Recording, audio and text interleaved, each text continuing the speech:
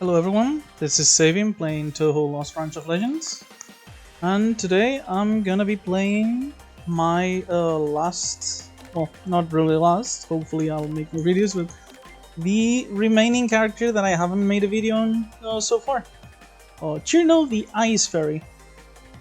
So, Cirno is another of the two characters where I like both of her sets. She has a blue set focused on cold, which is a status effect, and a green set focused on teammates. So for cold, her spell cards Perfect Freeze, deals damage to every enemy and also applies cold to them. Her starting exhibit is the Ice Crystal Winds. It has the usual starting exhibit thing, gives blue mana, adds cards unique to her. But the effect is, at the start of each combat, you get one Ice Wing. Ice Wings are token cards that Cirno generates. There's not a lot of ways to generate them, but there's a few. And they're very powerful token cards in my opinion. 0 mana, you gain 1 blue mana, you look at 2 random blue cards from the drop pile, and you put one of them into your hand and the other one at the bottom of the drop pile. You can also retain them. They do exile, obviously, to, like the other token cards.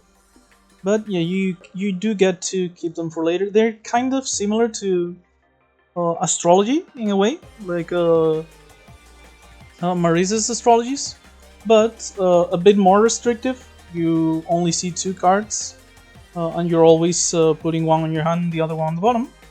And you only see blue cards, but it does give you a free blue mana, which is pretty nice. So for our starting deck, I do think this is a bit rough of a starting deck, a bit too much defense.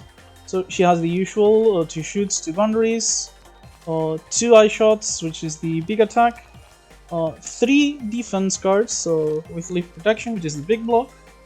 And then she has 2 cards, so 11 card deck, except unlike, for example, Marise, this doesn't have any token cards or anything. What she has is Freeze Shot and Icelands. Freeze Shot is a 2 blue mana card that gives you 12 blocks, so slightly better than the big blocks. And when you're attacked, until your next turn only, the first time you're attacked, you apply cold to whoever attacked you. Cold is the status effect I mentioned. What cold does is at the start of a turn of a character's turn, sorry. If they have cold, they lose 9 life and lose the cold. And if you apply cold to someone who's already got the status, you will deal twice as much damage. Well, I guess twice as much life loss. So since they normally lose 9 life, if you apply cold to someone who already has it, they will lose 18 life. The distinction is relevant instead of just saying like take 18 damage, because there's cards like Absolute Zero. I believe it's the only one, but I might be wrong. I don't think so, but don't remember every card perfectly yet.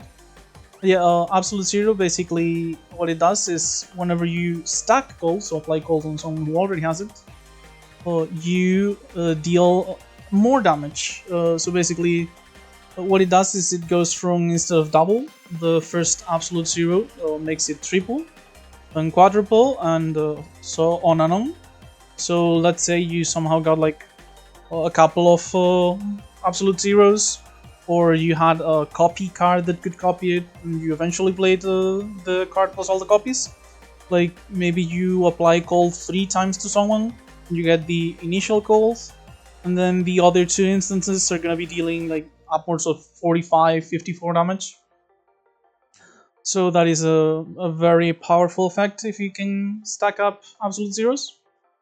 On the other hand, we have Islands, which shows the other, let's say, main archetype for Blue Cirno. You have the cold stacking, and you have the Ice Burst. Most people, I believe, call it Ice Dancing, in reference to a card called Islands, I believe. The idea is use Islands or similar token cards that like uh, energy that mostly just attacks that cost very little energy and deal decent damage. Island specifically deals 9 damage for 1, and it's accurate, which is already a good attack. But if the target has cold, it deals twice as much damage. So this multiplier stacks with other like damage enhancers, so firepower, vulnerable, etc. So you're stacking multipliers like the double damage and vulnerable means that your attacks are going to be dealing huge chunks of damage. So yeah, generally if you focus purely on cold and similar cards, you have two main archetypes which are firepower plus Islands, other strong attacks, and generally using ice dance to generate firepower and similar cards, exploiting things like ice bullets, frost blooded, etc. And the cold stacking archetype, which again works mostly off of things like absolute zero, but as always, just because you have main archetypes, remember, you don't necessarily have to focus on that only. Not only are there like hybrid frost plus teammate cards, but also like sometimes you just have to use what you're given. But speaking of teammates, this is Cirno's other set. So for her spell card, it's very weak damage-wise. I believe this is the lowest damage of the spell cards. Deals 15 damage to each enemy, so AoE. But you gain 1 Philosopher's Mana, so 1 Rainbow Energy. But the thing is, for this spell card, every time you cast it, it's going to be improved. So whenever you actually activate this, you gain 1 more energy than the last time you played it. So the first time you use Frigid Blossoms, you're gonna gain 1 energy, then the next time you're gonna gain 2, etc, etc. By the end, you could be spellcarding for the 15 damage obviously, but also like 7, 8 energy, maybe even more if you've used it very often. This also means that, well, I've already mentioned on my other videos, when you take the red pill or the blue pill, I tend to always take the red pill for the 100 power, because I believe the spell card gets you out of way too many situations. It's just too valuable in comparison to just like 10 max HP. But for Frigid Blossom specifically, it's even more important than any of the others. Like, if you could argue with some of the other spell cards that 10 HP might be better, there's no discussion here. You're just always gonna have like power generation, so pick the red pill, etc. Because the more you use this, the better it gets. So yeah, that is very, very good in the end. Even if, again, it is kind of weak early, so your early game can be a bit dangerous. But to compensate, I do think her starting deck is quite a bit better. So same basic cards, just as usual, swapped colors on the defense cards and the attack cards. But rather than 2 cards on Islands and the Frost Shot, she has a teammate card, Daiyosei, Lively Assistant. I think the teammate cards are in general very, very good. And this is honestly a great starting card. Because let's say you have Daiyosei, like you use her, she stays on your hand for the rest of the combat. Let's say you finish the combat in 3 turns. In a way, that was 2 mana for 18 damage. And at any point, you can also just use the active if you need it in any way. So, like, they are cards that generate a lot of value long term, but they also generate good tempo when you have to use their actives. So yeah, like, think about it, 2 energy for 14 block is not amazing, but it is good, and it's better than her basic defense. And if the card has been at least 1 turn on your hand, So let's say you got her to 4 unity, and you spend 3 of that unity to block. When you draw her next, she's not gonna be gone, and when you draw her next, she's still gonna be summoned. You're still gonna be dealing the attack damage every turn she's on your hand, so that's pretty good. And then the ultimates can generally give you like scaling that, or just a way to finish fights and stuff. Daijose specifically does give you very good scaling, because she gives you 2 Midsummer Flowers, which are a card that the more of them you play, the stronger they get. You can see deal 12 damage for 1, which is very good already. But for the rest of the combat, each of Midsummer Flowers you play deals 3 more damage. So yeah, the more of them you play, the better they get. And speaking of Midsummer Flowers, this is Cirno's starting exhibit for green. Whenever a teammate is summoned by being played, you add 1 Midsummer Flowers to the hand. So the thing with this, sorry, had a speed thread there. So the thing with this is it basically allows you to play very defensive decks and just get your scaling off of your exhibit, so you don't have to worry as much about getting scaling or damage. Because let's say you get like 2 or 3 teammates, like even just 1 more copy of Daijose, you would have 2 flowers just from playing 2 teammates, and then the ultimates will give you like 4 more. So at the end of that, you'd be basically dealing like upwards of 20. Like let's say you play 4 of them, you'd be dealing like 24 damage on the next one. So yeah, that is a lot of scaling that you get, quote unquote, for free. So yeah, it's a pretty powerful mechanic, and I think early game they're very good, and they scale well enough into the late game, thanks to being good energy sinks and stuff. So, still, since we had like 2 very long runs with the Infinite deck on Marza and the super defensive extra turn decks on Sakuya, I kind of wanted to go for possibly a slightly faster round on this one. And Ice Cirno has a lot of burst damage, so that is what I'm going to be going with on this video. Yeah, focusing on trying to, like, early game, she has very powerful cards, and the cold plus Icelands, the way the cold and Icelands work means that she's generally pretty good against all of the elites. Like, she has a lot of great AoE cards, so if you get any of those, you can easily get rid of the Fairies of Light. They help a lot against Ring because of the spirits, but also the amount of burst she has, called ignoring, ignoring Grace, assuming you can apply it without having to hit, because some of the attacks do apply it on hit rather than just when they're used. But yeah, cold, quote-unquote, ignoring Grace, Iceland's being accurate, all that stuff also helps against Gracing, so that is very good against Aya.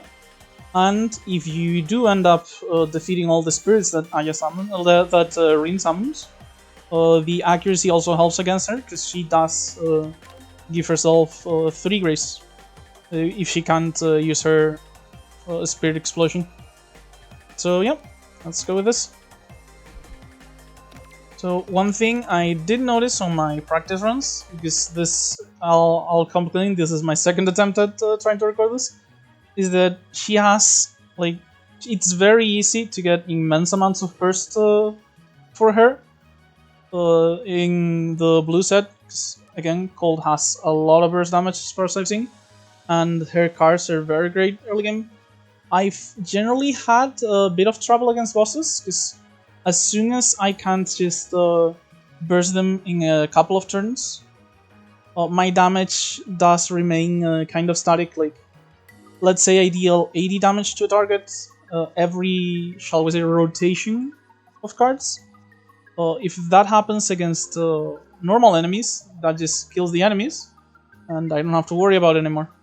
But against bosses, I generally have issues because like I do my rotation, they do theirs, they scale up because like Reimu gains firepower when she uses Fantasy Seal, or Sakuya makes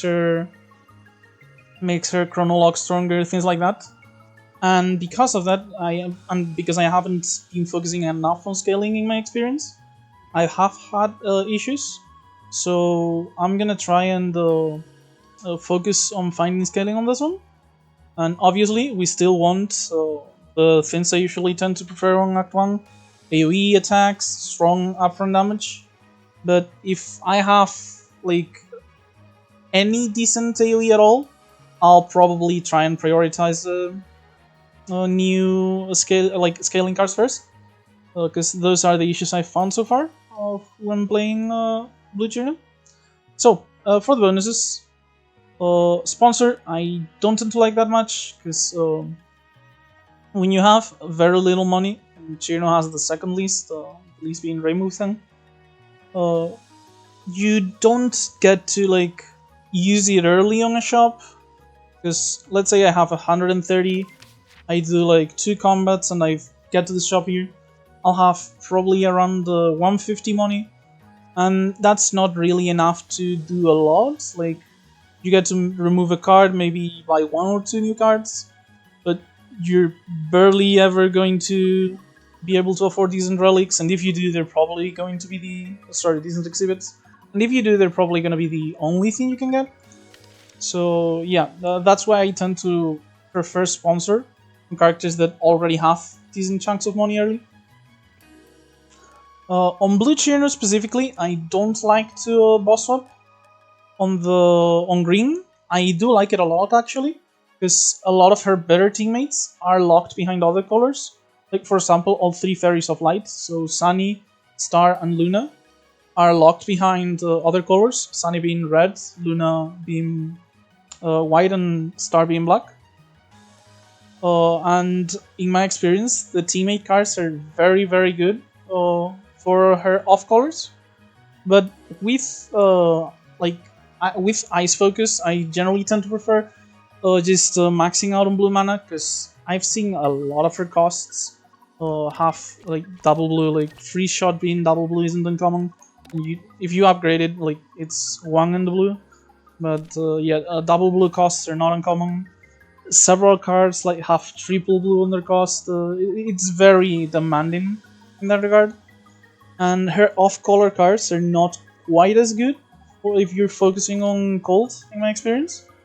But still, that means I don't generally like to boss swap.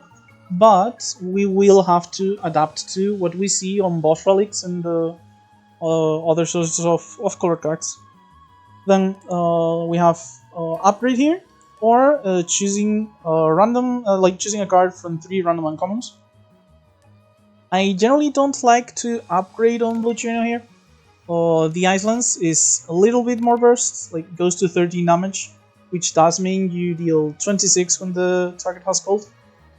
But going from 18 to 26, if you're already bursting your opponent, doesn't tend to like make that much of a difference, because if you're doing this, they're all already taking 9 damage from the cold, so the extra damage is like not as noticeable.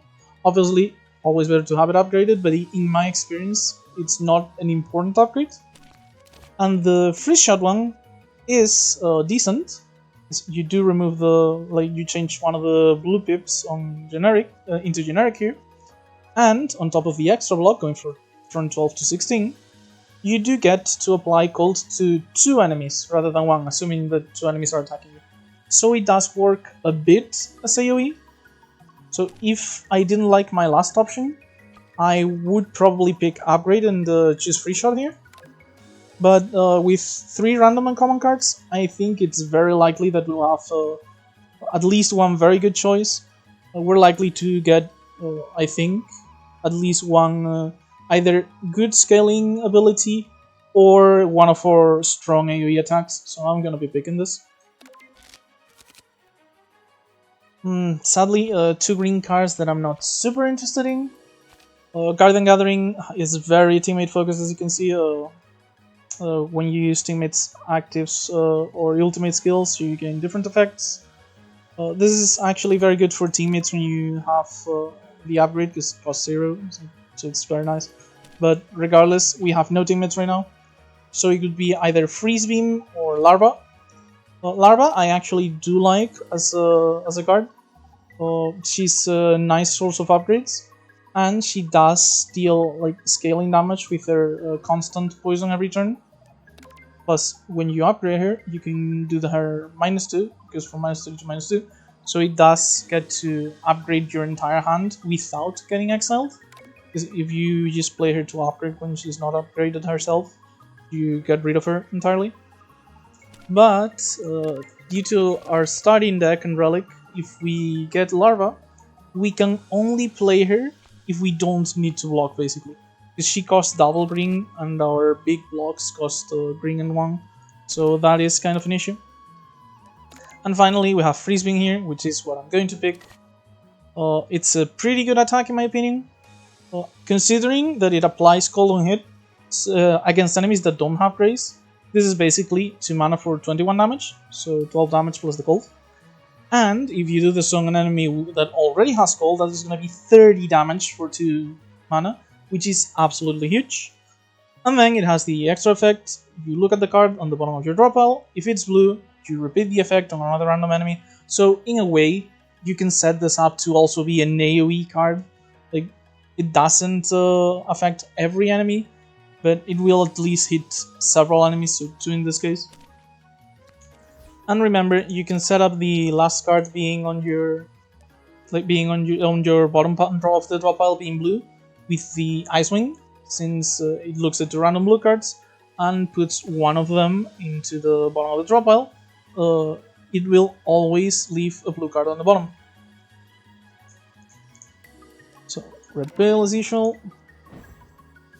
Okay, so one thing I do think about Cirno is that early game, again, I think I mentioned this, but with her high burst, thanks to the cold, the accuracy, the Iceland's dealing 18 base damage if you have an enemy with cold, and her high prevalence of strong AoE cards, I think she's actually very, very good against early elites. And I did mention I wanted to try and prioritize scaling on her, because generally it's the part where I tend to have more issues. So I am going to start on the path with the elite here. That will be 2 combats, an event, and an elite. And if for some reason, like maybe this event is a money event or something, we do still have the chance of going to a shop if we need to. So, a very relevant part about the cold in this fight. The effect from cold is life loss, and that means it goes through things like block, barrier, and stuff like that. So this Freeze Beam, which deals 21 damage, assuming the cold is included on it, is actually going to one-shot every single one of his enemies. The 12's initial damage is going to put them all below 9. The highest speed you can see here is 20, so that would put it at 8. And even if they gain the block, the cold is going to ignore the block. So Freeze Beam here is one-shot on any of the enemies. And if we set it up to actually affect a second enemy, that means we can take care of 2 enemies on our first turn, which is absolutely huge. Speaking of which, as I mentioned, we can play our Icewing here. But we get 2 ice shots, doesn't really matter, we were doing it to set up the Freeze Beam.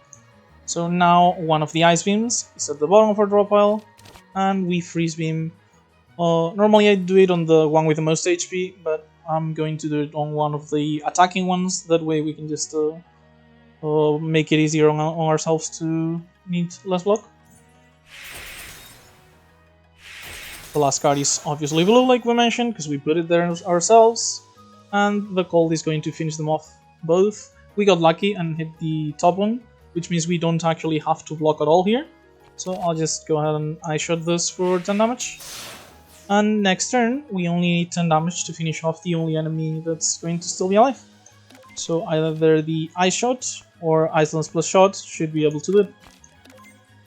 And if not, well, that means we'll have a ton of block on our hands and we'll be able to fully block anyway, so either we fully block or we just finish the fight, and we finish the fight since we have shoot and dice as mentioned. So yeah, as you can see, like, single attack on our first turn already killed 2 enemies. That is what I mean when I say the blue Cirno has a ton of burst. Okay, so a panoramic shot gains block for unspent mana. This is much better when upgraded since it spends less mana, and that means the mana efficiency goes up 2 ways, since you're paying less for it and you're also gaining more block because you have more spent mana. But right now I'm not super interested in it. And we have 2 cards that I think are both very good here. So on one hand, Ice Barrier, it's 3 mana for 13 block, but this block comes in the form of Frost Armor. And Frost Armor gives you the block, like when you gain it, like initially when you gain 13 Frost Armor you also gain 13 block, but also at the start of every turn you gain block equal to your Frost Armor. You do lose 1 Frost Armor at the start of every turn as well, and also whenever you're attacked, and you don't need to actually be dealt damage to your HP for the Frost Armor to go down. Like, even if you fully block an attack, if let's say you get hit by a 2-hit attack, you're still gonna be losing 2 Frost Armor, but still, it's very good. Like, it's decent block on the turn you played, not great certainly, it's 3 mana for 13 block, which is less efficient than the basic ones, but it's not less efficient by a lot, and it's going to keep giving you Frost Armor, like block for several turns. So if you can afford to play it, this gives you like a ton of block over different turns. And on the other hand, we have Frozen Specimen here. We exile up to 2 cards in the hand, add that many Ice Winds to the drop pile, and the Ice Winds are the tokens that we got off of the initial exhibit. I tend to like having like 1 or 2 exile cards at the very least when I'm playing Lunatic7 for reasons I believe I've mentioned on other runs, but basically it's mostly so I can exile like the Eviction Order, and if I get it on my starting hand, like I can also even exile Long Night on the later acts. Like, doesn't matter on Act 1, because if you play the Frozen Specimen, it's already going to go away on its own. But in future acts, if you draw this on the starting hand, and you can exile Long Night on your first card play, that means you've basically saved extra mana that you're not gonna have to play to get rid of the curse. So yeah, and it does also allow us to cycle through our deck faster, since we're exiling 2 cards and getting Ice Winds in order to look for blue cards. So I think I'm actually gonna prioritize Frozen Specimen here, since in a way going through our deck faster is going to help us scale out our power, in the sense that we get to our stronger cards faster. Now, Eternity Larva, I've mentioned before that I absolutely love this event in the early game. We could just, remove a card or upgrade a card, but in the early game I pretty much always love Great Grand Change, where we transform a card, and to make it better, it does guarantee us that we'll have an uncommon. So it's technically a shame that we can't get a rare, but the most common result would obviously be a common card. So this pretty much guarantees that we're getting like a pretty decent card and removing one of our basics at the same time. So I'm going to be removing... We added Freeze Beam, which is an aggressive card to our deck. So, and we do, again, have a lot of cards that cost us blue mana. So I think I could remove an Ice Shot, or maybe just simply go for a shoot. But I'm pretty sure I want to remove one of these. Well, transform, I guess. Since I kinda want burst, and I'm likely to exile the small cards with Frozen Specimen, I think I'm just going to get rid of one of the small shoots. Because if I'm bursting someone with, let's say, Freeze Beam Islands, I generally like having more card efficiency, so the big attacks tend to be better than the small ones. The argument could be made that doing the big attacks means that I have less colored mana requirements. But so far, thankfully, I've only got one double blue card. So in this case, I am going to go for one of the basics. And we get Beauties of Nature, which is a pretty good ability in my opinion. Doesn't go like perfectly well with our deck, but more energy is always nice. For 1 and the green, with the green being removed if we upgrade it. At the start of your turn, you gain 1 green energy. So this is basically like you pay 1 when you get it, and assuming you upgrade, you pay 1 when you get it, and you just get 1 energy on every turn. Kinda like if you got an energy exhibit. And also it does give us 2 Midsummer Flowers, which we don't have like synergies for, but that still means like if we can pay 2 mana to play them both, we're gonna be dealing 27 damage off of them, so that is also still pretty nice. So yeah, I think that's a good card. I'm very happy with the event, as I usually am, honestly. That event is one of my favorites in the early game. Okay, so we get the crows here. We do like having Icelands against the crows, because it's accurate, ignores the grazing. Well, for now though, what I'm gonna do here is, so we don't really have many ways to deal damage to them on turn 1, because as usual they start with 2 grace. So what I would like to do is Frozen Specimen in order to set up for future turns. And like to exile like bad cards and get Ice Wings for later, so we can get our Icelands or Freezewing and stuff. And on top of that, we only need to block for 12, which is exactly what Free Shot blocks for. So I think here what I'm gonna do is Free Shot, Frozen Specimen, get the Eviction Order obviously, and probably the Protection. Because once we're already blocking for this turn, so now I'm just going to want to look for Burst to finish the fight.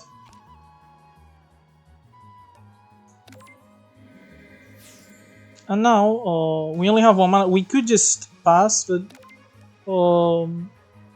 like the only really bad result if I Ice Wing here is that we get offered both Freezewing and Icelands, because like I technically have to waste 1 away.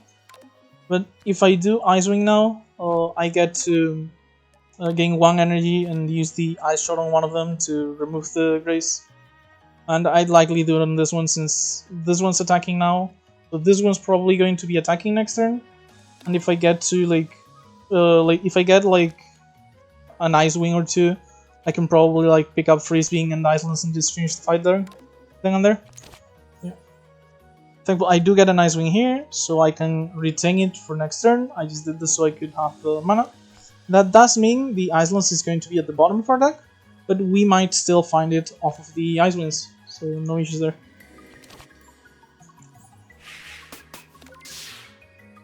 So yeah, we full block.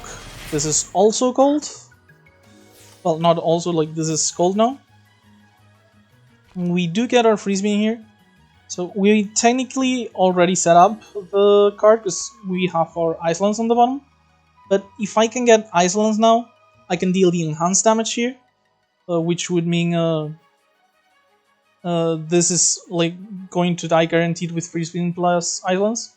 And it does have 1 grace right now. So the Freezewing is not going to apply cold. So yeah, I kinda wanna try and fight the Icelands.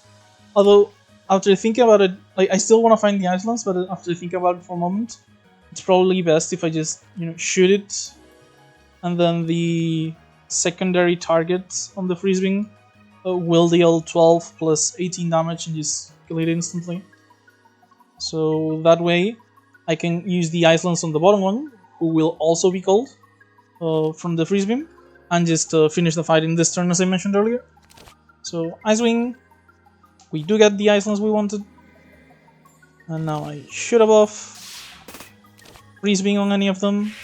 Doesn't matter which one we hit, because we're also going to hit the other one. That one dies from the cold and 12 damage, and this one dies from the Icelands. So yeah, as you can see, absolutely disgusting burster in the early game. So Frost Refraction, Fairy's Abode, Instant Body. Frost Refraction is a pretty decent defensive card. You gain 13 block, but 3 of it is in the form of Frost Armor, which I've already explained before. Fairy's Abode is kind of useless right now. We don't have teammates right now, and it would take us probably quite a while to find enough where this would be worth it. And even like with a lot of teammates, generally it's worth it because it allows you to set up your teammates and game block at the same time, so you're not taking a lot of damage when you set up your teammates. But the actual amount of block you get for the mana you pay is not really good in my opinion. Like even upgraded, like let's say you set up like 2 teammates over 2 turns, that is 3 mana for 24 block, which on an ability that works long term, not amazing. It can work if you have a lot of teammates, even better if they're low cost. But well, on our case we don't even have any, so we are not even considering this. Instant Body, on the other hand, after Cirno plays a common card, gain 1 temporary firepower. This could actually be a pretty good one. When it's upgraded, it also gives us Vitality, so it's free in a way, because we can get back the mana. Or even better, we can save the Vitality for later and use it on our burst turns, because Blue Cirno tends to like burst a lot of drop a lot of burst damage on the same turn rather than deal damage every turn, like deal consistent damage every turn. And don't forget, this is technically a common card, so it would proc the Instant Body for the temporary firepower. On top of that, like if we look here, this is uncommon, but and this is also uncommon, but the Ice Winds it produces are common, and every other card on our deck right now is common. So I think it is a very interesting card. I'm kind of split between Frost Refraction and Instant Body, but since I did mention I kinda wanted to try and find some scaling, because it's the thing I've had issues with generally on Cirno, I am going to be picking up Instant Body here. In a way, also, it's like a small form of a card I mentioned on the introduction, the Ice Dance. So Ice Dance gets you like 2 temporary firepower every time you play a blue card. This is only 1 every time you play a common card. So, as I mentioned, against Ring, I tend to go through one of 2 play patterns. I either try to burst her on like in 2 turns with the cold damage and the lances, or like only using the spell card if like I needed to burst her down on turn 2, and I also don't have any good options on turn 2 other than bursting her down. Or another one is just trying to, like, if I assume I'm already gonna have to spell card, or if I have one of the strong AoEs that Cirno can get, which sadly we didn't find any so far, but things like Blizzard and other attacks are very, very strong.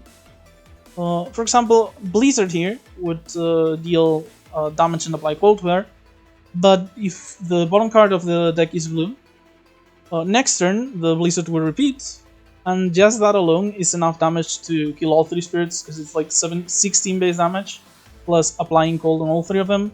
So you get to just play full defense on turn 2, get rid of the spirits, still deal a decent chunk of damage to Ring. And yeah, those would be like the 2 paths I generally tend to try and follow.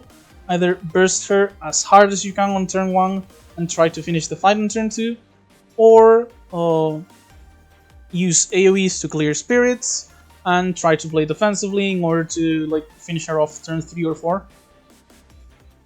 However, like this is pretty early, we don't actually have like a massive amount of burst yet. I mean, maybe if we had like this upgraded, we could go like Vitality, Beauties into the flowers. But yeah, we don't have a massive amount, so the highest likelihood of what I'm gonna be doing turn 2 is actually just spell carding and playing full blocks, assuming I actually get enough defense. Like we have 4 block cards here, I'd hope to at least get some.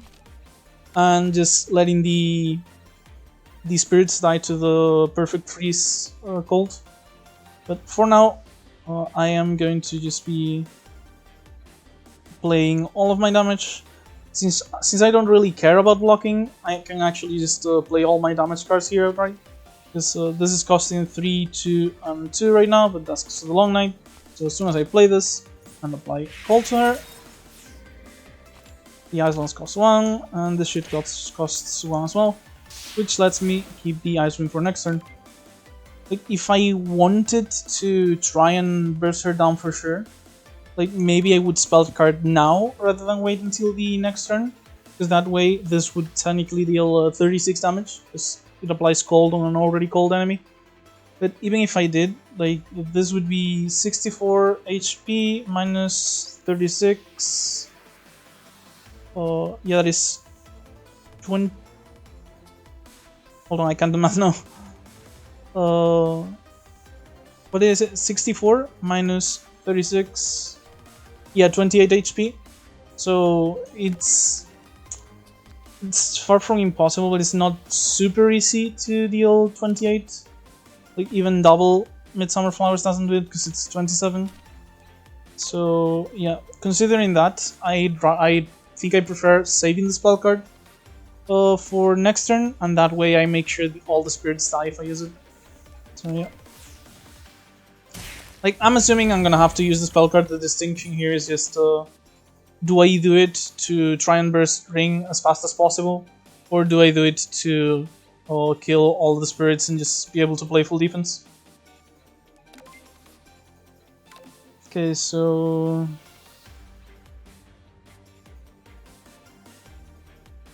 it seems like I actually might have had the... Yeah, with Icewing and the Beauties of Nature and Ice Shot, I would have actually had the damage to kill her. So it's kind of unfortunate that I didn't go for it. But I'm still gonna be able here to full block.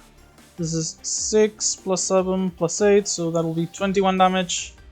And I will only be taking 1 damage, which is not really a big deal, thankfully. So yeah, let's go with Lethal Protection. Lethal Protection. And just so... So the thing here is, if I did Frozen Specimen here, I would be shuffling 2 Ice Winds into my deck. And the issue is that I only have 1 blue card left in my deck. So those would actually be like useless cards until I actually reshuffled. So I don't think I want to use the Frozen Specimen here.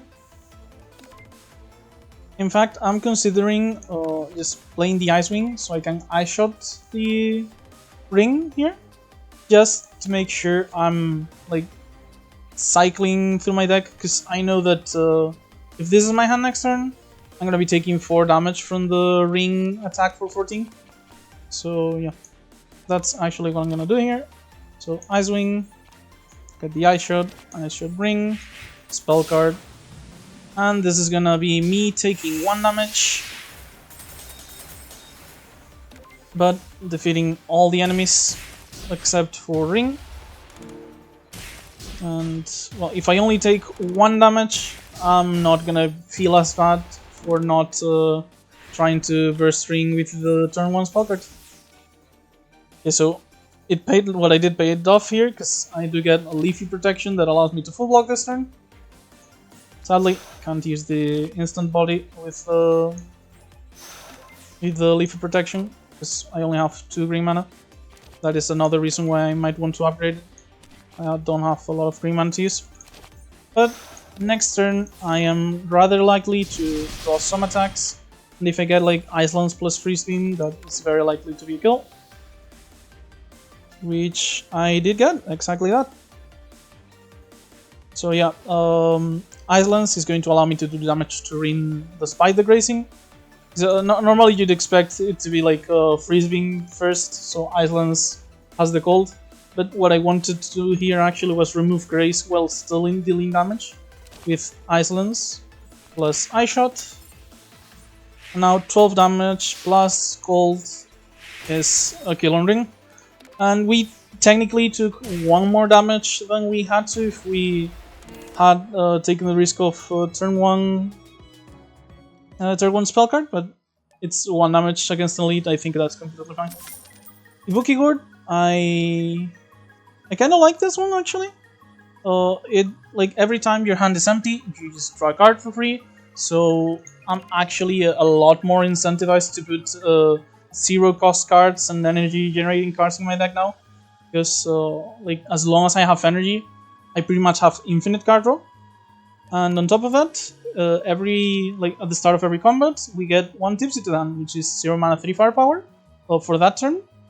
And with things like, as I mentioned, Icelands, that 3 firepower is actually 6 damage for an Icelands that has cold. I mean, that targets an enemy that has cold. So yeah, that is very nice.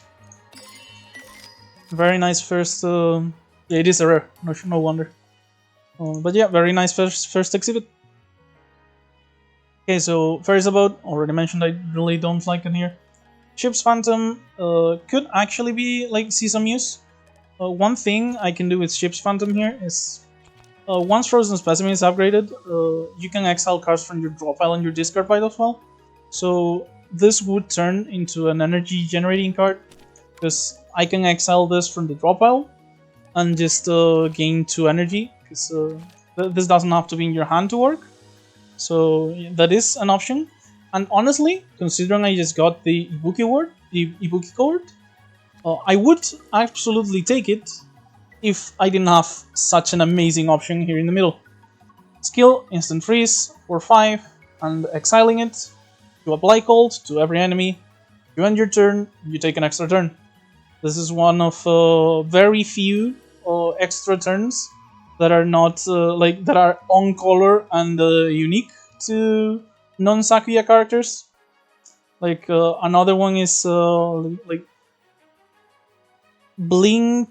It's like a Blink card from Reimu that is red and white. But yeah, generally the only character that has a lot of extra turns on color is Sakuya.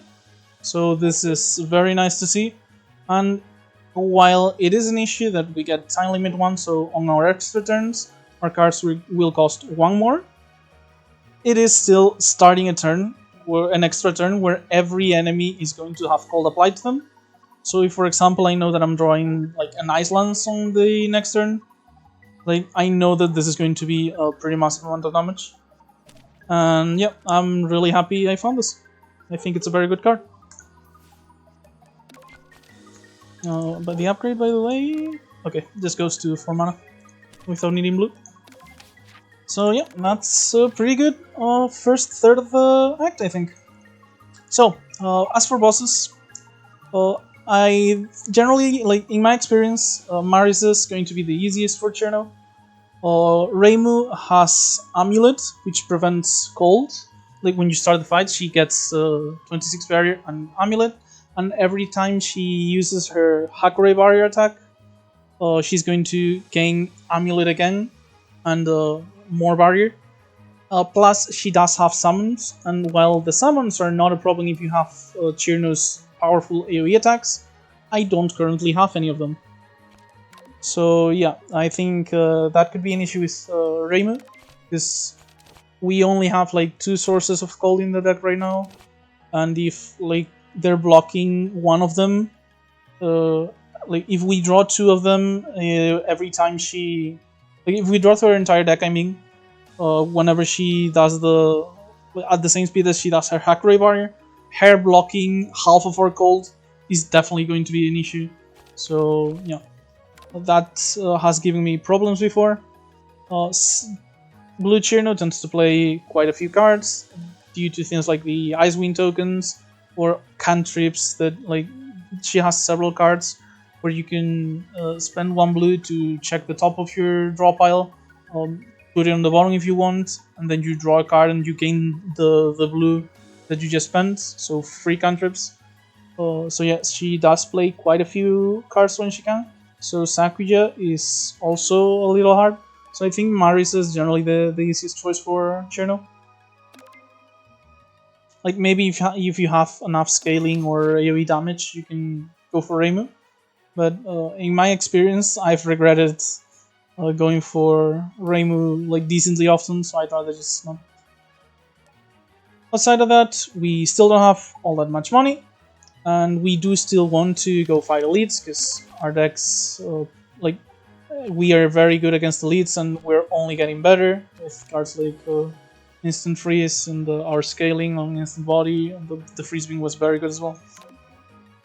So I think it has to be like top or bottom path, and since they're the same path outside of the order of the first two nodes, I've mentioned before, I tend to prefer event before combat rather than combat before event, because the event can give me like a lot of things that can affect the combat afterwards, while the combat doesn't tend to affect the event quite as much.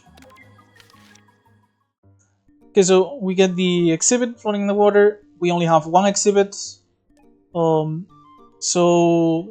this is 100% guaranteed to be either a neutral or a positive result, because we are going to, like, if we do gain a random exhibit, well, I'm going to do it 100% guaranteed, so just know that this is the correct option in this case, 100%. No reason to ignore, because we gain a random exhibit. Sadly, can't show off what I wanted, but let's say this exhibit was one of those that has an effect as soon as you pick it up, and then it does nothing in the future, like the one that when you pick it up you gain 300 money, or you remove a card, gain HP and gain power, stuff like that. We could give this to her and keep all the exhibits we had, like see no difference, except we actually got the benefit from the second exhibit. And she's never going to, like, you're never gonna have the chance to offer her your starting exhibit anyway, so we were guaranteed, like, the options here are guaranteed going to be gain a jealousy, give her one of the two exhibits we have, like the gourd or the fabric, and give her the other. As you can see, give her the fabric, give her the gourd, or gain jealous. So the gourd is definitely better than the fabric. However, I'm wondering if the fabric here is worth gaining one misfortune. Like, on top of that, like, this misfortune is one of the least negative ones, because it's simply just unplayable. You draw it and it does nothing, that's it. You can remove it eventually too, unlike the starting one, like, it's unremovable and unplayable. But yeah, I'm wondering if, because the Nimble Fabric is actually like a pretty good exhibit in my opinion. Like, at the start of your second turn you gain 2 grace, so you don't get to set up turn 1 like you do with the Tengu Fan. But against many enemies, they actually do like a self buff or things like that on turn 1, and they actually start attacking you turn 2. So against enemies like that, this is actually like a better version of them. And honestly, I do think this is actually going to be worth it. We are going to have like at least one elite where we're gonna have the curse in our deck, and ideally I'll probably go to a shop to remove it on this part of the act.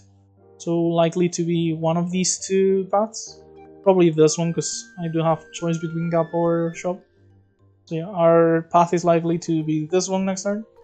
I mean afterwards. Point being, like, even if I have to do like a few combats with the Cursing Our deck, I think that the Nimble, like, if you gave me the option of getting a Nimble Fabric and the Misfortune, or getting nothing, I'm pretty sure I would take the Nimble Fabric every time, because it's definitely good enough for that, I think. So yeah, I'm going to be gaining the Misfortune here, rather than giving her any of the exhibits. I dislike getting Misfortunes on my deck a lot, but definitely feel like this one is worth it in this case. Okay, so Jinjiang Orb fight, I've gone through this one like very often. So we seem to get it every video. But yeah, basically just focus on killing the red orb, just so it doesn't scale out of control, and focus on blocking more than dealing damage, because the bottom one alternates between attacking and blocking. So eventually you're likely to be able to burst the orb on a turn where the blue one is not attacking, and that will mean you're not taking damage if you've spent the other turns blocking. Other than that, we do want to Beast Shot here, just for the full block and applying cold, which is going to be good later when we get either more cold or the Islands. And the beauty of nature here is going to give us a lot of energy. In fact, Beauties of Nature is going to be like 12 plus 15, assuming we play both of the Midsummer Flowers. So that would be 27. Sadly, we don't have enough energy to do that into Ice Shot, because that would be a kill. If we do the Tipsy here for extra firepower, that will be 15 plus 18, so 33 damage. But we don't have any other like source of damage, sadly. If we had a normal shoot, we could actually do this. And actually, if we get the Ice Lance off of the Ice Wing, we could actually kill here. Okay, so normally I was just gonna do Beauties of Nature and Freeze Shot, because that is full block and set up energy for later. And we just start our turn 2 with the red Young being cold and having 1 extra energy. But and I would save the Ice Wing so I could use it next turn. But if we do get the Ice Lance here, we can actually just destroy the orb on turn 1. So I'm going to go for it. Sadly, we didn't. And I don't think it's worth taking the instant freeze here. Like, I'd apply cold to them. If we drew the freeze beam, I'd be likely to kill. Same with Ice Lance.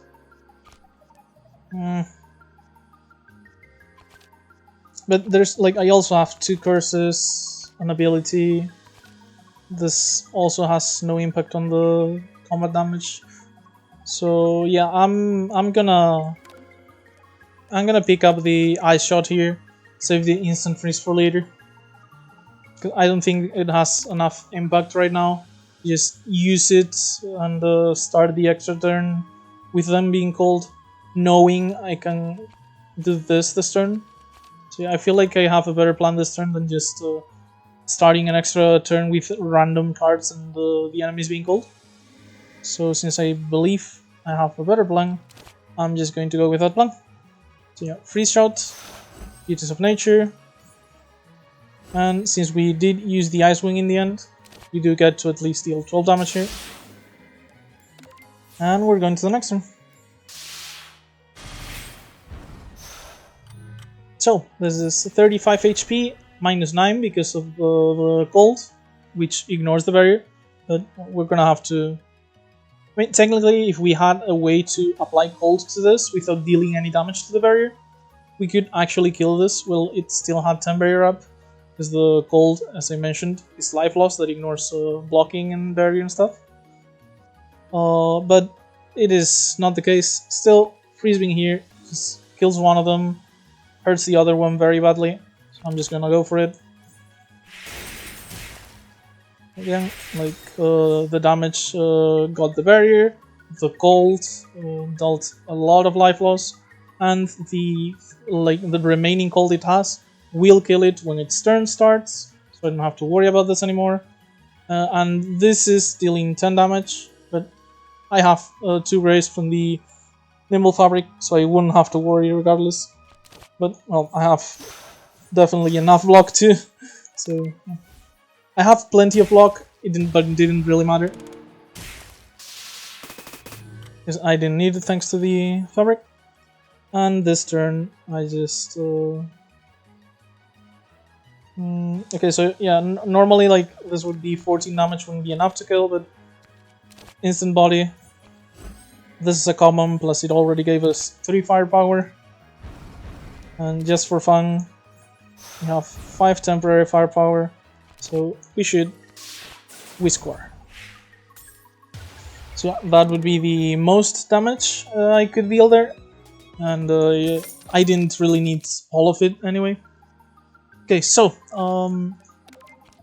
so far we haven't gotten like a massive amount of either cold stacking, like a lot of cards that apply cold several times, or that generate ice bullets to apply cold again. But we also haven't gotten like a ton of what I'd consider ice dancing cards. The closest one being instant body, because this does give us like, the chance to generate firepower and stuff. So I was leaning because of the instant body towards trying to go for firepower rather than cold stacking. However, we got a very early absolute zero here. You can see here, increase the damage dealt when stacking cold by 1 time. So the idea being, whenever cold is applied to the character, they lose even more life. Right now, that is twice as much, so 9 times 2. After playing absolute zero, that would be 9 times 3. So every time I apply cold to someone who's already cold, I will be dealing 27 damage. And this also applies cold to each enemy. So if I have any cold follow-up to this, it will be absolutely huge. And I can upgrade it to only cost blue rather than triple blue. Because I do need to do this if I want to use my other cold attack, which is the Frostbeam right now. Because with triple blue, it's kind of unlikely that I'll be able to play the Freeze Beam unless I had like Ice Winds from one of these or the starting Ice Wing. But yeah, seeing Absolute Zero this early, I'm 100% taking it. And I'm gonna prioritize cards that apply cold quite a bit more now. And since we get to a gap and we want to upgrade, I will be immediately upgrading the Absolute Zero. Another option for reference would have been the Frozen Specimen, so we can exile the starting, like the curse that we haven't removed from our deck yet, plus the one that we get from the Ascension, like the Eviction Order. But Absolute Zero is just way too good of a card when upgraded, so I'm 100% going for it. Yeah, that is absolutely huge so far, in my opinion. Okay, so we get the Fairies of Light without a spell card, so this is going to be kinda dangerous, if not very dangerous. Hopefully we'll be able to do fine thanks to things like Absolute Zero and Instant Freeze. But yeah, this is the one elite for Blue Cirno that I really like having the spell card more than any of the other two. We did use it on Ring, so it's not like I didn't have it for the previous elite. But the thing with these enemies is that you generally want to burst one down on turn 1 if you're able, or turn 2 at the absolute latest, although that is hard when Luna's doing her spell card, because it gives them all 2 Grace and the 10 Barrier. So yeah, you absolutely want to, if you're able, Perfect Freeze into, like, just Perfect Freeze into Freeze Beam, is, assuming that you set up the Freeze Beam for a double hit with Ice Beam first, is 57 damage on 2 enemies, and 27 on the other, so that is already getting rid of 2 fairies. But in this case, we're not going to be able to rely on that, sadly. So what I think I'm going to do is hope that the Ice Wing gets me something like a... Not sure if the Absolute Zero is going to be enough. Because actually, there's 2 plays here. Because if I do Instant Body first, the Ice Wing getting me Ice Lance is going to be dealing more damage. But if I see Absolute Zero, I won't have the mana to actually play it. And if I don't do this first, and I do see the Ice Lance, it's going to be a bit less powerful, because I'm going to have to play a common card played without activating the Instant Body. But I think the chance of seeing Absolute Zero and being able to cast it already is a lot more important than just one temporary firepower. So I'm going to go for Ice Wind first over Instant Body, even if I might actually end up playing this anyway. And I do see Absolute Zero, so I absolutely got rewarded hard here. So I have... I'm only gonna be able to play 2 cards, because all my cards cost 2 mana. But yeah, I'm gonna go ahead with Absolute Zero. And now what I have to check is basically, do I kill with Freeze Beam without using the Tipsy? So the Cold's gonna be dealing 27 damage. You can see whenever Cold is applied to start, they lose 3 times that much life. So 27, plus the Cold itself is dealing 9 more, so that is 36, plus 12 is 48. So funny enough, the Tipsy here gives me the 3 damage I'm missing to finish off Star here. and not have to block. And that means since they all have 51 HP, the freeze beam is going to kill 2 enemies rather than 1. And I know it's going to hit a second target, because I just put the ice shot on the bottom of my deck with the ice wing. So we do it on star, because that way I don't have to block. I hope the secondary one hits Luna, because Sunny's spell card isn't like very good if the fight is over in 2 turns. She puts curses on my discard pile. But I think that risking Luna being able to use her spell card but also being alone is less important than just guaranteeing that I don't lose 12 HP from star here. So yeah, I'm gonna go hit star. I do hit Luna anyway, so that is the optimal result. I won the 50-50 there. And now the 9 cold damage is going to get rid of 2 of the fairies. As you can see, the Absolute Zero was absolutely instrumental to winning this without taking, ideally without taking damage. Okay, so I don't really have anything on the draw pile that takes advantage of cold. Actually, I'm just noticing I have the 2 grays already. So, yeah, I have the 2 grays, so I don't need to block this turn. And if I draw Beauties of Nature, the Midsummer Flowers are going to be close to killing on their own, I'm pretty sure. And if I do Instant Freeze and I draw the like the Beauties, I'm not actually going to be able to play all of them, because this is going to cost 3 and the Midsummers are going to cost 2. So I don't think it's worth playing Instant Freeze here. So I'm just going to go Frozen Specimen. Actually, do I need the... I only have 1 blue card left. So what I'm gonna do is Frozen Specimen only for Eviction Order. I'm not gonna exile anything else, because I don't want to draw the... Like, if I draw the blue card and the Ice Wing at the same time, which is not like super unlikely, the Ice Wing is not going to do anything other than give me mana. So I don't want to create 2 Ice Wings and make it possible to get like Jellos, Ice Wing, Ice Shot next turn, and just be kinda screwed. So I'm just gonna put only 1 in the deck, and just Ice Lance to deal some damage now.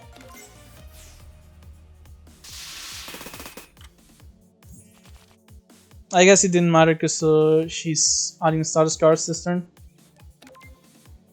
Still, this would be 12 plus 15, 27 damage. So if I do this now, I'm guaranteeing that I have lethal next turn. Unless I draw like... Okay, no, these are all the damage ones. There's none that remove my mana, and I would actually have to draw 2 of them, I think. And I guess it's not Sunny that puts the curses that remove mana into my deck, so that is fine. But yeah, just Beauties of Nature. And just like I calculated, this is way more damage than she has HP. And we managed to beat the Fairies of Light, taking 0 damage, thanks to the Absolute Zero. Absolutely great. So, money. The Ice Cube is a very good relic, even more for the build I'm going for, where I'm trying to stack gold. And so I'm going to generally prioritize blue mana. Because, like, again, the off-color cards don't tend to have a lot of gold. I think Cold Cirno is one of the worst multicolor, like off-color card users. Ironically, having Green Cirno, like teammate Green Cirno, as one of the best. So yeah, this is very good because every 5 blue energy we spend, we gain 5 barrier, and we do have like mana generation that generates blue mana for things like the Ice Wings and stuff. So very good relic. I mean, exhibit. And I'm considering picking up another Frozen Specimen here. Because at this rate, we will accumulate like a ton of Ice Wings. And we get to just look for our good cards very fast. And when we don't have any blue cards left, we will simply have our defenses generally. So yeah, I kinda like another Frozen Specimen. It is a bit risky. Because the cards, like the Frozen Specimens, are not upgraded yet. And they do, like, the Ice Wings aren't as good if I don't have blue cards in my deck for obvious reasons, but I think it's worth it. And this does, like, a second Frozen Specimen with a couple of upgrades does open up the path to getting cards that have effects when banished or discarded, like when exiled or discarded. Because, for example, the card that gives you energy when you discard or exile, or the card that draws 2 cards when you discard or exile, again, don't have to be in your hand to take effect. So if we upgrade the Frozen Specimens, we could combo them in that way. The other option, like, I don't think Summarize is all that good here, because we don't really have cards that, like, this would be good with cards like the 3, like blue and the 2.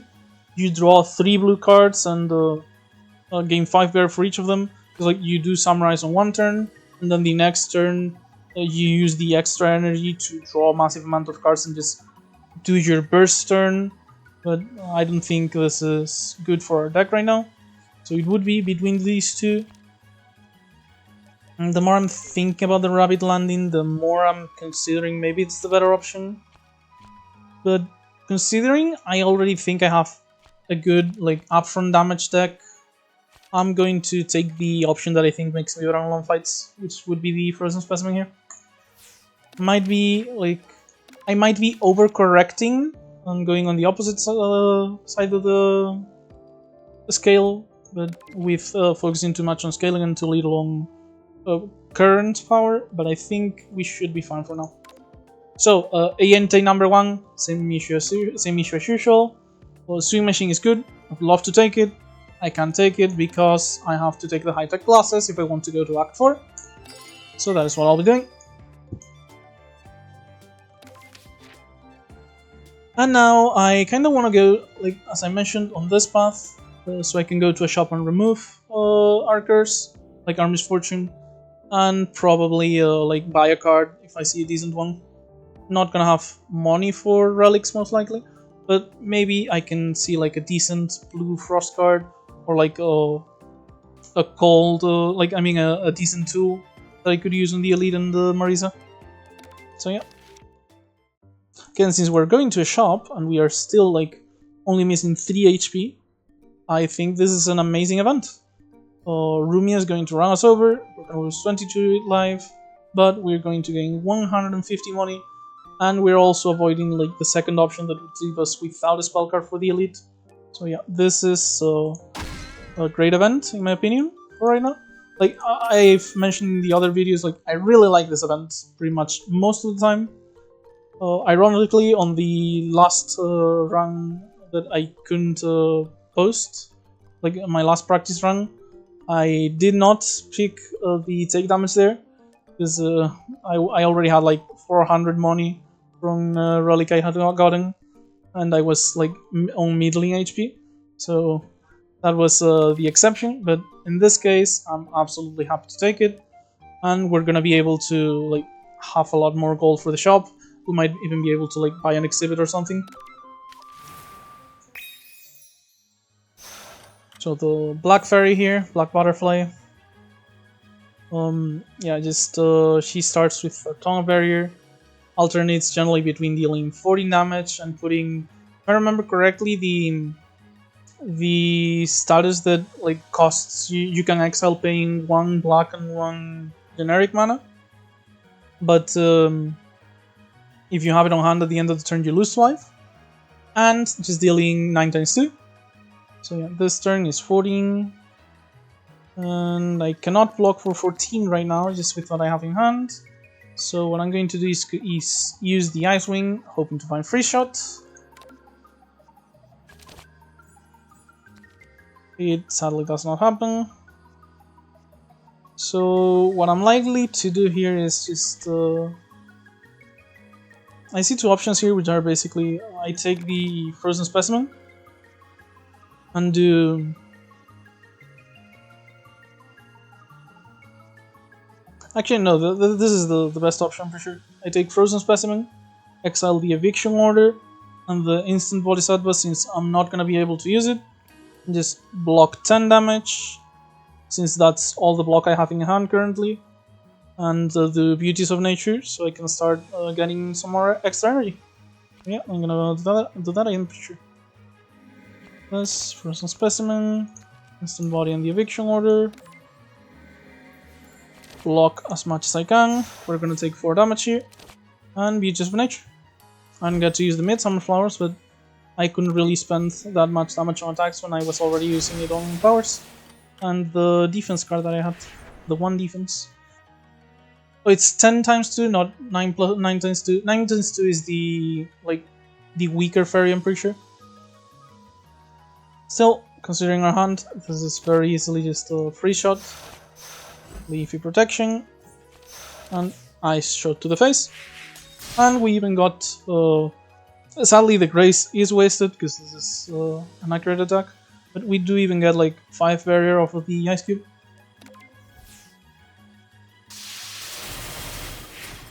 And this turn, hopefully, we're gonna do Tipsy into high damage combo. Yeah, I believe so. So, okay, this is just 1 attack, huh? I could get the ice shot. I think I'm gonna get the ice shot here. I already have 6 mana, but yeah, I wanna do my attacks now if I can. Actually, so if I do this, I have 7 mana, absolute 0 plus instant freeze. I wouldn't have any cold cards left in the deck anyway, so I guess it doesn't really matter. Yeah, I'd rather leave the instant freezing here. So next turn I can use instant freeze to apply cold and draw new cards off of the reshuffle deck to maybe finish her off on the extra turn.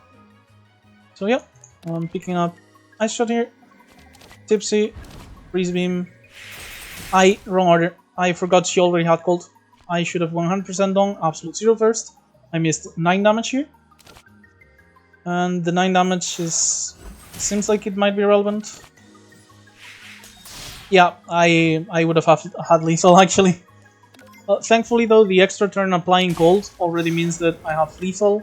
Because again, the cold goes through block and barrier. So all I have to do here is just instant freeze and go to the extra turn, pass the turn, and the cold finishes off the fight. So yeah, it was a mistake that could have cost me, but thankfully it didn't. So, Floating Ice, Daijose, Guardian of the Sun.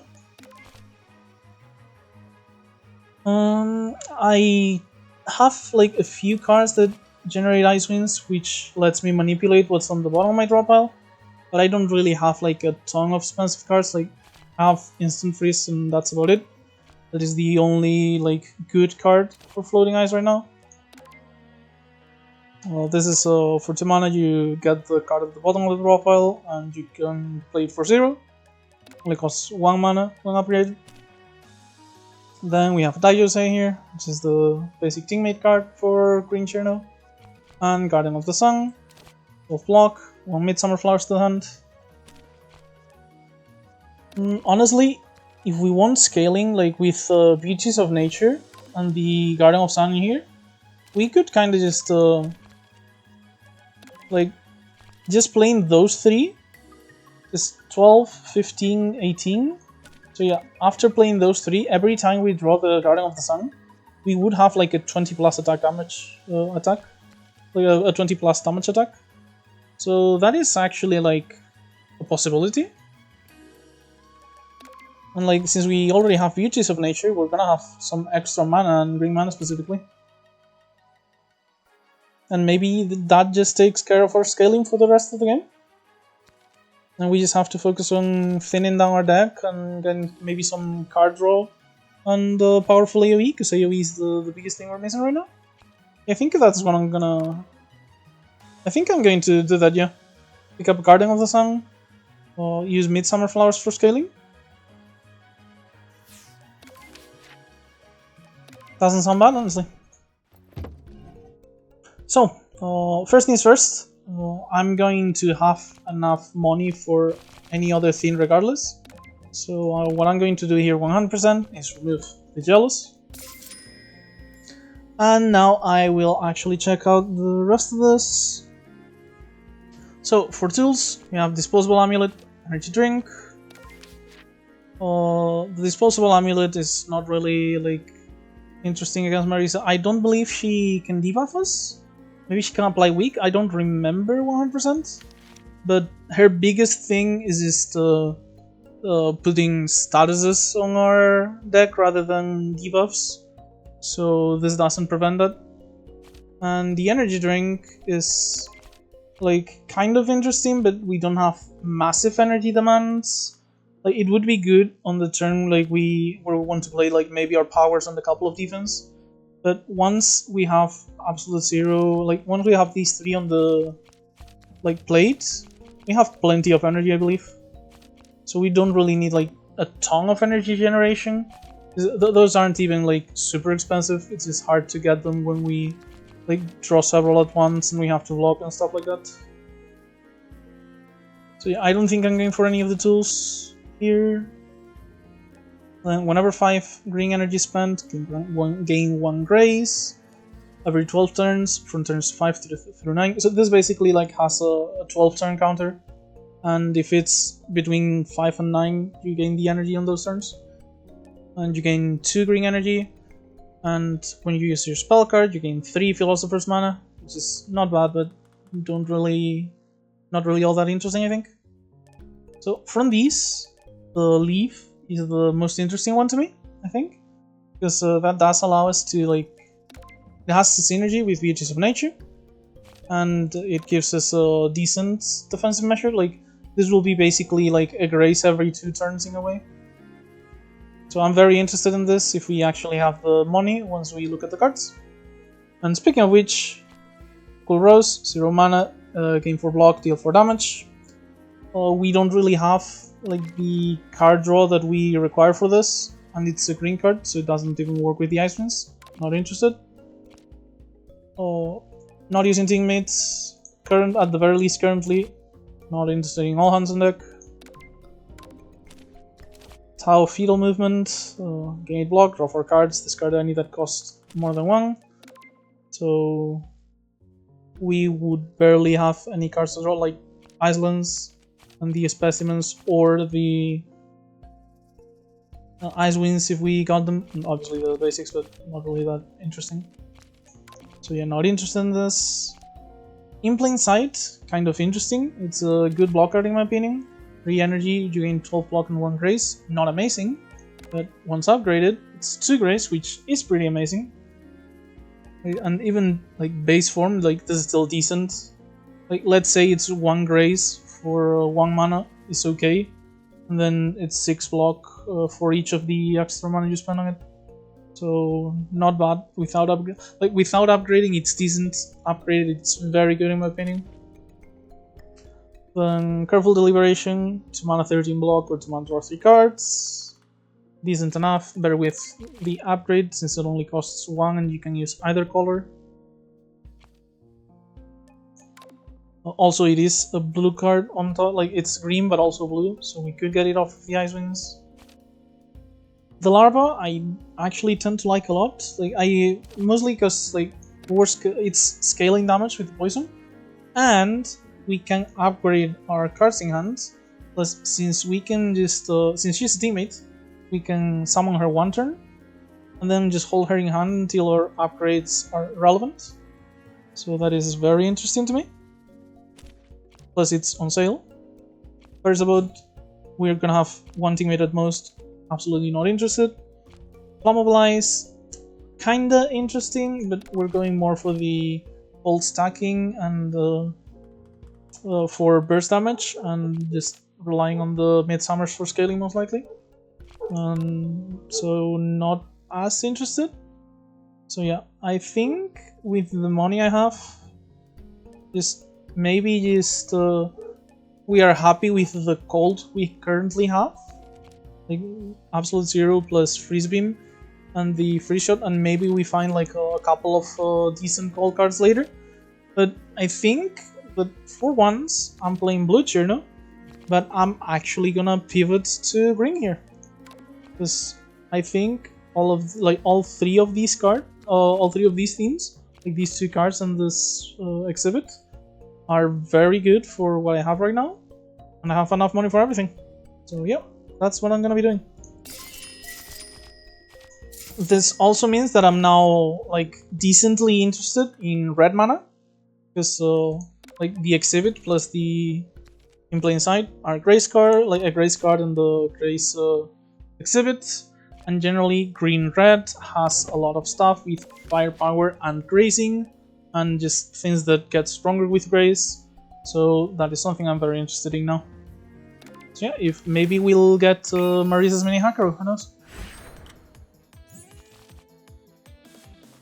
So Aya is actually one of the easiest elites you can get with Cirno, in my opinion. Basically, you just spend your early turns setting up, and as soon as you can burst her down, you hit her with all the cold and your accurate Icelands, and just ignore her grace entirely. Like, Icelands is accurate, absolute zero, and the cold don't really care about the enemy grazing. Like, at most it's relevant for freezing because it has to hit to actually apply the cold. But yeah, generally you just get to set up on the turns where she's adding the statuses to your deck, and then you just burst her down all at once. So that's what I'm gonna do. Just doesn't really matter what I get rid of. I'm going to go for the protections, 1-on-1 maybe, because the Ashard isn't like that important. And I'm gonna be saving my Icewing actually for the burst turn, and the tipsy as well for the same reason.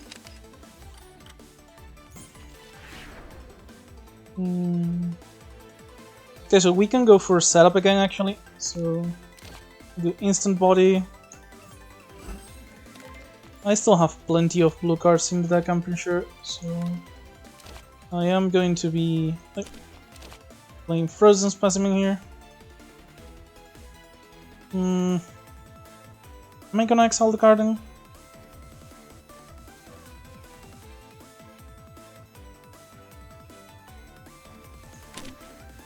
Maybe this is the burst turn. Like, let's say my Ice Wings should be able to get me like most of my call cards. Like, if I see Ice Shot, I simply don't pick it. And the worst possibility would be like I see Ice Shot and Instant Freeze together. But as long as these two aren't together, I should be able to, like, if I get Ice Wing, I just get another loot. So I should be able to get the Freeze Wing and the Absolute Zero here. So maybe this is the freeze turn. I already have Icelands in hand. Yeah, I think this is it. I'm going to go for it. So Ice Wing. There's another Ice Wing. Ice Wing. Got the Absolute Zero. And ideally these gets Freeze Beam. It did. So now I do Absolute Zero. Oh, but I don't have... I'm only gonna remove one ball from this. Shit.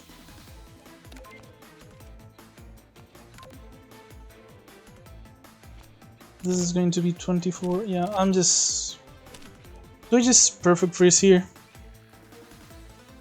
Okay, so let's say I don't kill her this turn. I'm still gonna be dealing like 30 damage plus the cold. I think I have enough enough defense and even the instant freeze if necessary. Plus the Midsummer Flowers should deal at least some decent damage. So yeah, I did make the mistake here, but I'm going to try, like, hope it's not like that big of a niche here. So I think I can work with it. Yeah, what I am going to do though is these are both uncommon. I was gonna say I was gonna play my common cards before the Islands, so I could get as much firepower as possible, but those are both uncommon. Oh, that's unfortunate, but yeah. Let's just use my blue mana for Ice Cube purposes. I did still deal like a decent chunk of damage, but maybe I should have just spellcarded. So yeah, just with He has 2 grace, and I'm going to spend all my mana blocking. Yeah, I'm not doing too well here. Just so that the next Midsummer Flowers are stronger, because you still have the Guardian of the Sun, I am going to play one of them. I'm blocking off of the Grace on the 10 block anyway. Don't need to block anymore.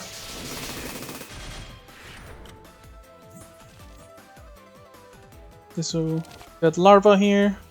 The Poison will help, and eventually she'll also give me upgrades. And in plain sight, the Grace isn't important, but it is block to go with the Barrier. And, well, I mean, I shot her, but I didn't think it did anything with the Grace. So maybe Larva just finishes this eventually? I don't know. This is generally a very easy fight, and I feel like I fumbled it. But oh well. Let's just, she's not attacking this turn, so just get rid of a curse. Oh. Okay, so I do have, my next plays are Icelands into Ice Shot. That leaves me with 1 mana remaining.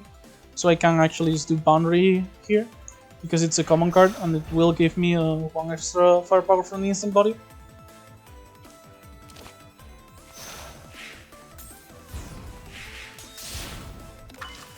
And the Poison is not doing, a bad job, honestly.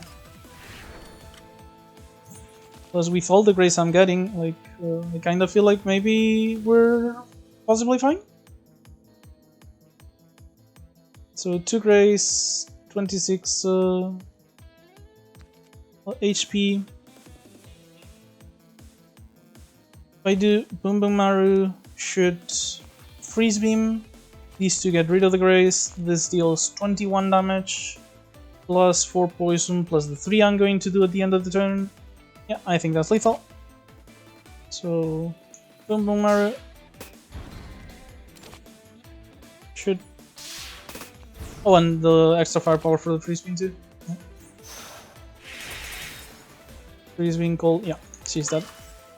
Even after fumbling pretty hard, I still managed to get her without losing HP. So as you can see, Cirno is absolutely goated against Taya. We get a Grape here for 8 maximum HP. That's nice. Our max HP is generally low, so it helps. Not super important, but it's just nice. Okay, so really not into the bonds.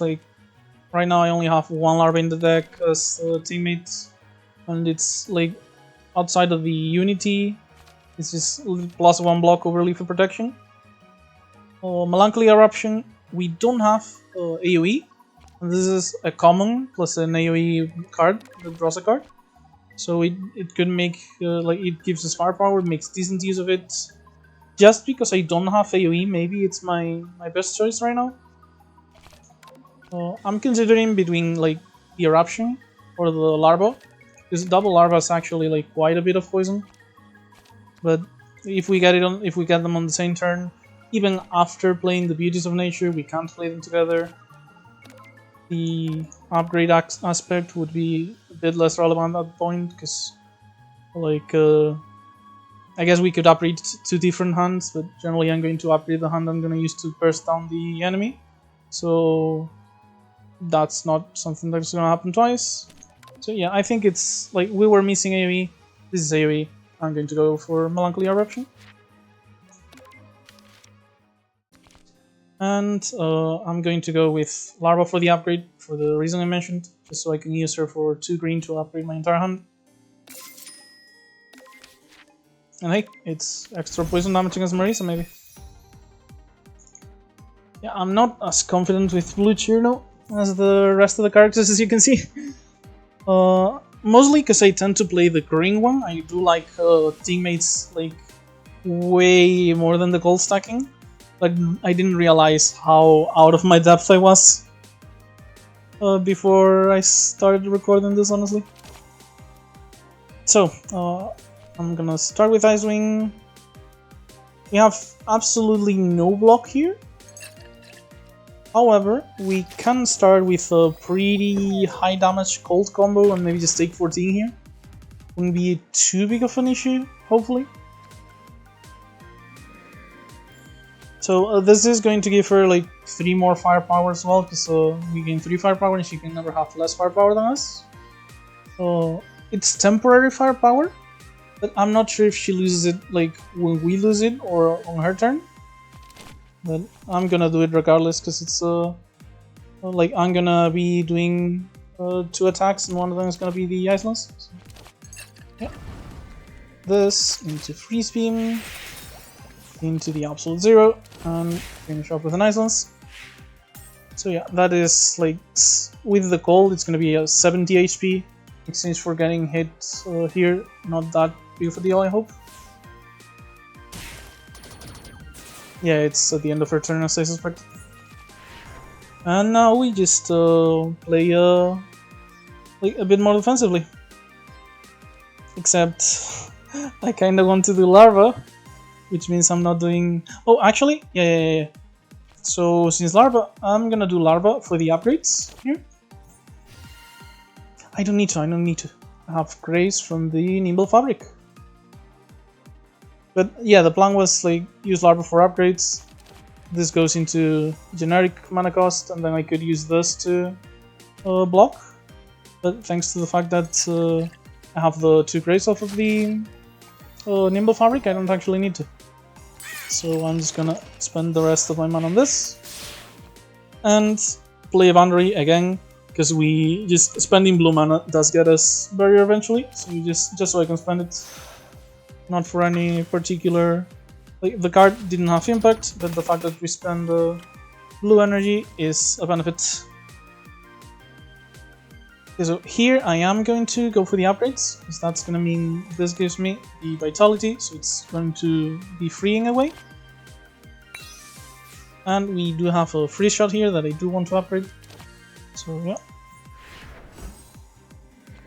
free shot. Oh, the temporary firepower means she's going to hit us kind of hard, huh? So thanks to the Grace and the block, like let's say I give her 2 more firepower, like 3 more firepower, that'd be 22 damage because we're already gracing, and I'm going to do Leafy Protection anyway, so I think that's fine, yeah. Because I was using this to do Leafy. Or actually, if I just Melancholy now, that is 1 attack goes to Grace, so this is 8 times 2. We keep all our barrier, we keep vitality. Yeah, this is the better play. Just Melancholy Eruption for some damage. And go to next turn. Oh, Melancholy Eruption is a common, so we did give her 1 extra firepower.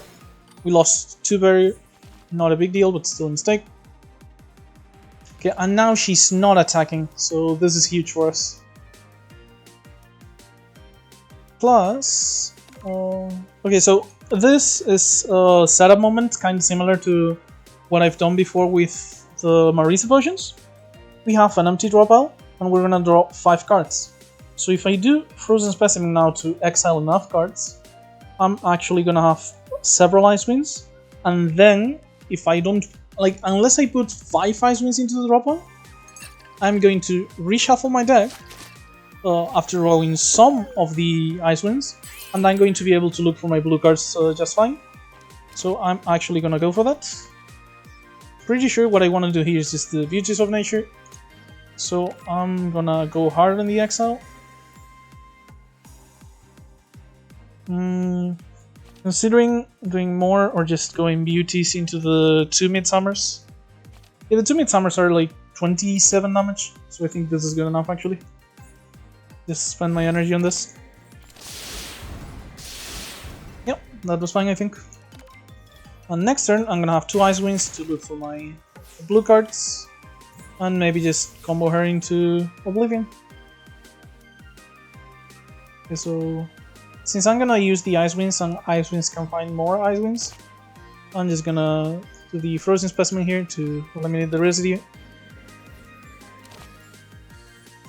Look for my, there we are, my cold attack cards, exactly what I wanted. If I do the Vitality into Freeze Beam and Ice Lance, I can actually follow up with Instant Freeze. That's gonna leave Marisa very low on HP. thanks to the cold stacking. And I'm pretty sure on the extra turn I can actually finish her. So I'm going to go for that actually. So I only have 7 mana, so I can do all of it, but I'll just Vitality first. And now Freeze Beam into Ice Lance. Into Instant Freeze. Apply Cold again. Go to my extra turn. Not enough damage, but Parting of the Sun here gives me the block I was missing, and we even got Grace anyway off of the leaf, and we Midsummer for damage. And we go next turn, where we should definitely be able to kill her.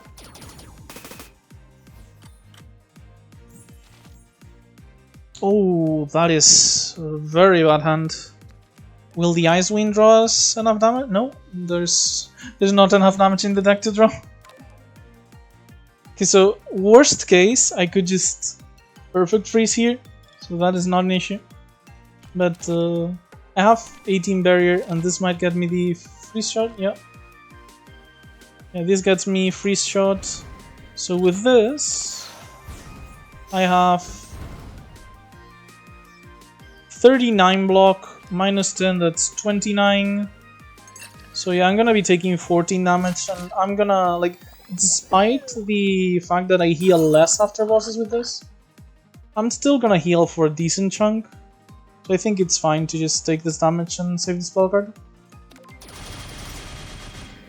We can use the spell card for like early Act 2 elites maybe. I wouldn't fault anyone for Guardian there though. We did take 14 damage of the Master Spark.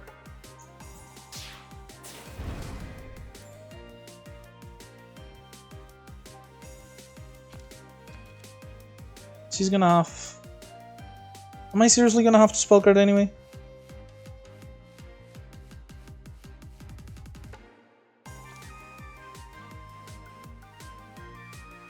If I block, I'm gonna have 23 block plus 5 barrier, so 28. But she's gonna have 33 damage. So I'm gonna take 5 more. I mean, the Ice Shot is gonna finish her. So at this point, I think for 5 HP, it's not worth... Yeah, for just for reference, like the Ice Shot isn't actually going to do 13 damage, because it's accounting for the temporary firepower I have, but it's compensated by the poison from Larva. Yeah, like I'm regretting a bit that I didn't do it last turn on the spell card, but at this point, like 5 HP difference isn't important enough when now it's actually guaranteed. So yeah, I'm gonna take 5 here, but I'm gonna draw Ice Shot on Larva, which is enough for a kill.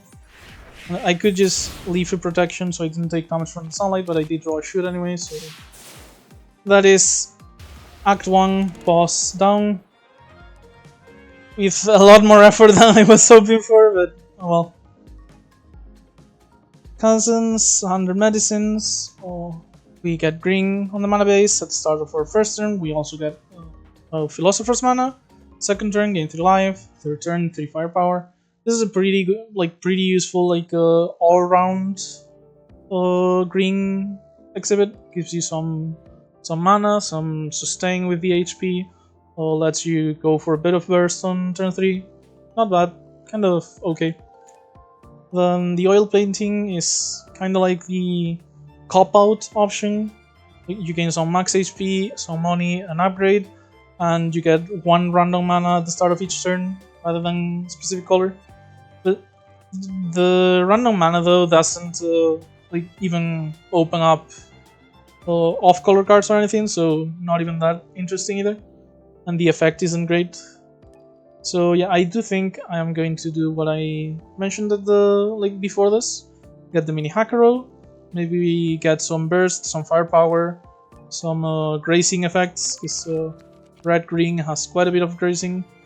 And it's unfortunate after we got absolute 0 this early, but it seems like we're gonna have to pivot off of cold here. And yeah, we didn't even get like a blue exhibit anyway, so I think this is our best option. Okay, so Frozen Matrix, if you're frost stacking, is actually a pretty good defensive card.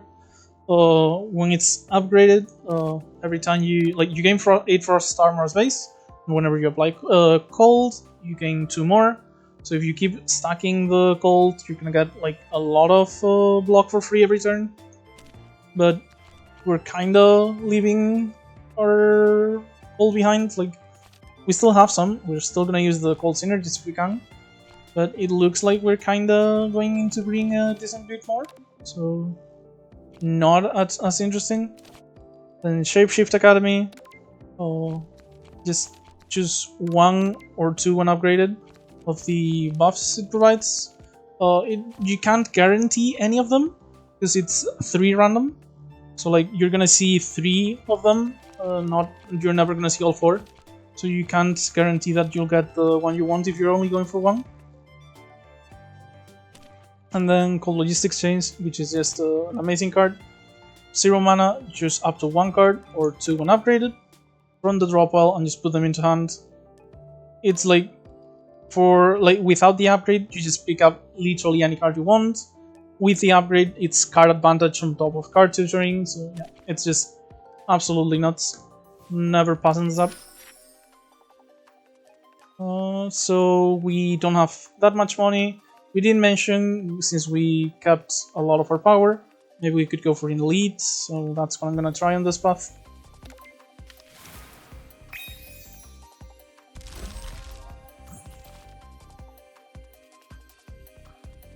We're starting out with very little blocking in this turn.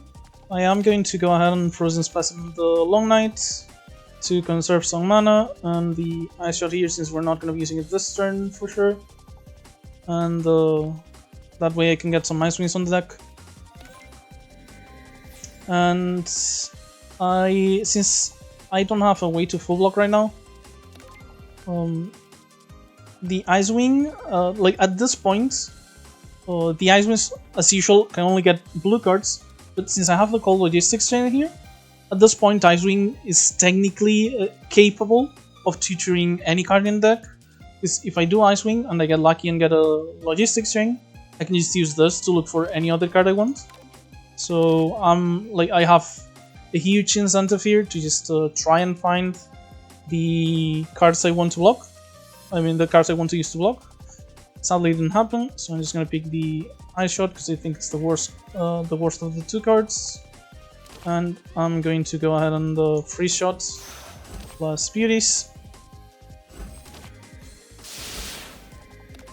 For this fight, remember you want to prioritize the Abandoned Keystone, because even though they both have protection, and the Keystones is higher because it takes 4 less damage from blocked attacks, while the Fairy only takes 3 less. If you get rid of the Keystone, the Fairy loses her protection. But if you get rid of the Fairy, the Keystone still has its protection.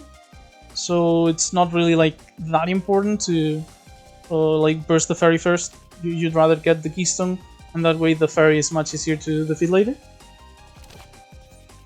So since the Keystone's cold right now, I kinda want to try and find some more burst for it. I get the Islands, and I guarantee a blue card on the bottom, so I'm just gonna Freeze Wing here. I just realized I did the wrong order because I wanted to. What I wanted to do with the Freeze Beam here was Cold Logistics into the Absolute Zero. See, if I did this first, this would have taken some more damage, but thankfully it doesn't matter because I was gonna do both of those things regardless. And yeah, this is going to kill the Keystone, no problem. So it wasn't actually a relevant mistake, but it was still a mistake. And now, let's say I do Tipsy here. That would be 12 damage times 2, 24, plus the 9, that is a kill with Tipsy. So I'm going to go for it. I wasn't going to be taking damage regardless because of the Grace, but still. Better to end the fight now than wait since I don't have any reason to stall. So 2 extremely good cards here. Force Dwellers, start combat, exile it, gain 10 barrier. Just outright, you basically start every combat with 10 barrier. Absolutely great card. Yeah, it comes pre-upgraded in our case. Absolutely, just adore this. However, it's competing with a second Absolute Zero. And honestly, like, we haven't really gone that far outside gold yet. Like, we still have our, like, the things we've left gold for were like these 3 mostly, because Larva and in-play side are cards I'd be perfectly happy to play in gold builds normally. So yeah, I think with just these 3 cards, like, they're not ideal, but they do give us like an alternate way when we don't have our frost synergies. And yeah, they're not enough of a bother that when I see these Absolute Zero here, I'm not gonna take it. Like, Force Dwellers is pure benefit. It's just, you get 10 barrier for free. I think it's absolutely amazing. But yeah, the Absolute Zero here is just a pre-upgraded Absolute Zero, and I already have one. I'm super happy to see this. And this gives me more of a reason to try and get back into gold, I think. It's just gold stacking now is going to be dealing, like, once I play 2 of those, every time I do gold on a target that already has gold, that's going to be 36 damage. So absolutely huge. So, Suknashing Myanmar's event, this is the one that prioritizes basic cards. You can either remove a non-basic, upgrade 5 basics, or choose 3 basics, losing 15 max life to transform them into common cards.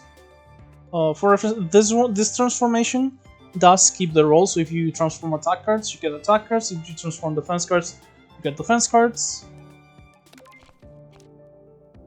Since we already have damage from mostly like abilities and gold here, we don't really need that many attacks.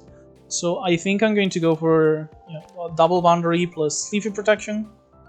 And what this is going to do is basically, in a way, upgrade my defense. Because if I remove 3 basic defenses and I add 3 common defenses, on average, I will have better defensive cards. So on Shin Miyamaru, like, I most often just pick this because the transform cards, unless you have very few basic cards left and maybe you want to like shrink. This can also remove a curse, for example, like Misfortune. So it's also a viable option. But I would only bother with Grow if maybe like you're doing a Miracle Mallet build or just playing with a lot of colorless mana. Maybe you want to keep your basic cards. So yeah, or like you have had absolutely no chance to remove cards, so you want to upgrade your basics just so they're like slightly better. But I think Transform is generally the best choice here. And we did get like the Grape here, for example, and I feel like we got something else that also gave us max HP. I don't remember exactly right now. Yeah, point being, like, even if we lose 15 max HP, we're not gonna be far below what we started with, so not a big deal. And I'm going to, as I mentioned, transform 3 defense here.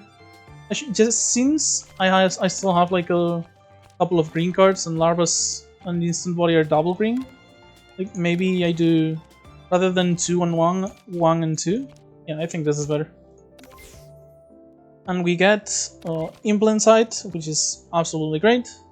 Panoramic Shot, which is pretty mediocre in my opinion, but maybe it's helpful like with Larva's upgrade or on turns where we chain a lot of Ice Winds for extra mana. Ready for Burst, which is in my opinion pretty great, but we have no other charge cards, and if we use the red mana for this, we're not getting a charge off of using red mana for an attack from the mini Hakaru's passive, so it's gonna be kinda hard to like get a lot of charge. Maybe this opens up the chance to get other charge cards, or maybe we just ignore it, because if we're doing most of our damage through gold, entering burst doesn't change the gold damage, I'm pretty sure. So yeah, maybe we just ignore it, who knows. we'll decide based on the cards we see, really. So the drone fight, remember the purifier, when it's doing the attack that has the debuff icon, is going to purify 3 of your mana on the turn after. For now though, we don't really have to worry.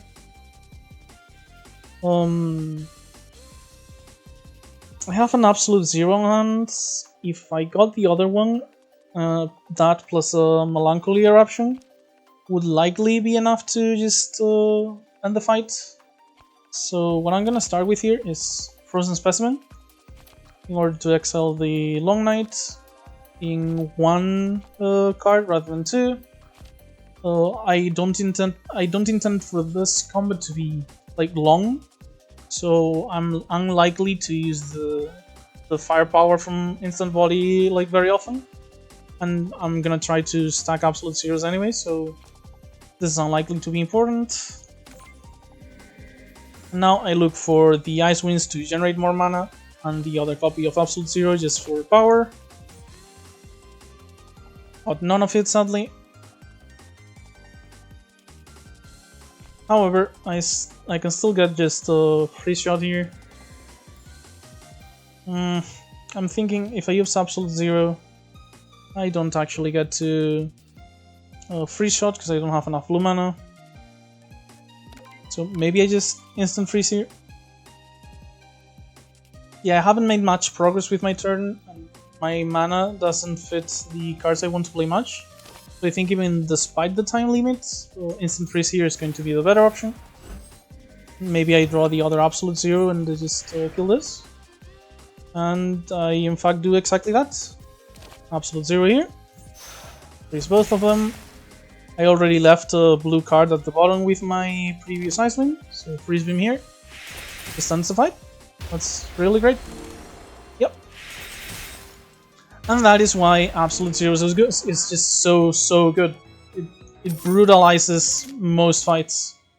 It's decent against elites, okay against bosses, and completely brutalizes just every normal fight.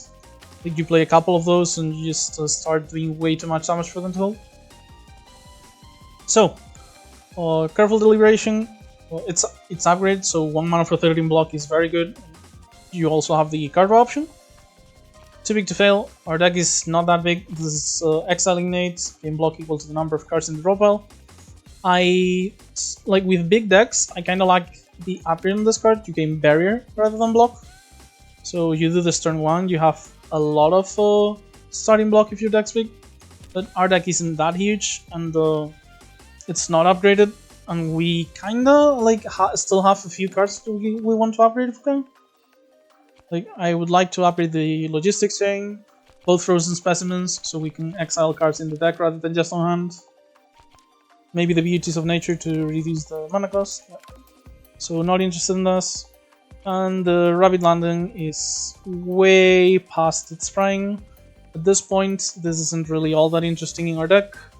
If we were doing Ice Dancing, like maybe, because it's 2 mana, but it is Scry plus Draw, so it allows you, like if we had mana generation, this would allow us to use the firepower, because it deals damage, and find other cards that could have the synergies with Ice Dancing.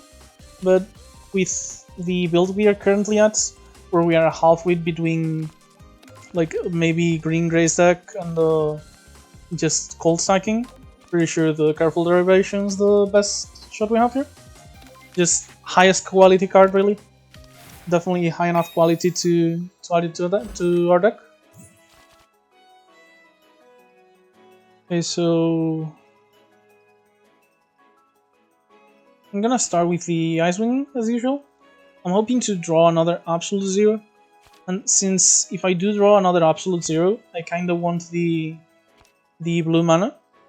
I'm going to be like, I want double blue for this one, double blue for the other one, so I'm going to be spending a green mana specifically.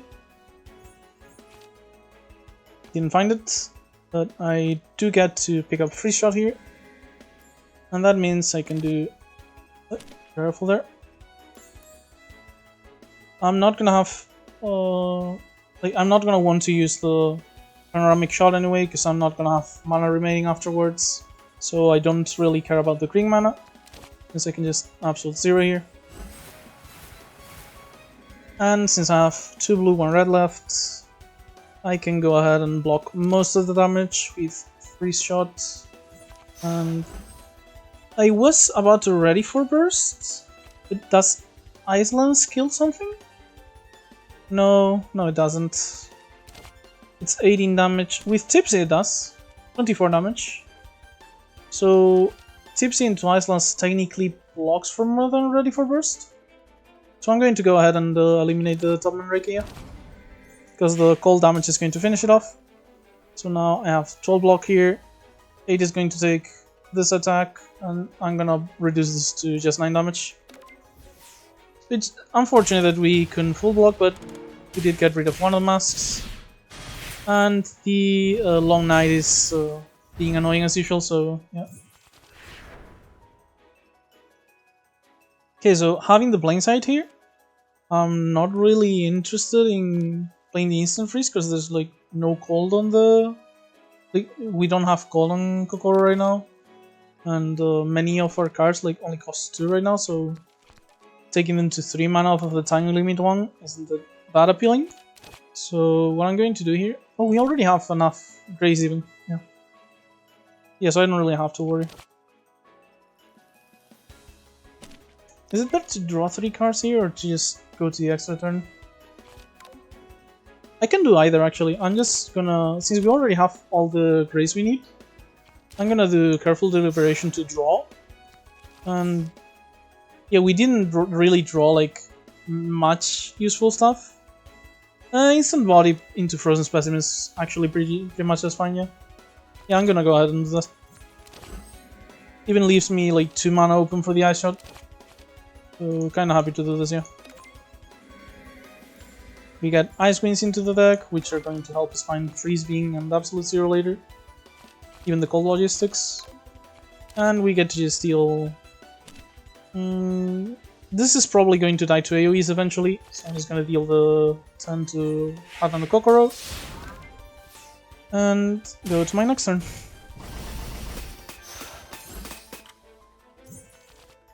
Yeah, I'm kind of noticing that I'm losing a bit of the enthusiasm for the run. I'm kind of really wanted to do a strong AoE Cold Cirno, and it's kind of being a mess, and I feel like it's because I could have done better.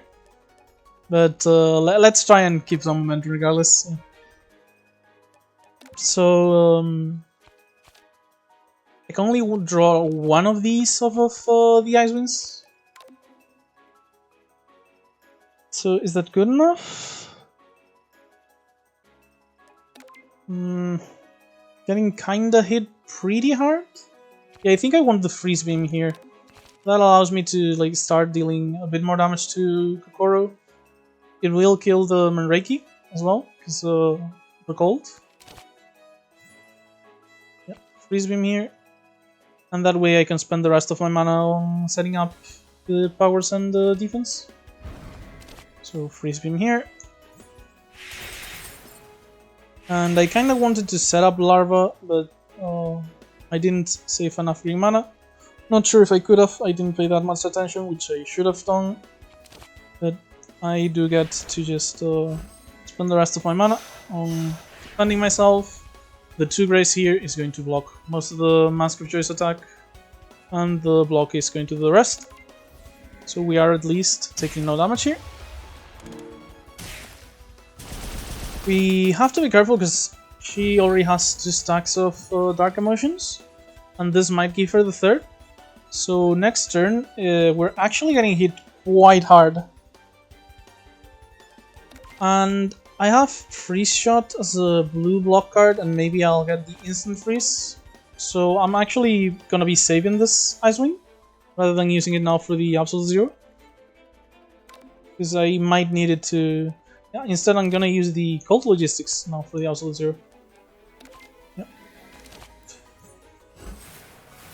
Now, Guardian of the Sun to block. This isn't good enough, so Leafy Protection. Use Midsummer Flowers here.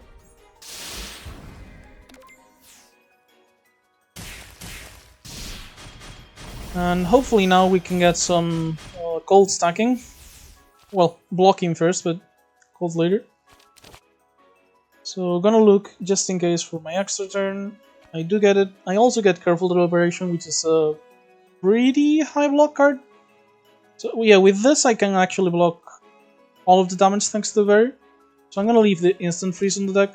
Just get the Deliberation. Go Guardian of the Sun. Deliberation for block. And freeze shot. And I can spend the rest of my mana on casting a freeze beam. And just getting a little bit more damage off of the Midsummers. Cold will finish off the Manreiki. And we fully block the spell card from Kokoro. So hopefully that means we're not going to be taking any more damage. I am going to just ready for burst here, in plain sight. And like, one of the grays, like I was thinking of spending the green mana on panoramic shot just so we could get one more grace, but it will decay because the other one's gonna be taken out by the attack, so I'm not gonna bother. I'm just gonna spend the green to leave it at 4 stacks.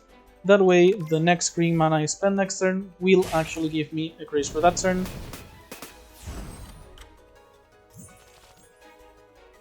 And I'm gonna be focusing on defense here. Just play Larva, playing sight.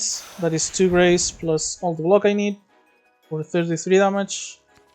And I'm going to be playing an Ice Lance. And since there's 3 cards in the deck and I'm gonna draw 5, I'm going to Frozen Specimen one of my cards. This way I'm gonna have a nice wing next turn that will be able to look for one of my blue cards just fine.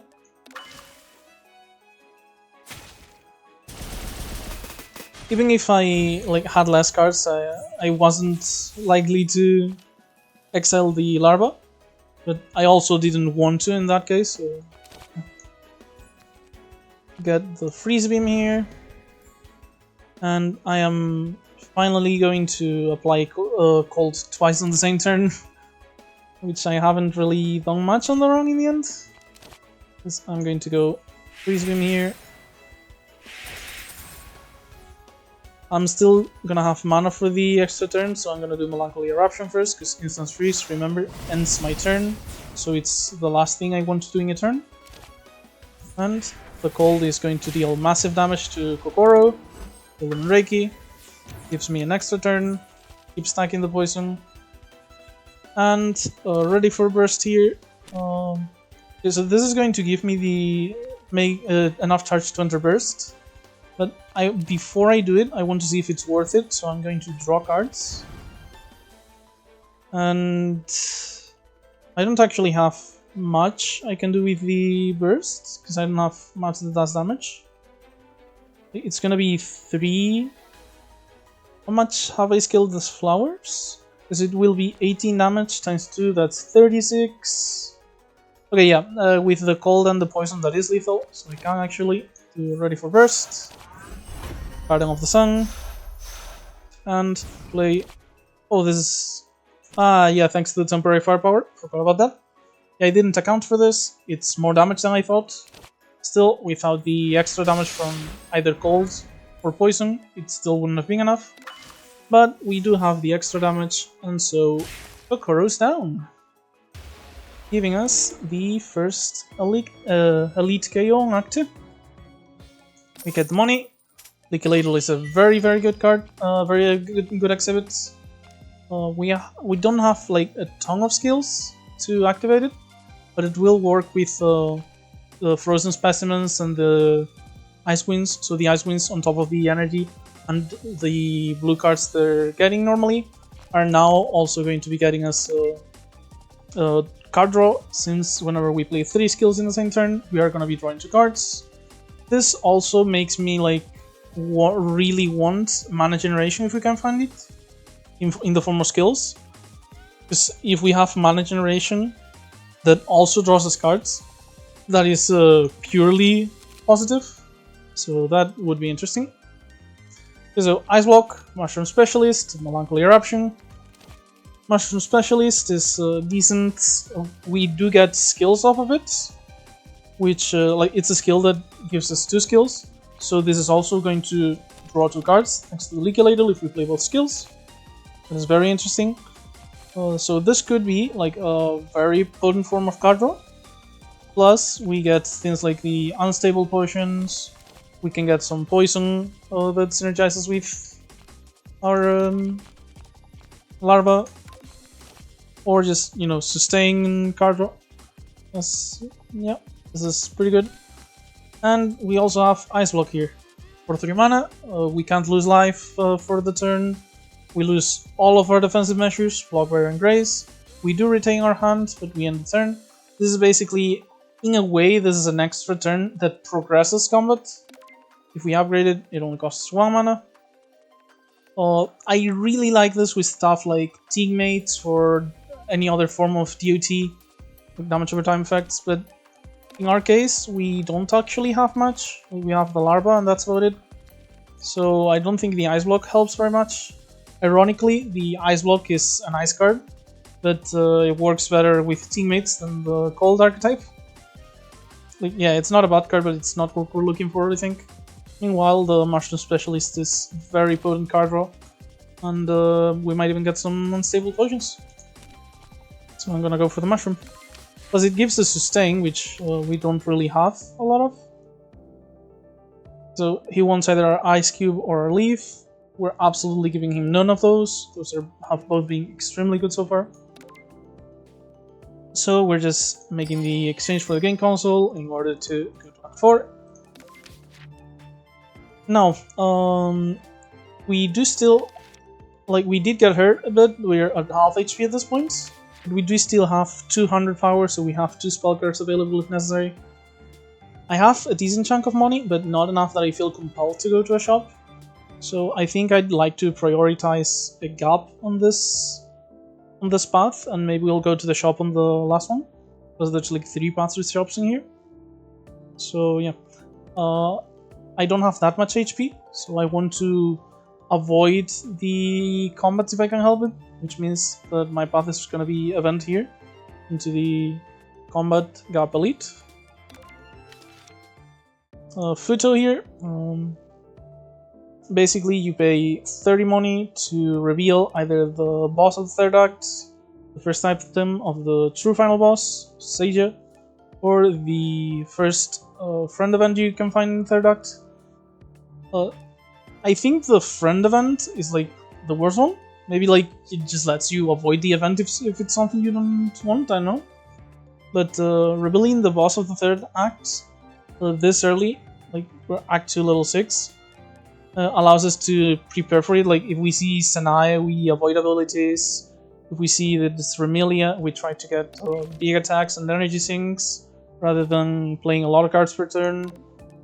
And if we know it's Junko, we try to either get ways to obtain Philosopher's Mana, or just ways that we can use our colorless mana to our advantage. So yeah, it lets you adapt your deck on the time you have until you get there. And the first item of the true final boss, it could help, but I don't think it's as interesting as the 3rd act. So this basically gives you like all of the information you need for that specific fight. Well, this is just the first item, which might not be enough to like really help you against Seiya. It's nice, like, but not as good as this one, I think. Generally, I don't often, I don't get this event often, but even when I do, I'm not really like super interested most of the time. But our deck is still a bit of a mess. Doesn't have a ton of direction. Like we have some clear indications, but could still stand to improve for sure. So this might help steer us towards a certain direction. So we're up against Sanaya, which is unfortunate because like The absolute zeros are definitely abilities that we're going to want to play 100%, but at least they're not like, we don't have a ton of abilities. Maybe we'll eventually also like get rid of the instant body, but yeah, at this point, now that we know it's an eye, we want to avoid adding more abilities to our deck if we can help it. Like, probably the only thing I'll add is more absolute zeros if I find them, and maybe one Frozen Throne just as a source of constant gold, since we don't really have a lot of sources of gold. But yeah, we know that we should avoid abilities if we can for our Sanai fight, because she gains more firepower whenever we use abilities. Okay, so in plain sight, raise here, block most of this. It's going to give us enough block almost on its own. So I'm going to be using Frozen Specimen here to just remove the curses, save some mana. And yeah, I'm just gonna take 2 damage, I think, in the Melancholy option here. Deal some extra damage.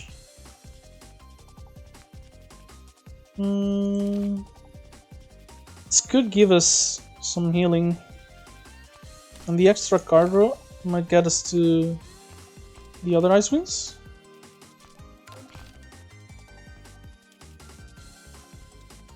These don't retain, do they? No. No, I'm gonna let this go. I'm just gonna do in plain sight like I planned. Grace this, take 2 damage from this. Keep the Ice Wing for a more aggressive turn. Still not a very aggressive turn, yeah. Still, what we can do here is do a decent chunk of damage off of Midsummers.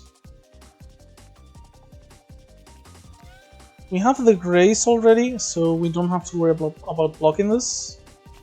So I'm gonna start with Fuges of Nature. Midsummer Slice. Doing the third one won't be killing this. And by Ice Wing for an absolute zero, I can play it. I think for now I'm going to wait, because as it is, I don't need more defense. Well, I'm gonna do this just for the purpose of the relics. I don't really need any more defense, so I don't have to worry about the damage. And if I just get one of my Frost cards, I can do Ice Wind to try and look for the other, and that should be able to defeat both of my enemies. And if I use Frost to destroy the Keystone rather than attacks, yeah, both absolute zeros here. If I use the Frost here rather than attacks, actually this is when damaged. Well, that's unfortunate. Still, I am definitely going to do it regardless. Let's get the instant freeze, I guess. Since I want to do absolute zero twice, and I want to be taking damage from either the static charge or the attack here, I am going to do Cold Logistics, I'm pretty sure, in order to get a block card, which is going to be Deliberation. Wait.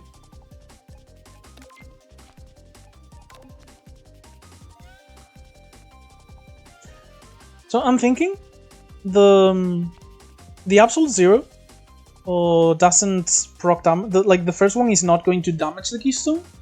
This is going to apply cold to it, and the second one is going to do so much damage that it's going to get destroyed immediately. So this isn't actually going to retaliate on me. And let's say I do this. This is going to take around 36 damage, going through ignoring the barrier. So that means the extra cold from instant freeze is going to be lethal on this. So what I'm going to do here is Cold Logistics Chain, get the Ice Wind just for the mana. I don't actually care what this finds. This way I have 9 mana, and I do absolute zero, absolute zero,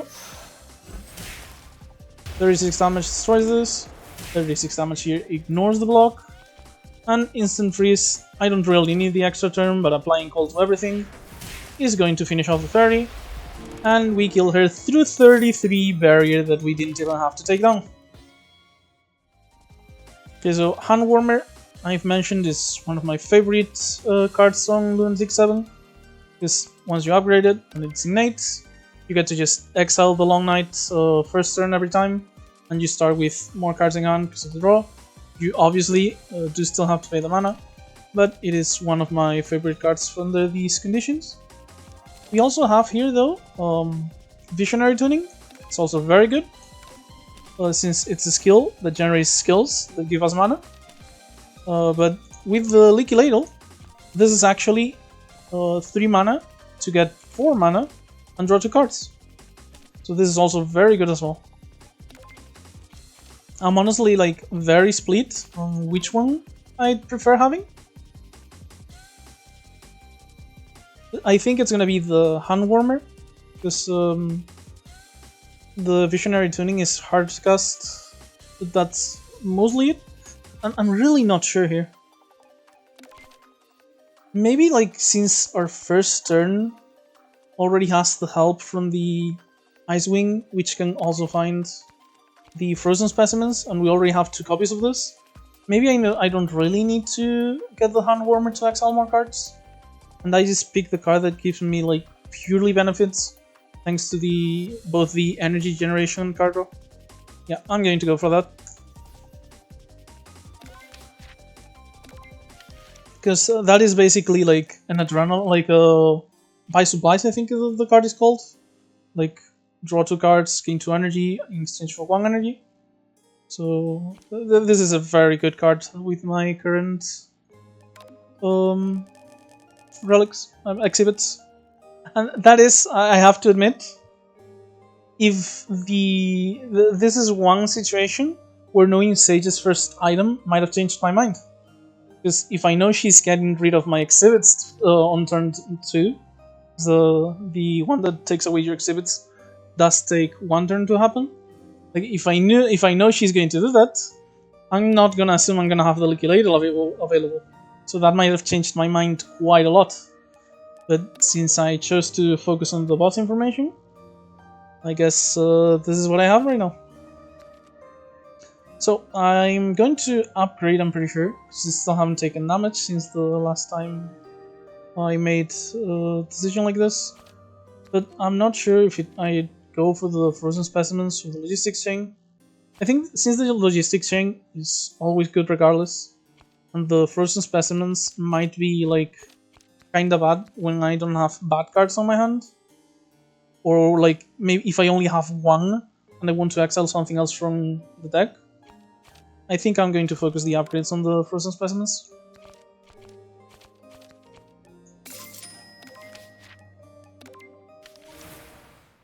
And we get Nitori, who is going to spend her first turn summoning. Since I don't have to like really worry about getting attacked on turn 1, I'm going to be saving my Icewing and my Tipsy for like Frozen Specimen for sure on here. Just so I can get rid of the Long Night. This is the one I upgraded as well, so I can get rid of the Eviction Order from my deck. And since I don't have, like, these don't cost any extra mana now, thanks to the fact that I exiled the Curse, I get to just absolute 0. And I could do Mushroom Specialist, it will give me card draw. Not sure if I'm interested right now. Or I should just maybe Instant Body? Like, the more I play with it, the less I like the Instant Body. Not, like, in general, just for this deck, I mean. Because I'm not really using that much firepower. Getting the extra Absolute 0 has made it, like, a lot easier to do cold stacking. So, I think I'm just gonna do Mushroom Specialist here. It will be unfortunate if I draw a card I wanted to play of the Ladle. But I can do gain life here, draw cards. The card draw one is going to go to my discard pile because I'm not going to be playing it, but this does allow me to heal up, which is something I don't have. Like, sustain is not something I have a lot of, so I'm really glad I can get some from there. Also justifies not having to heal on the cups. So I have my freeze beam here. I want to hit both of the enemies, so I'm going to be using the Ice Wing. And if I get lucky, it will also like get me the like more cold stacking, like more absolute zeros. It didn't, but visionary tuning here is extremely good. My only red card in here is ready for burst, so I am going to just get 2 splashes here.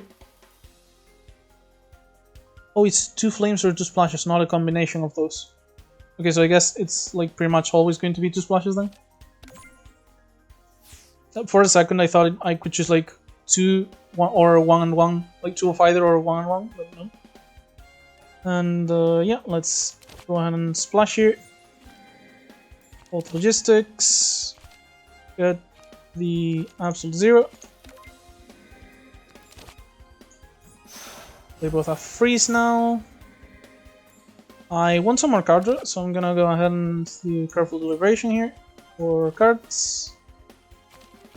Since the next skill is going to draw me 2 cards, I kinda want to use 2 cards first. So I know for sure I'm gonna be using Ice Lance here, and this is already cold, so I'm just gonna go ahead and use it. And splash draws me 2 cards. Ice Wing. Don't really care about either of these. And if I get rid of this, I don't have to block Nitori because I'd have the Grace. But I don't think I have enough damage for that. Yeah, no, I think my best choice is actually going to be a instant freeze here. I'm gonna draw like this as a hand basically, and I'll likely be able to just Playing Sight plus maybe Ready for Burst for a decent block and to maintain the 2 Grace. So the 2 Grace will block the will avoid the Purifier damage, and the block should be enough for the Nitori damage. Even more considering I'm gonna get more Grace and Barrier from the Ice Cube and the Leaf here. So yeah, I think Instant Freeze here is my best play by far.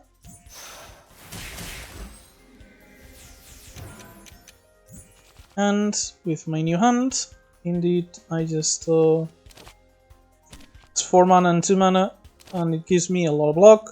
Plus, I'm gonna get 1 more Grace from the Leaf, so I'm gonna be I'm gonna have to worry even less. So yeah. And that is 18 block, 3 Grace. I'm going to have 6 block left over after all of this, regardless. And I'm gonna keep the Ice Wing on the Tipsy here. Which cards do I still have that apply cold?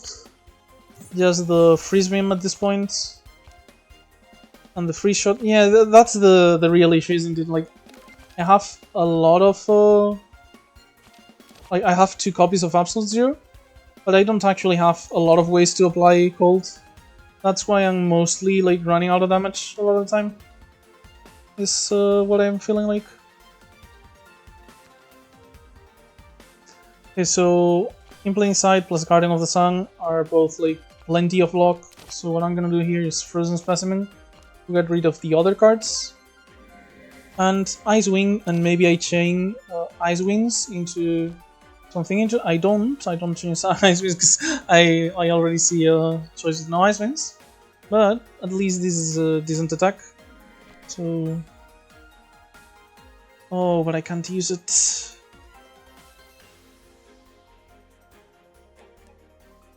I'm not gonna be using enough green for this. So if I just do this is 27 block. I would have to kill the Purifier for it to be worth it. Yeah, I can't really do... Yeah, I thought I could use all of them, but In Plain Sight costs 1 more. Regardless, this should give me full block thanks to the already present barrier. Which means I can at the very least Ice Beam here for a decent chunk of damage on both my enemies.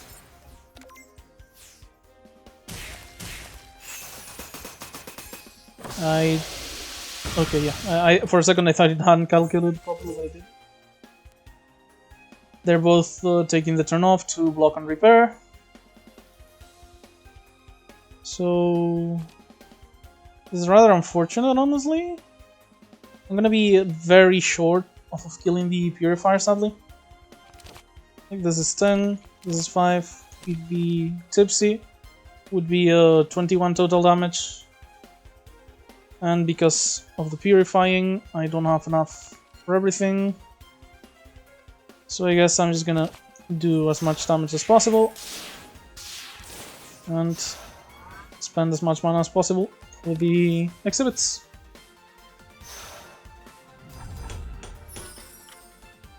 But this is rather unfortunate, yeah. Okay, so at the very least I do get my Visionary Tuning here, which is going to give me card draw and energy. Just going to open with this.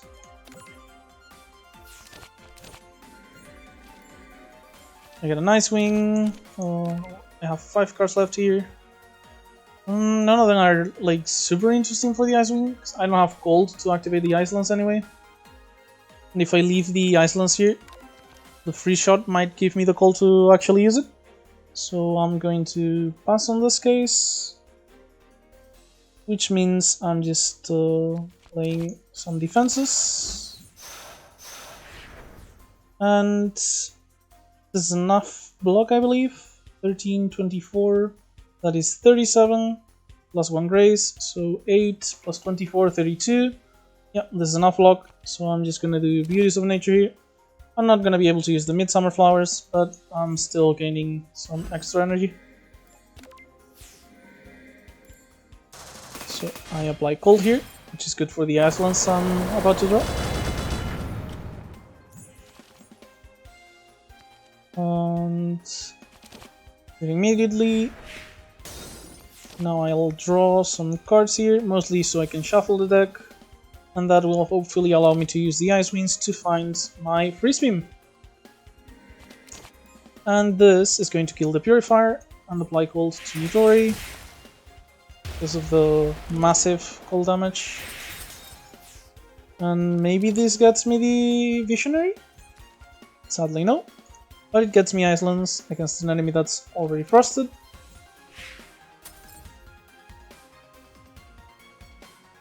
And Eruption plus Ice Shot is... yeah, Ice Shot here puts her at 10.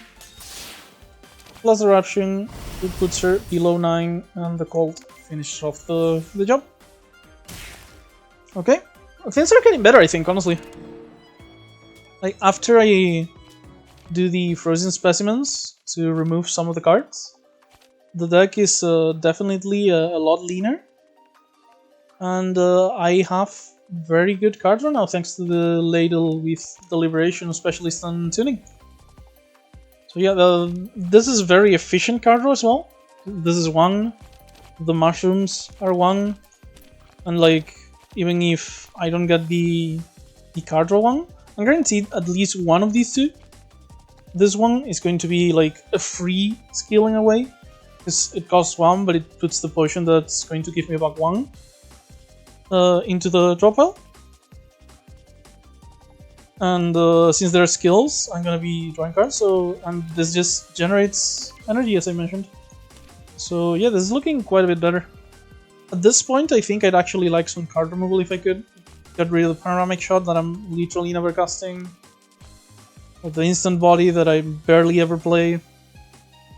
And well, some more like cold cards would also be very helpful. We get the Wooden Fish here, which heals me equal to the number of cards in the library at the start of each boss. Which, I'm at 27 at this point, so healing for 27 on each boss is kinda nice. If I get, like, might allow me to use the gap before every boss on pretty much as always upgrading, since the healing will come off the exhibits.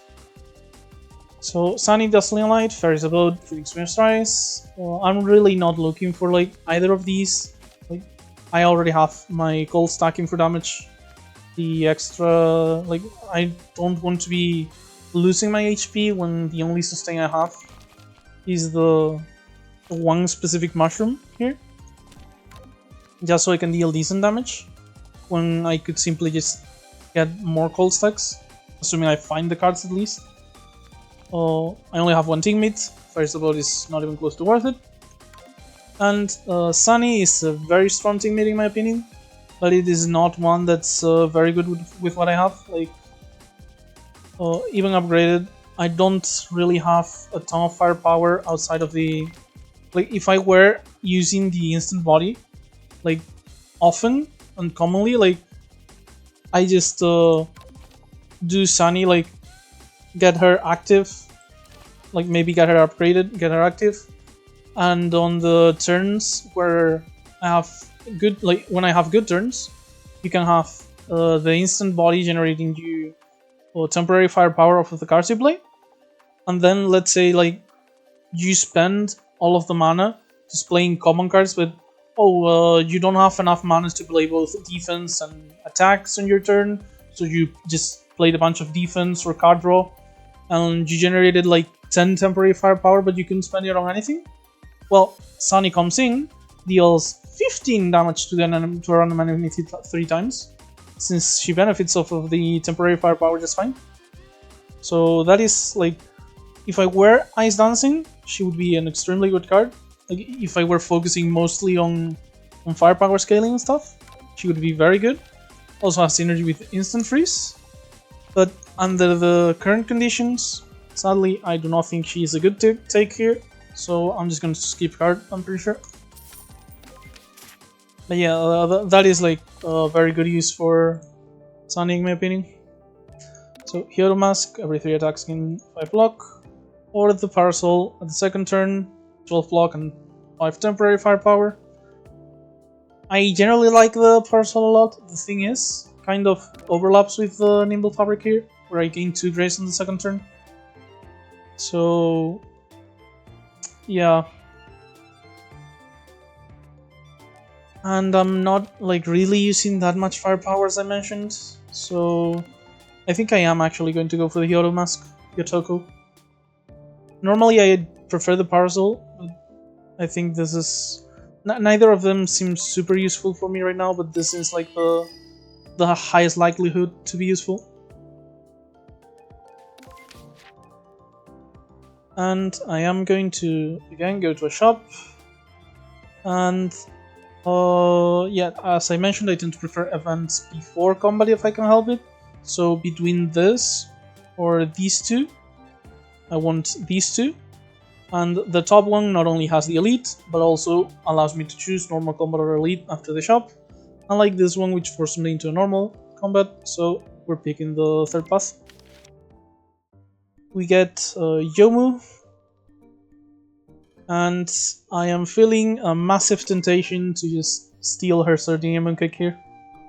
So Sardinia Mooncake, like there's 2 options for Yomu. Like you can get just the Ice Tango, you transform your one of your cards into an upgraded multicolor card.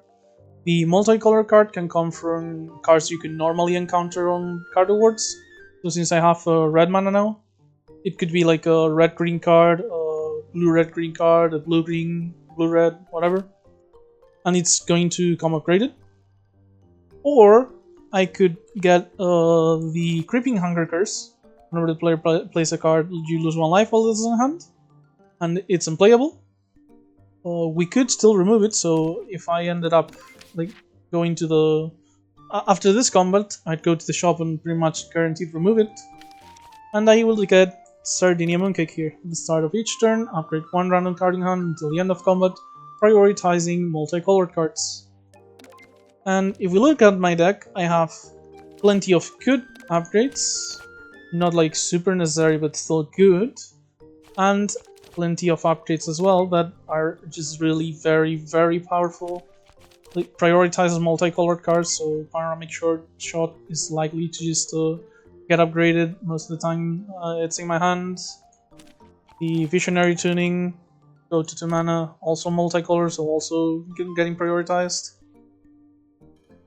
Yeah, like, I don't have too many upgrades, and Larva's my main source of card upgrades in the middle of combat. So I am actually going to go for the Sardinia. I do like the Ice Tango very much, very often, because it's like almost purely upside. Like, I am already happy when I can lose 2 HP to transform a basic card into a non-common card. And now you're telling me I can actually lose no HP and transform it into an upgraded multicolor instead. That is really, really good. But we have a lot of cards that get better with upgrades, and this is like a very good exhibit in my opinion. Plus we have a place to remove the curse after a single combat that we were already going to go to anyway. So I think in this case it is going to be the Sardinia Mooncake. But honestly, this event is just great. I like both options every time. Yeah, I'm sorry, Yomu. I am running away with Yuki's cake. I am sad that I did this to Yomu. I don't particularly care about Yuyuka though.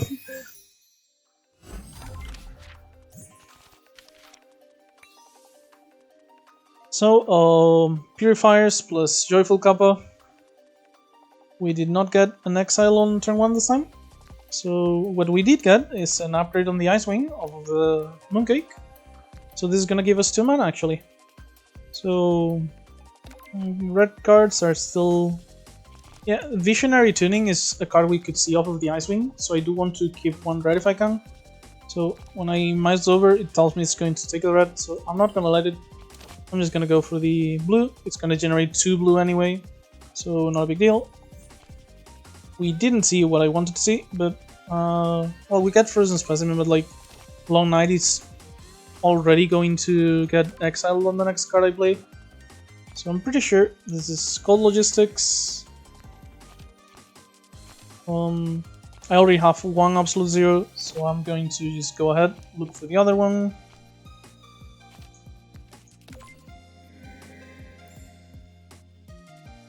And now I can... I didn't think this through, because I'm not gonna kill, and I don't have any defenses here.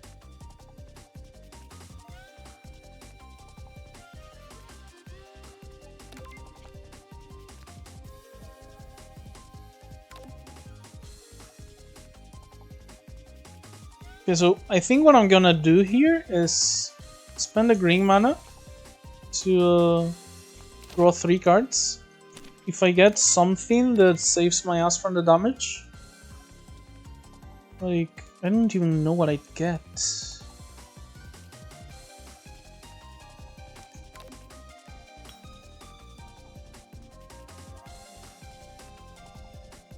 No, I know what I'm going to do. I'm going to accept that I'm gonna need to perfect freeze here to not get screwed. And so I'm going to spend my green mana on the Mushroom Specialist. Like, I made a mistake, that is very obvious. But, because I didn't have much blocks, so I could have at least, instead of looking for the Absolute Zero, gotten like either Visionary Tuning, Instant Freeze for the extra turn, or most likely the better option, just in plain sight for some blocking grace. But now that I think I can't really recover from this, because I'm not even close to getting graces off the leaf either, I'd rather just accept that I'm gonna have to perfect freeze here. So if I'm gonna have to perfect freeze, I would at least like to try to get some benefit out of this. So I do indeed get the gain 7 life mushroom, which is what I was going for.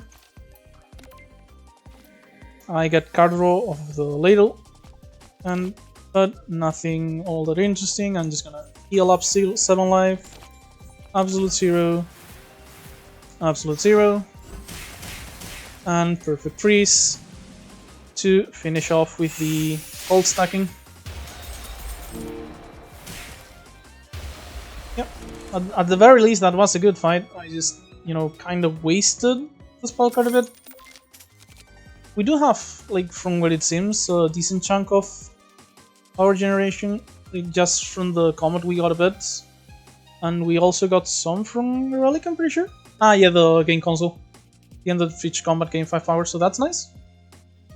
So, cool entrance, ready for burst, Blast of Taiko.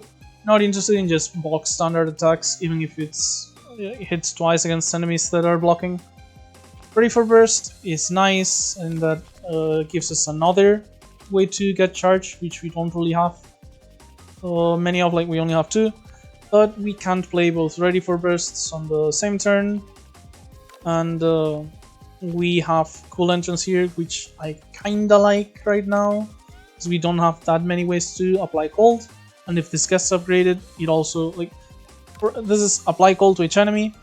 If we have a summon teammate, which in our case would be the only one we have, the larva. It costs 0, and when upgraded, it applies cold on the next turn as well as the turn you play it. And considering we mentioned that we were kinda lacking ways to use cold, and that this is a skill, so it gives us card draw, I am going to go for the cool entrance here. Ready for burst, not a bad option, but due to the small drawbacks it has, and the fact that we really need some more cold sources, I'm pretty sure cool entrance is the option here. Sadly, it is yet another source of cold that can't be repeated, like the absolute zeros, because it exiles. But at this point, kind of feels like we're not gonna find cold that we can repeatedly use, so I'll just take that for now.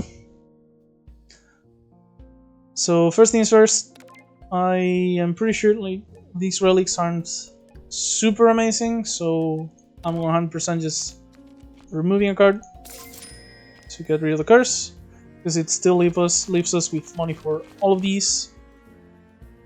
And we just mentioned we don't really have enough gold, so Diamond Breath is not going to be like a great card. Don't really like Riptide, just standard attack. This is good for decks with a lot of card draw.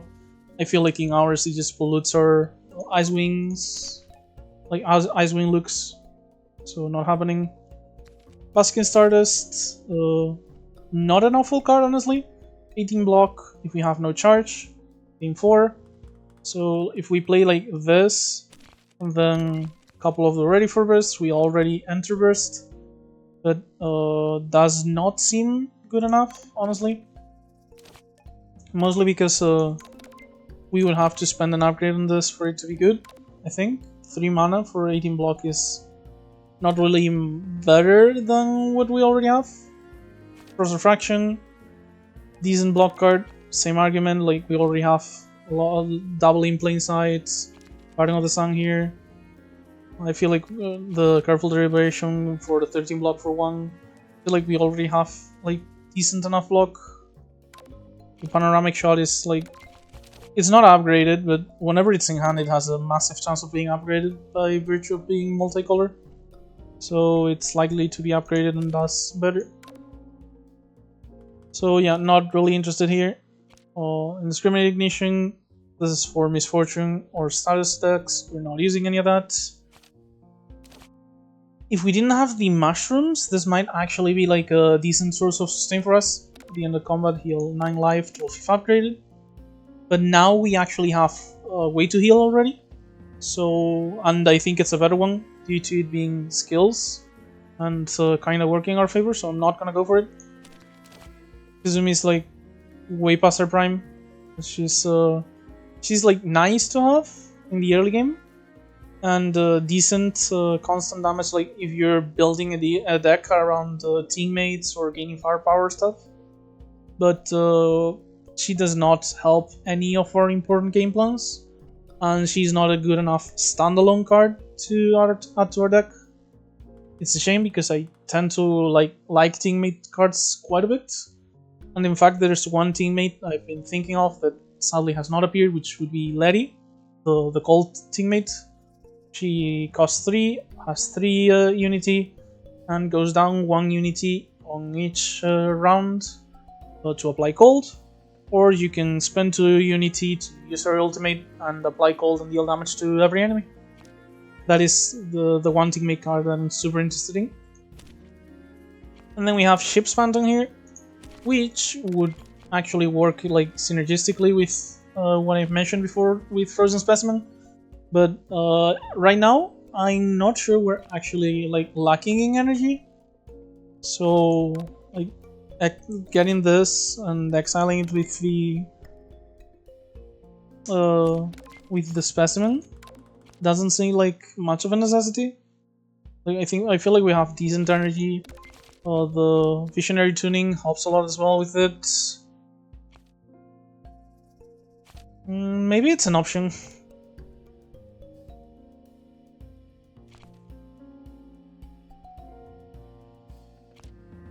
I wouldn't be unhappy to have it, but I think I'm not like super interested. So I feel like I'm going to maybe save my money for next act. And as far as the tools go, water gun, if we buy it for Tenshi, it's not like super useful really. We don't have like ways to exploit vulnerability or stuff like that, so it's just going to be 30 damage most of the time. That's it. On the other hand, Ballistic Shield is retain a high block card, and one of the issues you tend to have against Tenshi is when she uses her spell card for massive damage. So if we can just retain the Ballistic Shield for those turns, I feel like that's going to be very helpful. So I'm just going to spend my money on this. Like, I could still buy the Ship's Phantom, but if I have, like, I'm very doubtful that it's good. It could be, but if I'm not sure, I'm not gonna spend money to basically gamble on whether it's good or not when I could just save it and use it for something better next act. And we're going for the Elite, which is Jomo in this case. Oh, we do have a special dialogue with her since we took her Sardinia Mooncake. She's telling us to return it now. Sorry, Jomo, if I was gonna return it, I wouldn't have taken it in the first place. So, point being, she has her Rokenkan. Every time she deals attack damage, she applies one lock-on. Grace is something she actually uses a lot, like most of her attacks give her Grace, but it's also something that kind of counters her. Like, when you block the attacks, you're still gonna get the lock-on. But if you're just gracing them, you're actually gonna be fine. Graced attacks don't apply effects from attack damage like the Rokenkan, so they are actually like some of our best measures for blocking. So other than that, we have Absolute Zero. We got an upgrade called Logistics of the Mooncake. We have our Ice Wing here. We can get any 2 cards we want from our deck with Logistics. So I think I want to go and get the Visionary Tuning plus the Absolute Zero. That'll give us like a lot of blue energy. The second Absolute Zero, a lot of cold thanks to Absolute Zero plus Freeze Beam. And maybe we can even find something interesting off the Ice Wing afterwards. So yeah, I'm going to go ahead and take those. Absolute Zero, Visionary Tuning, and do Visionary Tuning for 2 splashes. We draw off the Ladle, another splash, Ice Wing.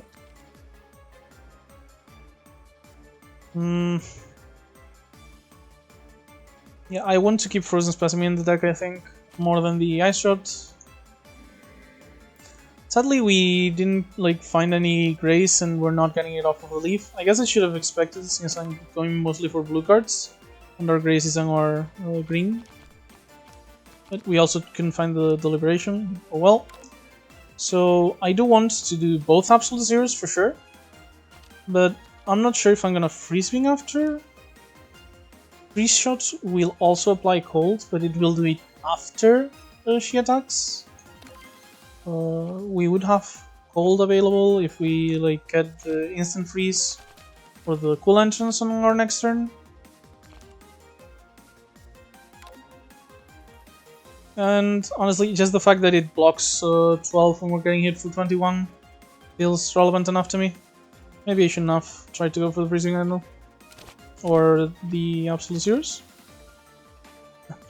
Regardless, with what we have in hand right now, I do think it is currently our best play. And we are going to get some barrier off of the Ice Cube as well, which I had forgotten about. So not too bad. We're really desperate for like sources of repeatable Ice Block is the thing. And I want to use cool entrance here, and like I can do it for free. We go Larva. She's now like this is now free because we have a summon teammate in hand thanks to the Larva. Apply cold, 36 more damage. And seeing as I have 2 grays, I only need some block for this. I don't need much block, so I'm going to use Careful Deliberation for card draw, I think, here. Because worst case, I can spend blue mana on anything for the barrier. And with 5 barrier and 6 block from Ready for Burst, that should be able to block the remaining 9 damage we take here. And maybe we draw something better here. I mean, we do draw something better, but we didn't draw any cards we could actually play here. So as far as blue cards go, we still have a few here. So I wouldn't be bothered by playing Frozen Specimen. And maybe getting rid of the... Oh right, I can do it on any card of deck, so just Eviction Order. And normal shot, I guess. We gain the barrier. We actually draw some cards too, thanks to the Ladle. The Ladle just gives you so much card when you have like any skills at all. It's really naughty. But yeah, Ready for Burst. And since we drew the Islands here, we're just gonna use it.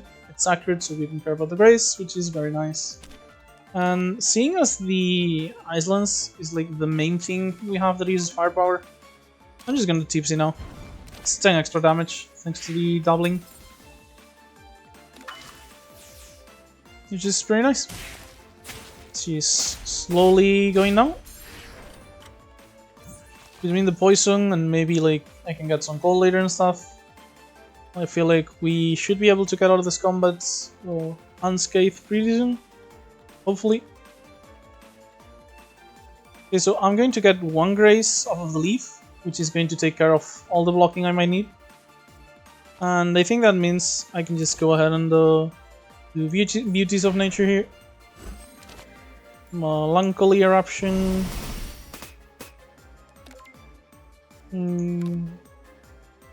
Since I want to do Ice Shot here to remove the last grace before doing both Midsummer Flowers for damage, I'm gonna play the Ice Wing here just so I can generate mana. And since I don't really care about which card I get, the Frozen Specimen here is unupgraded, so I tend to like not use it at this stage of combat. So I'm just gonna put it in my hand to get rid of it, like, so that it goes to discard pile. I mean, I guess since the Ice Wind retains.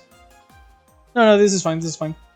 Yeah, because if I didn't get it now, I would get the Frozen Specimen next turn. And if since the Ice Wind retains, I wouldn't mind drawing it next turn or retaining it now. But it is relevant that I discard this. So yeah, this was the better play, I think. And we deal some damage. The Grace gets rid of... I mean, it makes us not take any damage. She did put the Shining Source on our deck, which is rather rough, because we had very few cards and we drew them immediately. But hopefully we'll get some gold, maybe, I don't know. This is kind of rough here.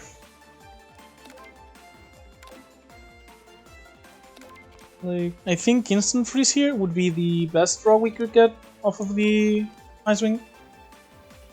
But regardless, we're gonna have enough mana to play whatever, considering our hand. So I'm going to go ahead and just play the Instant Body here. Ice Wing. We get the Islands rather than what we were looking for, sadly. And if she was cold, the Islands might have been able to finish it off. But right now, it's just Ice Shot, Islands, and she still has quite a bit of HP. So in order to, like, this is basically plus 25 HP, so I'm just gonna drop it here. I could have thought about, like, perfect freezing, but since I had the because perfect freeze plus Icelands might have been a kill, even more with larva upgrade. But since I had the ballistic shield here, I think this is just good enough. Because we're getting hit for 36, so this reduces to 11, and the barrier means we're only actually going to take 4 damage. And I think it's very likely that we can finish off Jomu next turn, so we don't really have to worry. Like we don't have to bother with the spell card because we're going to kill her now, for sure. Still, if I want to make sure, I don't have that many sources of gold, which I've said way too many times lately. I feel like Mushroom Specialist might actually help us here. We got like the unstable potion one. So the first thing I'm going to do is just generate energy and draw cards off of these splashes. I was considering like playing the Frozen Specimen, exiling our defense cards if we're going to go for the kill now. But this is a green card and it's one of the ones that I'm actually kind of looking for. Because the Freeze Being is not going to be able to apply golds due to the Grace. So I'm interested in like getting the either poison or unstable potion, maybe both, in order to like get rid of her through the Grace. Do both of these, draw 2 cards. I do get the instant freeze here though. So between instant freeze and freeze beam, maybe I do have the gold I want. Like if I were to do deliberation now, do I draw the freeze beam? I don't, which is actually what I wanted, since I want to reduce the amount of Grace Yomu has first. Okay, so if I do instant freeze now, I'm guaranteed to get Ice Shot plus Freeze Beam, which is enough with the cold from the instant freeze to finish the fight. So that is what I'm going to go for. Yep. Ended up managing just fine. Oh, I didn't even notice. The extra turn gets me to the Larva ultimate, so that was lethal. Like some of you might have been shouting at the screen that I already had lethal. I just did this. And she stays at 1 HP with 30 poison. But I did manage to find a second lethal, I guess. I had the easy one, I found the complicated one. Instant Ball, gain to maximum life when skipping a card reward. At this point we're skipping quite a few of them, so this might be very useful. And we did spend some maximum HP on the event that transformed our cards, so... Oh, but we're definitely not skipping these. So, Full Moon Pompocaling is one I've been wanting to at least try, because it looks very interesting, and I've only seen it when generating it randomly. But we have, like, Something Ice is already, like, good here.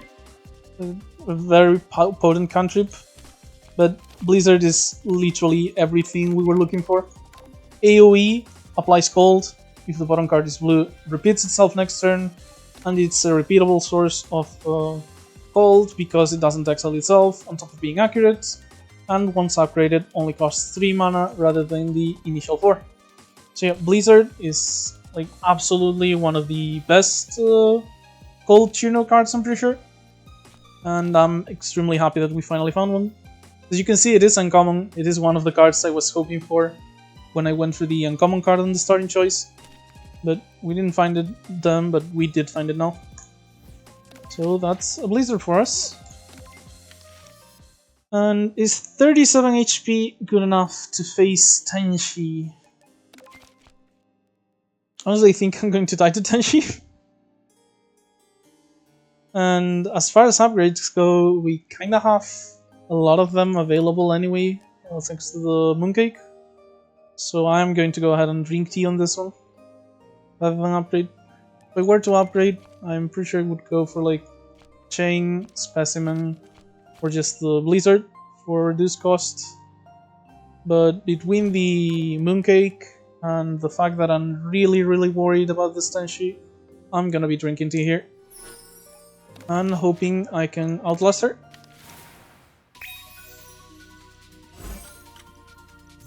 And yeah, Tenshi heals for 5 every time she takes damage, so you want to go ahead with huge hits, like quality over quantity. She gains power equal to damage taken, which she uses for her spell cards. So if you like deal a lot of damage to her, she's going to start using the spell cards a lot more often. She has 2 of them, one that gives her flawless for a turn, and one that is a massive damage ungraceable slash. I've often seen her follow up the flawless one with the slash one. I'm guessing that happens when she has a lot of power. So yeah, ideally when you face Tenshi, you want to go ahead and use huge attacks that, like, very few huge attacks to kill her in bursts of damage to kind of skip over the Heavenly Peach, rather than just a lot of small attacks. Also, when she gains Flawless, try your best not to actually hurt her, because she's only losing 1 HP, and she's still going to be gaining 5 of the Heavenly Peach. So hitting her when she's Flawless is actually like losing, like you're healing her. So yeah, be careful with that. And let's just, for now, we're going to go ahead and, as I mentioned, like, got upgraded by the Mooncake, because it's multicolor, so it's going to generally get preferenced. But as I was saying, I'm going to go ahead and try to simply block everything this turn. Consider the fact that we're getting rid of the Long Night kind of setup. And I'm gonna keep the Ice Wing and the Tipsy for next turn. We didn't give her any power. She did give us like 2 vulnerable and 2 frail, but this is also the turn where we get Grace. Grace is extremely good against her. She has very few accurate moves. Her spell cards are, like, her spell card is accurate, but it's like pretty much her main thing that's accurate. So if you have a lot of Gracing, you can actually ignore a lot of what she does. Speaking of which, I'm going to try and go ahead and just keep accumulating Gracing. Like, the 4 here doesn't matter because I'm gonna lose 3 of the attacks, and the 4th is going to decay.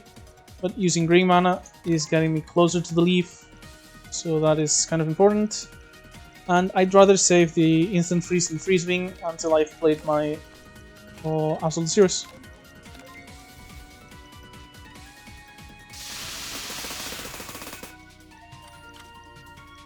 So she is using the Flawless spell card, despite not having any power. I'm guessing that means she's at least not gonna sword me on the next one. But that does mean we don't have to defend on this turn, so let's go ahead and get rid of the Eviction Order. And I guess a basic boundary? Yeah.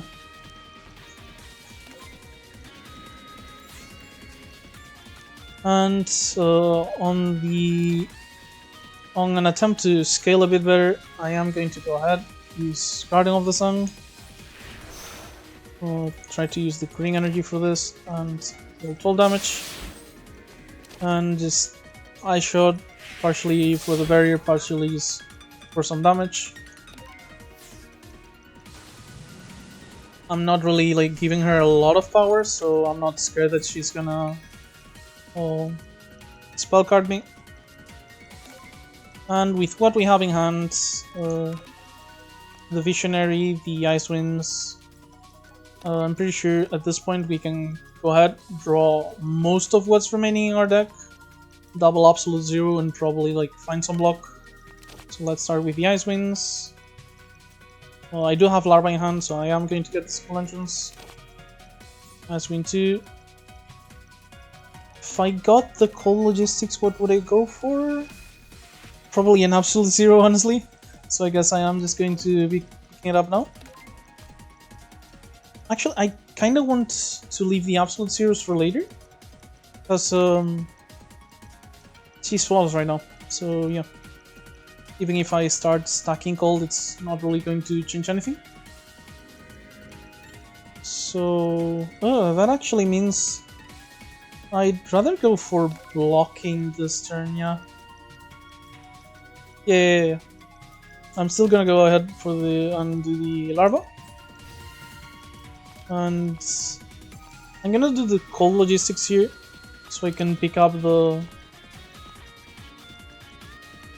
ready for burst, because it's a defense card. That's not the shield really. And I wanted to do it in that moment because the Leaky Ladle was about to proc and I wanted to do Visionary Tuning.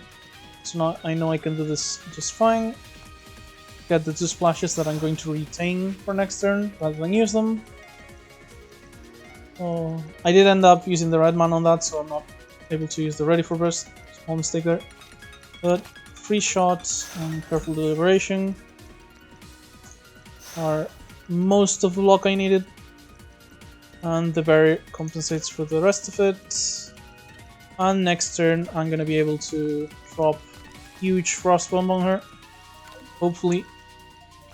So yeah, I'm gonna let the cool entrance go, despite the fact that it's in a way like free to cast right now, because I might get it off of Ice Winds later, and she's flawless right now, so it doesn't really matter. Oh, I might have kept a few too many cards actually. This is 5 cards. I'm gonna draw 5, and one of them replenishes. Yeah, I missed the card draw here. Small mistake. Still, I am going to go ahead and do the absolute zeros now. I only have one of them, but I know for sure that I can get the other one with the Ice Wing. Splash for card draw off of the ladle. This is the second absolute zero. And just keep frosting her, I guess. Yep. Hopefully, yeah, I haven't set it up this time, so hopefully the last card of my deck is going to be a blue one. It isn't, it should, so I missed on a cold and some damage.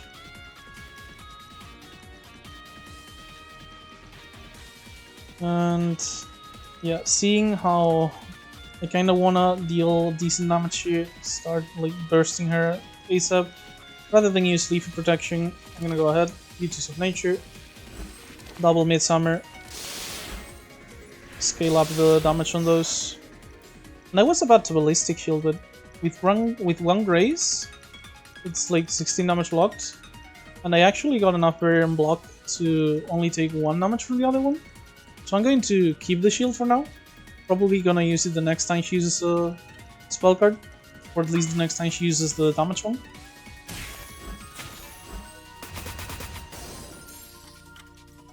But vulnerable and frailed, which is even more of a reason to use the Ballistic Shield. However, I have instant freezing hand, so I'm likely going to... Let me check, I think this is likely what I'm going to do. If I were to fully block here, it's 18, 22, 33, 39...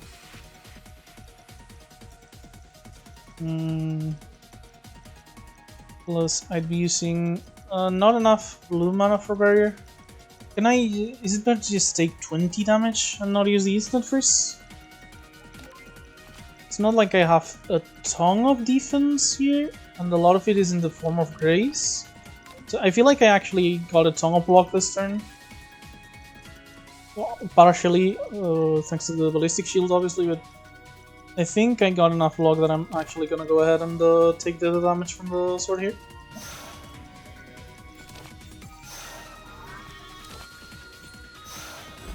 And not like a huge deal, but it does also let me do another Midsummer, which are scaling decently well. And an Eruption here might draw me a card I can use later, so barely even worth using considering it's going to be 2 damage after the beach.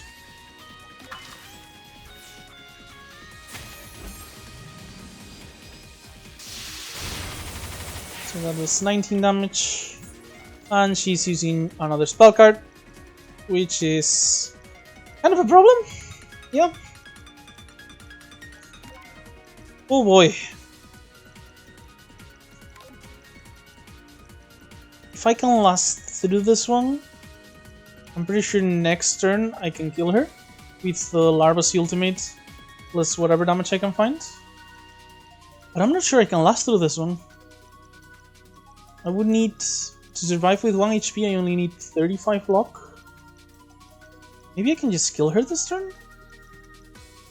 So first things first, I'm gonna draw off of the Leaky Ladle if I do the Visionary.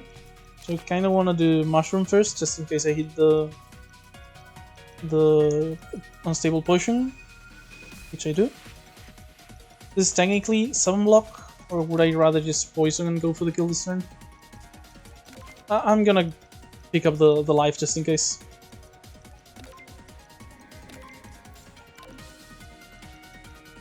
Okay, so I have few enough cards that I feel like Frozen Specimen here could actually generate mana. So I'm also going to go ahead and do this. In fact, maybe if I exile like, yeah, the Shoot here and the Instant Body, just so I can make sure there's even less cards in my draw pile. Well, there's the same amount, but they're part of them Ice Winds. Yeah. And another skill with the pushing in here. Get the Ladle activated. And yeah, I think I'm going to go ahead and try to go for the kill. I already have both of the Absolute Zeros. So let's go ahead and try to hit her as hard as I can with Cold. And I have a perfect freeze available if I need it. This is tipsy already. More Ladle and just so mostly just for mentality, like so I can be sure that I'm going all in. And I guess for the unstable pushing it is kind of nice. Gain mana, gain mana. Going to use this for card draw, plus it is a skill, so it's going to be even more Ladle. Technically going to be like missing 1 card draw. I think it's worth it. Get the Icelands. Get back to the Deliberation. So Free Swim here is decent chunk of damage. Wait, should I upgrade? Yeah, the poison isn't that big right now, so I think I'm going to upgrade my hand. Okay, so the thing is, at this point I do think I have enough block, so I should check if I actually have enough damage to kill with Cold, because if I don't, I'd rather just block. So each instance of Cold is minus 30 HP, so there's 1, 2 instances. The Icelands is pretty much just as much minus HP. And I could get instant freeze from here. Visionary tuning would also help massively. Do I have card draw? I have card draw. And Ladle is 1 off, so I'm actually going to go ahead and do the Amethyst here to gain life, but also to draw 2 cards. I got the instant freeze here.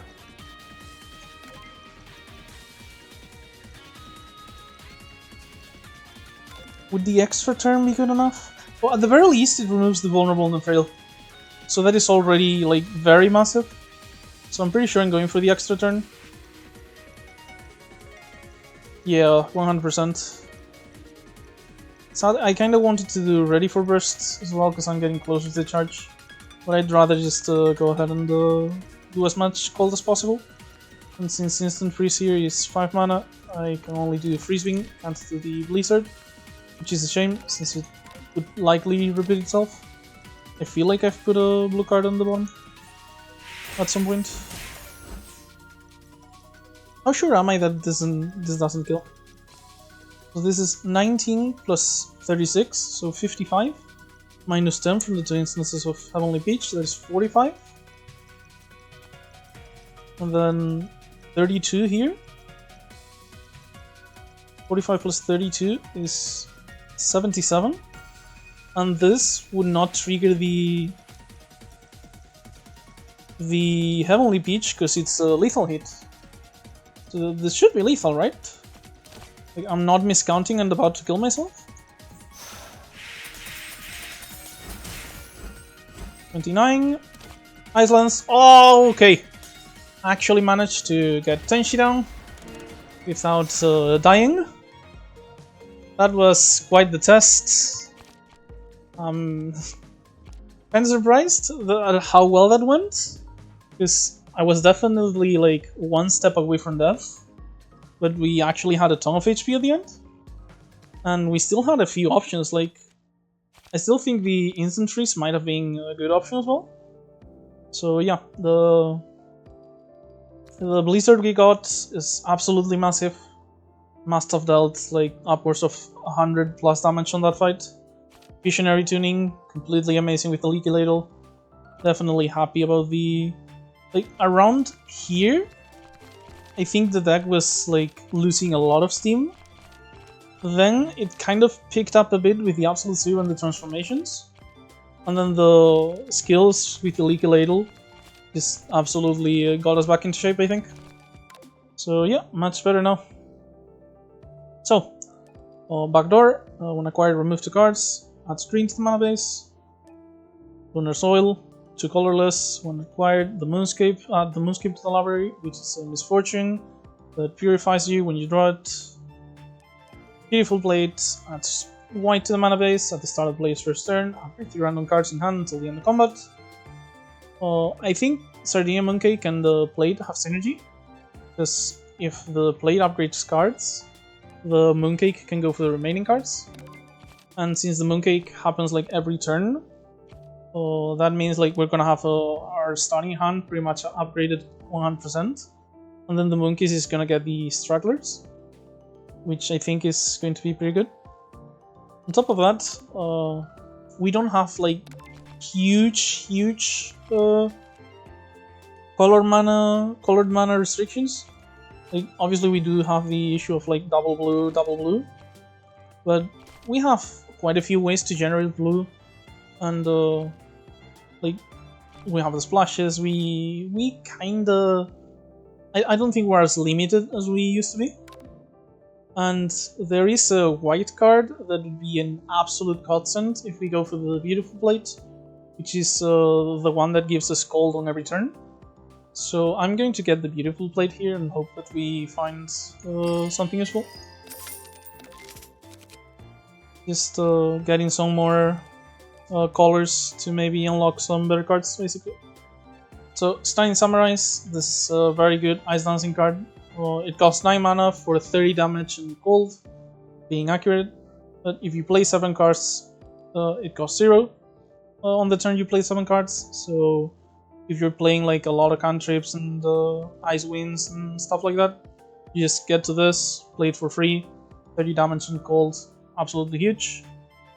Force Adventure here, when you get into the hand, we get 2 rainbows and exile Force Adventure. 3 rainbows once upgraded.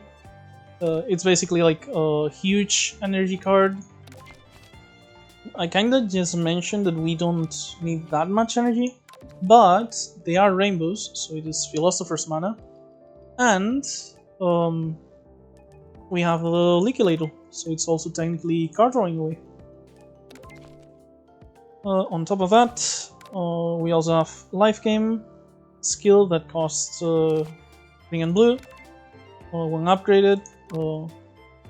Okay, so the adjacent cards to Life Game temporarily cost 0, so it's basically a mana cheating card. And if it's upgraded, it upgrades the cards it reduced. And if it hits Misfortunes or Statuses, it does exile them. So we kinda like both of these because they're like, this is a skill and this adds skills to our hand.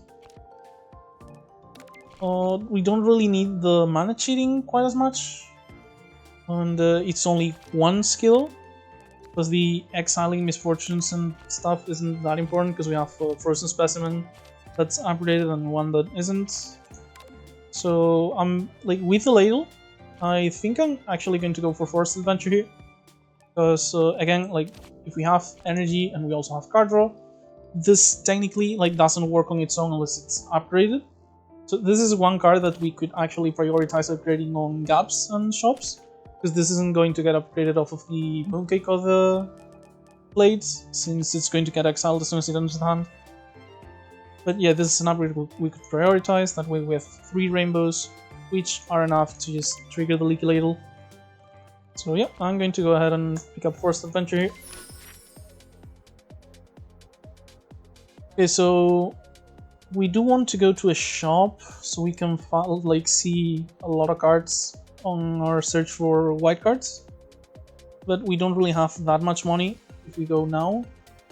Still, this is like an elite right below, so I think this is going to be my path, and after the event I'll evaluate depending on how much money I got and decide whether to go to the shop or the elite.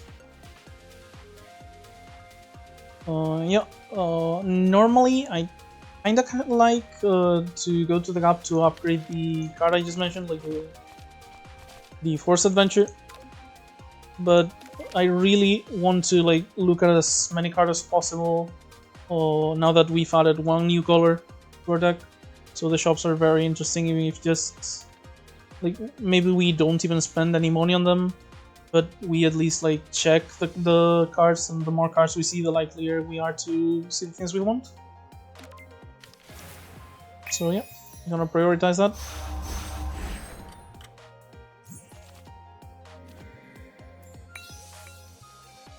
Okay, so yeah, we got the rainbows on our starting hand. These are going to massively mitigate the downside from Long Night. We also have our starting Icewing, so that is already like enough to draw some cards. We have the Tipsy from the Ibuki Gourd, so yeah, very happy about our current position. And now that I think of it, like energy generation is actually going to be always good. Because it's been so long that we like without us being able to use it, that I kind of forgot we had it. But we do still have the infinite card draws of the Ibuki Gourd. Like if our hand is empty, we draw a card. So yeah, energy generation is also card draw in a way. So yeah, let's go ahead, spend the mana on the rainbows so we can get rid of the Long Nights. Nice one as well, same reason. Remembering now that I have the gourd, I can kinda tempted to go ahead and get the splashes, but since we already have 1 absolute 0 here, the other one, the logistics chain, gets us the other one. So I'm going to go ahead and I just drew a larva, so I think I'm going to go ahead and upgrade my hand actually, mostly because this gets us 2 cards. So I can now get not just Absolute 0, but also the Blizzard. We have 8 mana, and this is absolutely a brutal Absolute 0 into Absolute 0 into Tipsy for the extra damage on the Blizzard. And yeah, the Blizzard isn't even going to get through the barrier, but since we already have 2 Absolute 0s, the cold is just going to kill both of these through the barrier anyway. And so we Blizzard. These die to the cold, stacking. Mamiso takes a massive amount of damage, and the reprisal on next turn should leave her dead, if not, like close if not dead. Probably dead. With the cold, yep. So just unturn. And that was technically not, but realistically a turn 1 kill. So that was absolutely great. So on Thing Ice is a decent cantrip and card selection. It is a skill. Yeah, this is basically like blue skill, like a skill for 1 blue that gives us 1 blue. This is basically card draw with the ladle, so I'm just gonna go ahead and take it.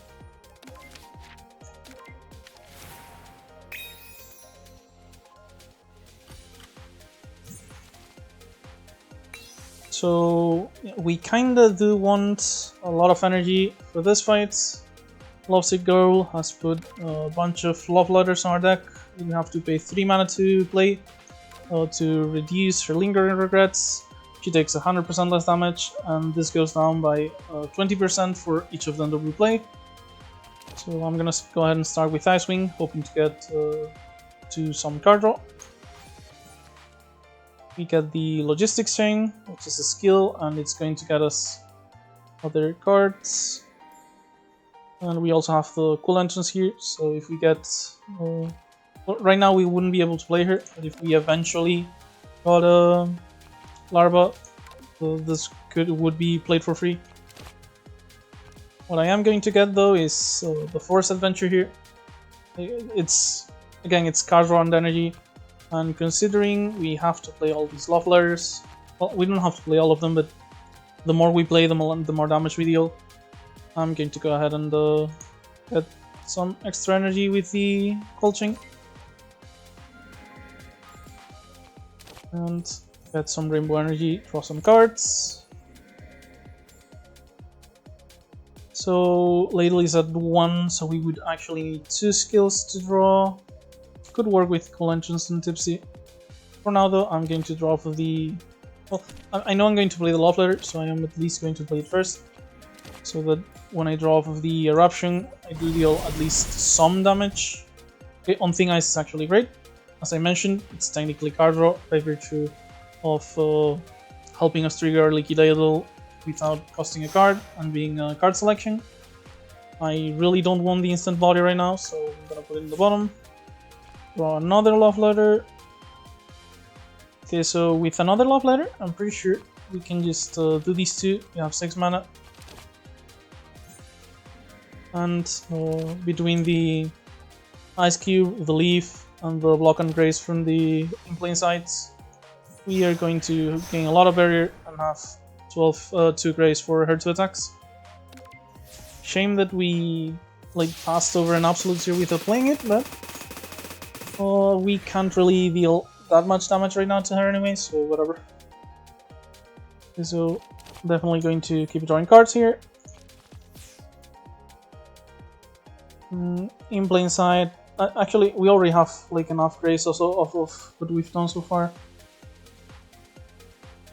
And I only have 1 skill in hand. Oh no, I actually have the Tipsy as well. So yeah, I'm going to go ahead, Frozen Specimen, get rid of the 2 worst cards in the hand currently. Garden of the Sun's not going to be good in this match, because we don't have the mana to spend on Midsummer Flowers to scale them up, and we don't have the time either. So yeah, I'm just gonna exile these 2. Going to Tipsy, just to trigger the Ladle for some card draw. Nothing amazing, but we do at least get the Beauties of Nature here for some more energy. And the Mushroom Specialist. So I'm going to go for the one that gives me mana and the one that deals damage, because I'm at full life right now and it seems unlikely that I'll be taking more damage here. Add the potion to the deck. And do I want to draw cards here? I don't think I do. I'm just gonna Midsummer. I don't want to play the Muscaria because it would trigger Ladle right now. I don't have energy. And if I draw the Unstable Potion, I'm kind of wasting the energy it gives me. Because I would still only have 1 for the Midsummer Flowers I literally just played. So it would be a minor, very, very minor difference.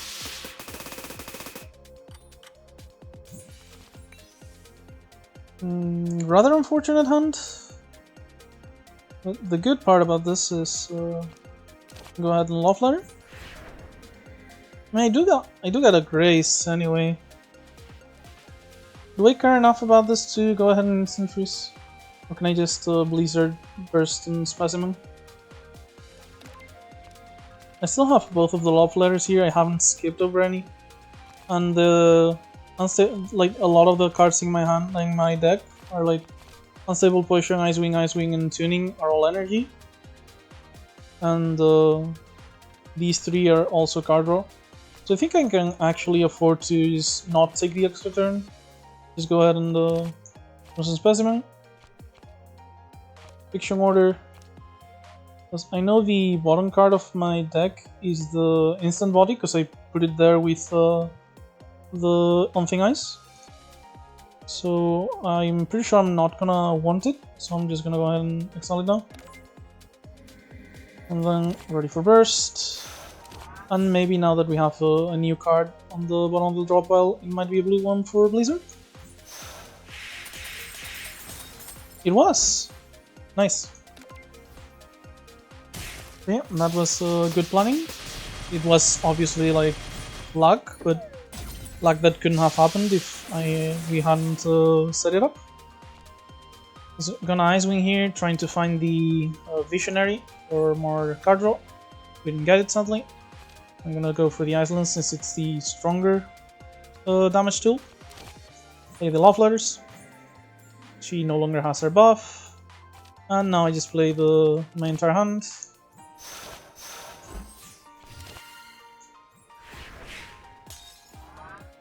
And from next turn onwards, she does not have her buff anymore.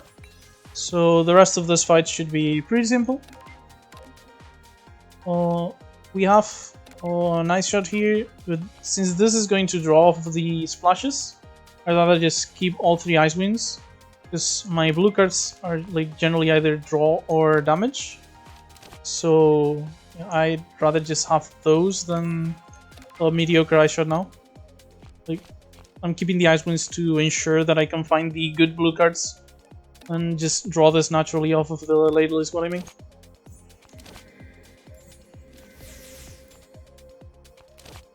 Yeah, I drew like mediocre cards, but I have my Ice Wing, get the Absolute Zero, Ice Wing, another tuning, Ice Wing for Cool Entrance, which is going to be free with Larva, and I already have the Absolute Zero here and she's already called, so that's going to be massive damage. And Absolute Zero, Cool Entrance. Let's put the Unstable Potion in our deck. Do I have any other skill I can play? Doesn't seem like it, because I don't have the red for the tuning. So just block as much as I can. This is already full block, so whatever. I shot, and just so I can like basically stack the barrier and the grace, I'm just gonna go ahead and do this.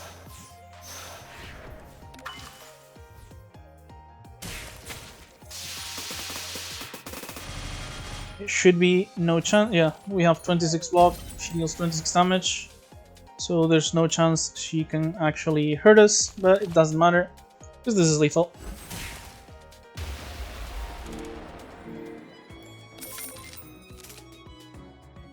We found her. Letty Winter Embodied. And assuming we can upgrade her, this is 5 applications of cold. Absolutely amazing. We do have an upgraded Frozen Specimen here, which is kind of interesting too. But even unupgraded, I want the Letty too much right now.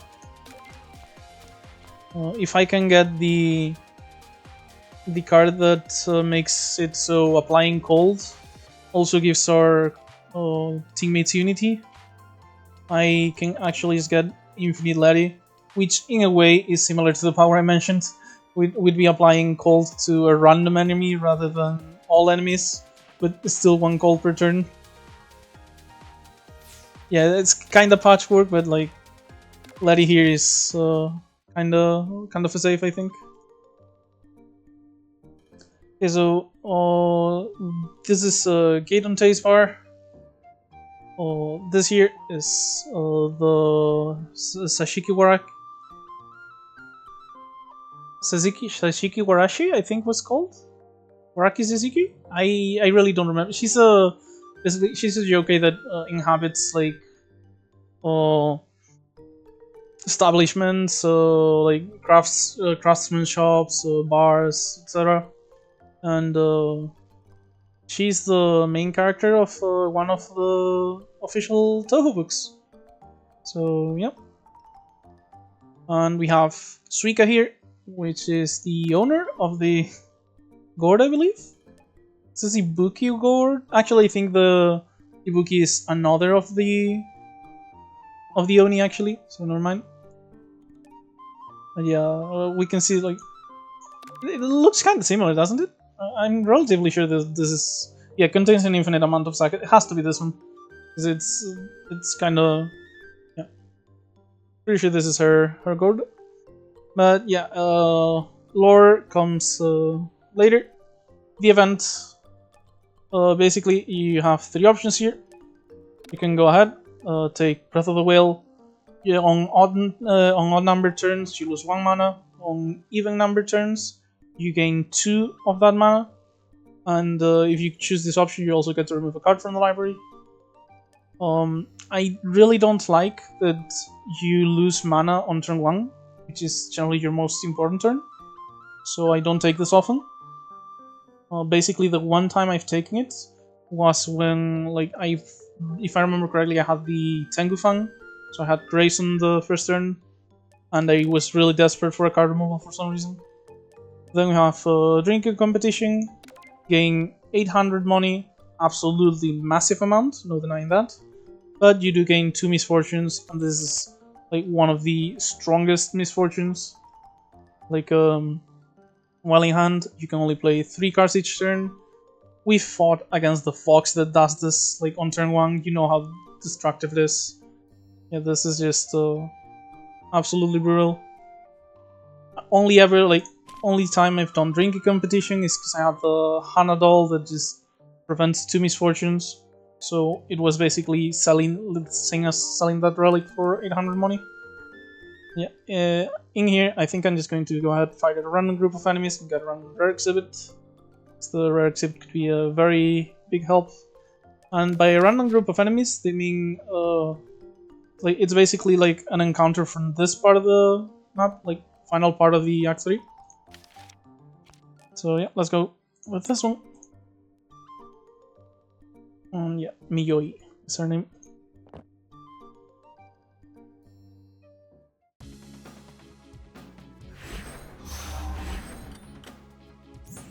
And we get the double Baketanuki. They transform into 2 different characters. And we have a pretty nutty hand, I think. We got the Icewing upgrade for more mana, so I'm going to just go ahead, do all of my energy generation, like mana generation, and draw off of the ladle. We finally get rid of the Long Night.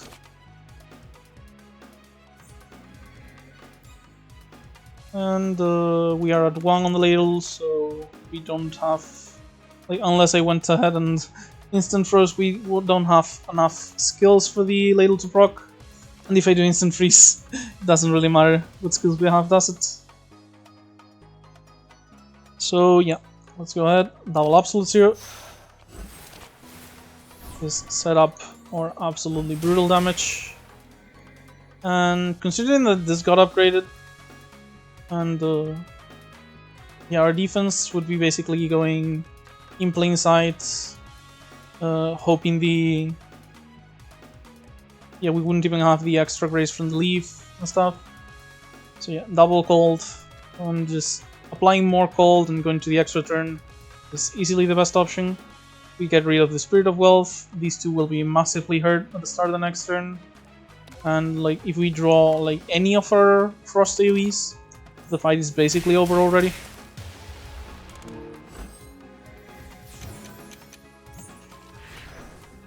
We drew none of those. But thankfully for now, this is just 16 damage. We have our Grace as well, so we're not actually going to be taking any other damage. I don't need to block, but I do want to go ahead and freeze shot just for the cold on the counter attack. Then just go ahead and ice shot for some damage. And I like to prioritize the one that transforms into Suwako here, because the transforming trick like basically makes you draw 1 less card every turn. This one just summons a bunch of enemies every once in a while. So once you get rid of Suwako, this one's a pretty easy enemy. And if you leave Suwako alone for like too long, she might actually just transform all your good cards, and then you kind of screwed. Even more in our case where we actually exile like quite a few of our cards. Yeah, we lost the Cold Logistics chance here, but it doesn't really matter because I did use a nice win, right? What did I put on the bottom? I have no idea. Yeah, I'm going to go ahead and play on Thin Ice, If I see a blue card, I'm going to put it on the bottom of the draw pile. If not, I'm going to draw it because I don't remember if the bottom card is blue or not. So if I can't guarantee it here, okay, I can guarantee it. I'm just gonna put this on the bottom. So now I'm sure that the Blizzard is going to double activate. But we drew Lady here, so it doesn't really matter. Just play Lady. I could just play her, deal 12 in the cold, but just for reference, if you just wait, end of the turn, she gets the cold, 36 damage, easily gone. And we get Gensokyo Chronicle. Whenever we play an ability, we gain 2 life, which, I mean, it's nice, but we've intentionally been kind of avoiding abilities because we're fighting against Sanai on this. But, you know, it's some sustain when we play the Absolute Zeros, I guess. Yeah, just a reminder, we are playing Sanai like we predicted with Futo. So, 184 money. Is it good enough to go to a shop? I think it is. Like, we have a ton of exhibits, we don't really need to like look for fights against elites to get stronger. I feel like certain cards could make us a lot stronger than any exhibit at this point. And then we just find like a ton of blue cards that we don't really intend to use. We do find the lab apparatus here. Whenever the draw pile is shuffled, gain blue energy. Or like bamboo, whenever Cirno grazes an attack, gain green energy. The bamboo with the leaf is a very good synergy. I'm tempted to take it just for that, honestly. Just have Grace be our main source of evasion, like of damage blocking in a way. Very tempting. If I didn't do this, it'd be like maybe on Thing Ice, Swift Cool, Frozen Throne. All three of these look good. Tiny Glacier, also a lot of frost. Like if we upgrade this, it's like 2 mana for cold and the nice wallet. Like now that we have the Blizzard and the Lady, we do have like a decent sources of constant cold. But the Frozen Throne is cold on literally every turn thanks to the bullets. And the Tiny Glacier is 2 sources of cold on a single card. So I'm kind of tempted to just go like Frozen Throne here. Frozen Throne, Tiny Glacier maybe. Or maybe just remove a card and get one of the others. So we're kind of avoiding abilities, right? So I actually just rather remove a card. I'm not like super interested on the instant body, but I guess it's not awful. Certainly better than like one of our ice shots, I'm pretty sure. Plus these ones pollute our Ice Wing pool, so yeah. And I can just get the Tiny Glacier now, which is a much more constant source of frost than any other I've had until now, I think. Sumireko was the name I was thinking of like probably an hour ago. We could trade Cold Logistics for either Gift of Nature, Wind God Girl, or All Hands on Deck.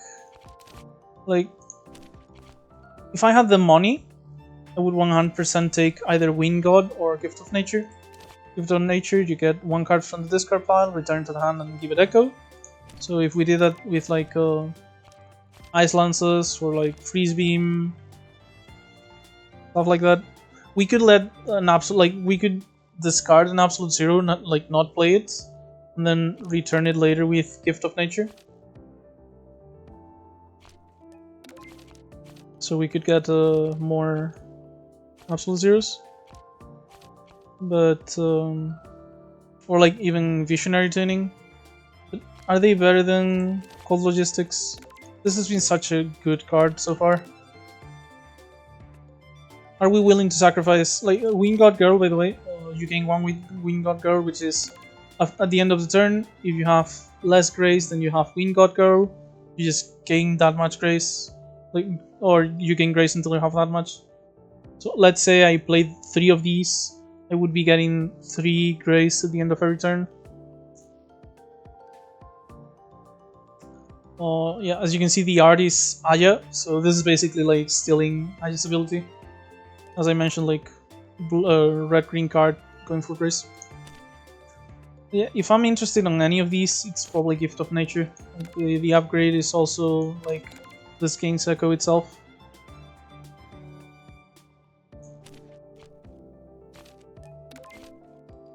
Also, we've gotten a ton of card draw, so maybe I don't really need the cold logistics anymore, and I can just do Gift of Nature on my energy generating cards and my important cards.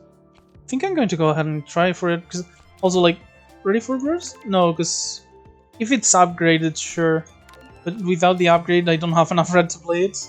But yeah, like ready for burst doing this on ready for burst could get us like a lot of charge for burst. Yeah, I think this is a worth it trade. I've convinced myself. I'll be picking up Gift of Nature here,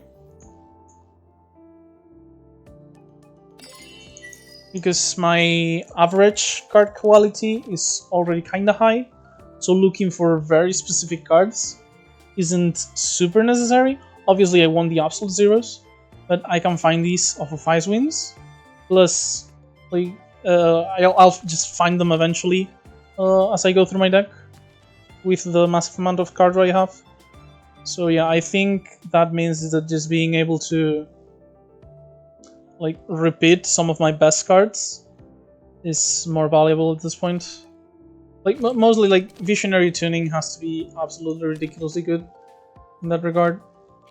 Maybe if I upgrade Ready for Burst, it lets me go into Burst super fast, things like that. So already went to a shop now then, so we just go into a gap. Neither of these matters. Kinda feel like avoiding combats at this point is fine. I already have like the cards I kinda want. I feel ready to go up against Anaya, and I don't think I'll have too many issues against Seija. Maybe like not having too much block, but maybe I can just turbocharge my energy gen and get a panoramic shot to get massive amounts of block, hopefully. So yeah, I don't think I need to do that many more combats, and like I'm going to be forced to do at least one here on top of an elite, or just 2 combats here. I'm just going to go ahead and do the 2 events here. Event, gap and stuff. Having as many like sources of upgrades as I do right now with the Mooncake, the Blade and stuff, I actually don't want to take the Horrible Umbrella. Wouldn't even be like that bad, because I do have the Frozen Specimen and I could upgrade the other one just to exile the curse. But oh, and the Forced Adventure. Is it worth it? Is it worth it to gain a curse to upgrade Frozen Specimen plus Forced Adventure? It might be, honestly.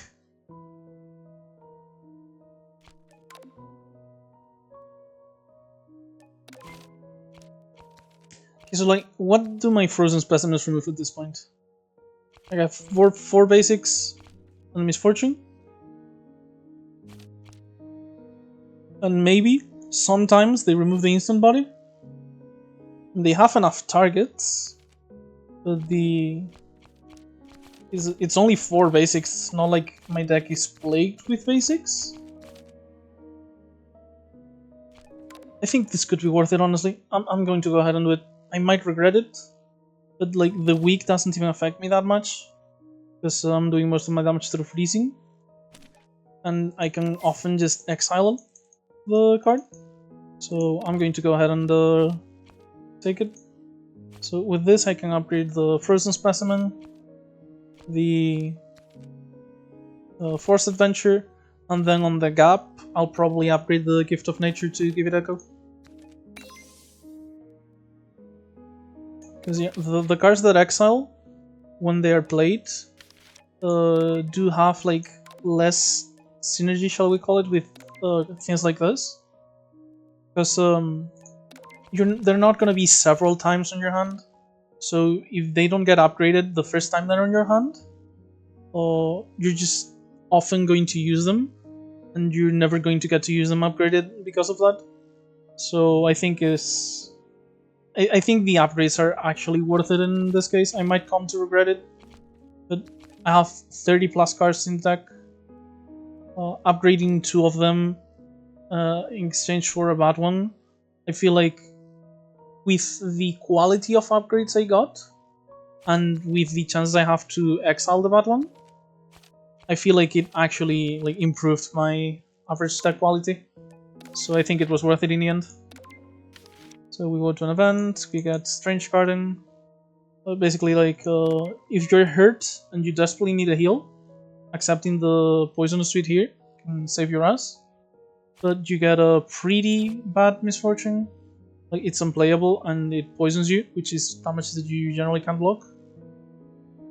On the other hand, if you sacrifice some HP, you get an energy tool. So this is kind of good. We can use 2 of these colors technically. We don't really have white cards, so we can really just use green. But it's like basically colorless energy. I think it's fine. It's nice to have.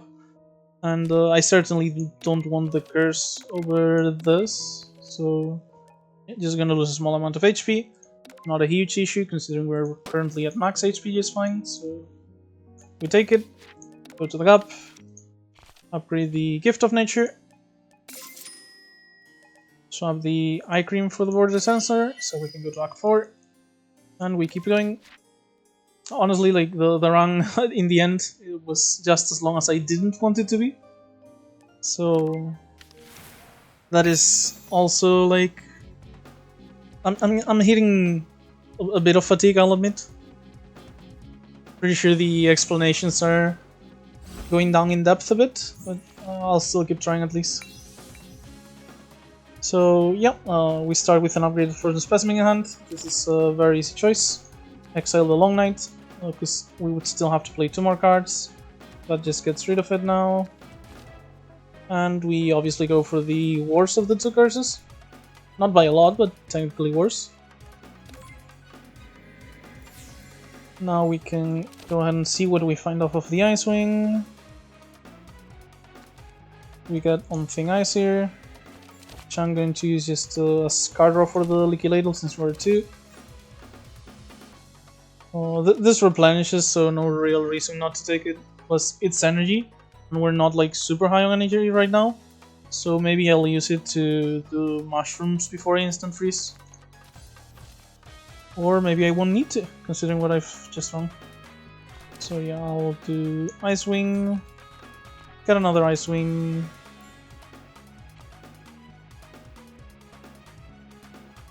I think I want to just Absolute Zero instant freeze.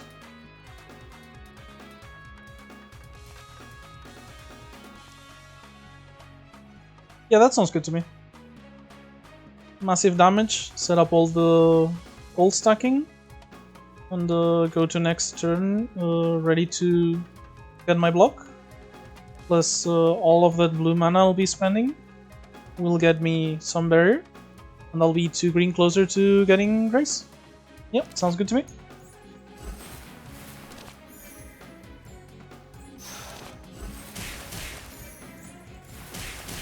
And I'll also heal a bit from the Gensokyo Chronicle now that I think of it. So,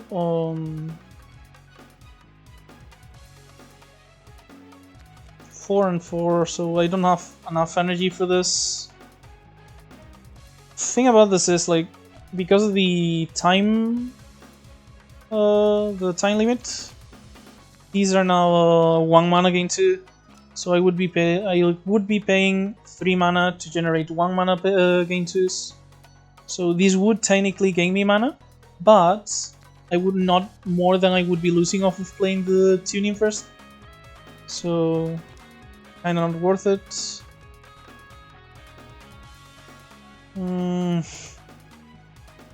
Okay, so this is technically free.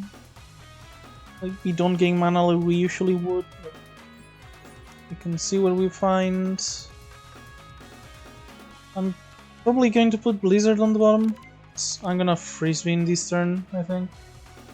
Yeah, I have 7 mana. I think Freeze Beam into Plainside is my best choice. Deals a lot of damage. I'll have 3 Grace, dodge all of Cirno's damage. And the barrier I'll get off of spending blue mana here for the Ice Cube plus the 12 block will be enough to fully block the Eikishiki attack.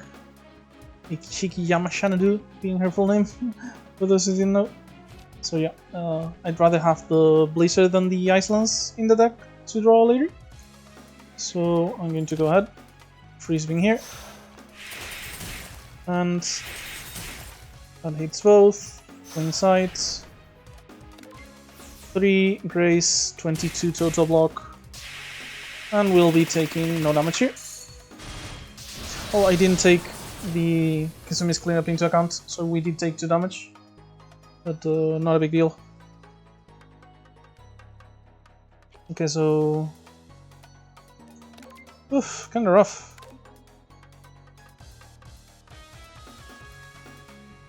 If I play the instant body, I won't have enough for Leafy protection, so for now I'm just gonna see what I draw for the eruption here. And I did get my Gift of Nature. So I'll go ahead, take the tuning here, play it again. Like I could have like played the tuning and the echo and stuff, and then just dong the Gift of Nature on this again, but I kinda wanted to use the energy I get off of the Visionary tuning to just Freeze Being a couple of times.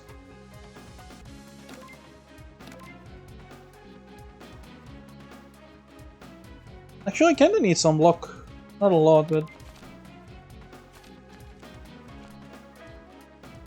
Okay, so I'm going to be getting some flames of the tuning, because it's gonna cost me 1 red and 1 blue.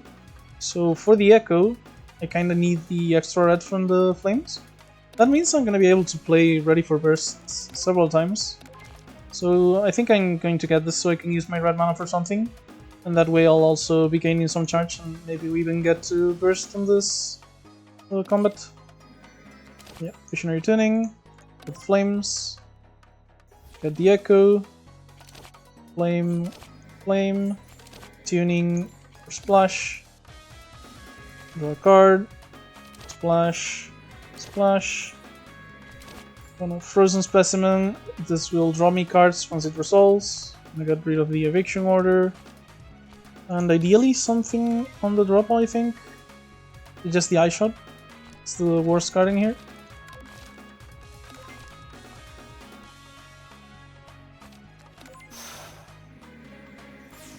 And we draw one of the Ice Winds. But if I get the Ice Wing, am I guaranteed the Blizzard? Not at all. So I'm just gonna get the Blizzard then.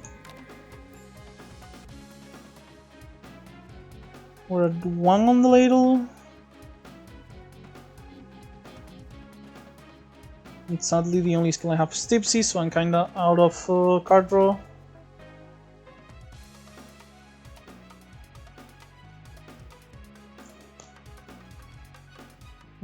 So yeah, I think I'm just not gonna be able to use both of these. So this is gonna get graced. I'm gonna need 19 block for this. I don't have enough to proc the Ice Cube. So Ready for Burst is only gonna be 6 block. With the Echo it's gonna be 12. Guess I kind of wasted the burst. Gonna go ahead and Freeze Shot. Burst. And just play the Blizzard here rather than... Yeah, I kind of wanted to play Laddie plus Blizzard, but I wouldn't be able to block properly if I did that. That's why I did the block cards. And the Blizzard here is not going to do that much damage, but next turn the enemies will be frozen, and we do have Cool Entrance and Tiny Glacier here. I'm happy I tend to overblock, because otherwise the cleanup would have gotten me again. Yeah, so now we just Tipsy. And yeah, Cirno has, like, our copy has less health than us. But in this case, Shiki's the only one attacking, so I'm just gonna go ahead. Glacier and Bullet is going to be a kill. And I'm just gonna larva, I guess. Maybe Beauties. We're gonna have way too much energy next turn anyway. So let's just larva. That way we even get to cool entrance for free. Got some poison on her. Basically guaranteed to die next turn. Block the support with barrier. Just card draw, card draw, card draw. Yeah, we have so much energy right now. This is ridiculous. Yeah, anything I play is pretty much... I could play cards at random at this point and just finish the fight.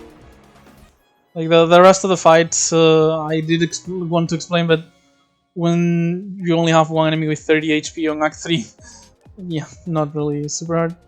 Tengu's Pom-Poms, +1 Spirit, let's start combat. Quite a nice upgrade.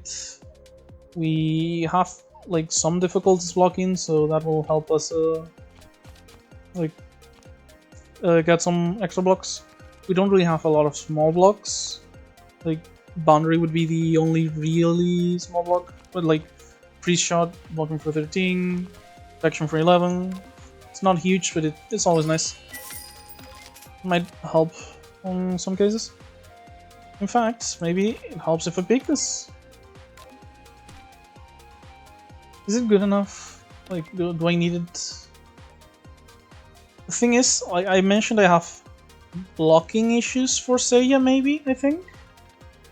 So this is like some block for one turn.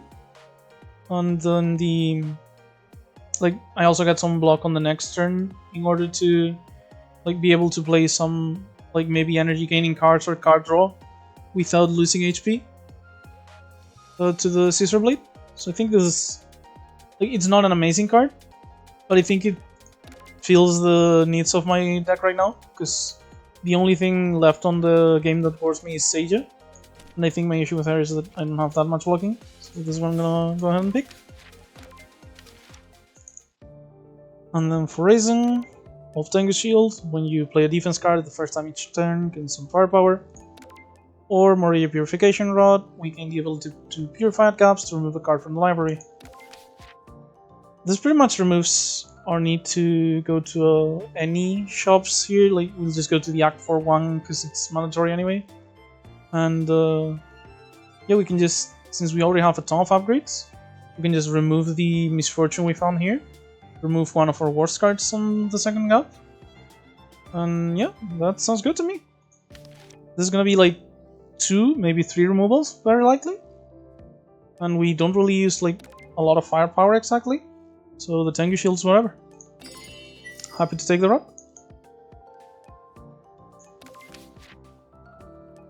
And we just took a rod, so obviously we're taking the one path that has a gap. And I kind of want to avoid combats for the reasons mentioned, on top of now wanting to use the gaps to purify. So if I avoid combats, I can conserve more HP and purify at gaps rather than heal. So event rather than combat there. The interview here gives us one of 4 options. We can get Positive News, which is a tool card that for 1 mana gives us 30p. Negative News and a bunch of money, which is 1 mana lose 30p. They're both limited 3, so they take 3 uses. The Negative News is like obviously bad for you, but you get it in exchange for a bunch of money. Then, because of the gourd, I don't really need like the gourd and the ladle. I don't really need like any more card draw. But there's one of the tools that's available if we do the question. Is 1 mana, draw until your hand is full. And finally, I think we had one that's like healing or something in exchange for like a mediocre card. That's also a tool. And as far as I recall, like I'm mentioning these rather than just clicking accept, because I'm pretty sure as far as I recall, I'm not interested in any of the things that this event offers me.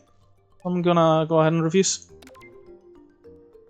because that's why I was mentioning what the 4 options were. Yep. So just go. Oh no, no, no, no, no, no, no, no. So these are the flawless Lunarians.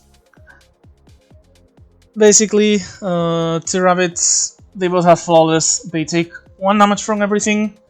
So what you need to do is actually just deal 22 or 20 respectively instances of damage rather than just high damage numbers. I'm pretty sure this is the most hated encounter in the game. Just doesn't matter how overpowered your deck is. The only thing that's getting through here without spending several turns wailing on them is like an infinite, and that's only because you have to, like, you do it 22 times, 20 times. And well, not even every kind of infinite. Like if you have something that gives you infinite mana that you then sink into an X cost card, that's not gonna work either, unless the X cost deals like damage 1 time for each mana spent or something. But yeah, this is just going to be a long and grueling fight. Outside of that, it's relatively simple. You want to focus on damage instances rather than actual damage. So at least the cold does mean that we're getting 2 damage instances, like the actual damage and the cold. Not with the cards that only apply cold, but with things like Freeze Being and Blizzard.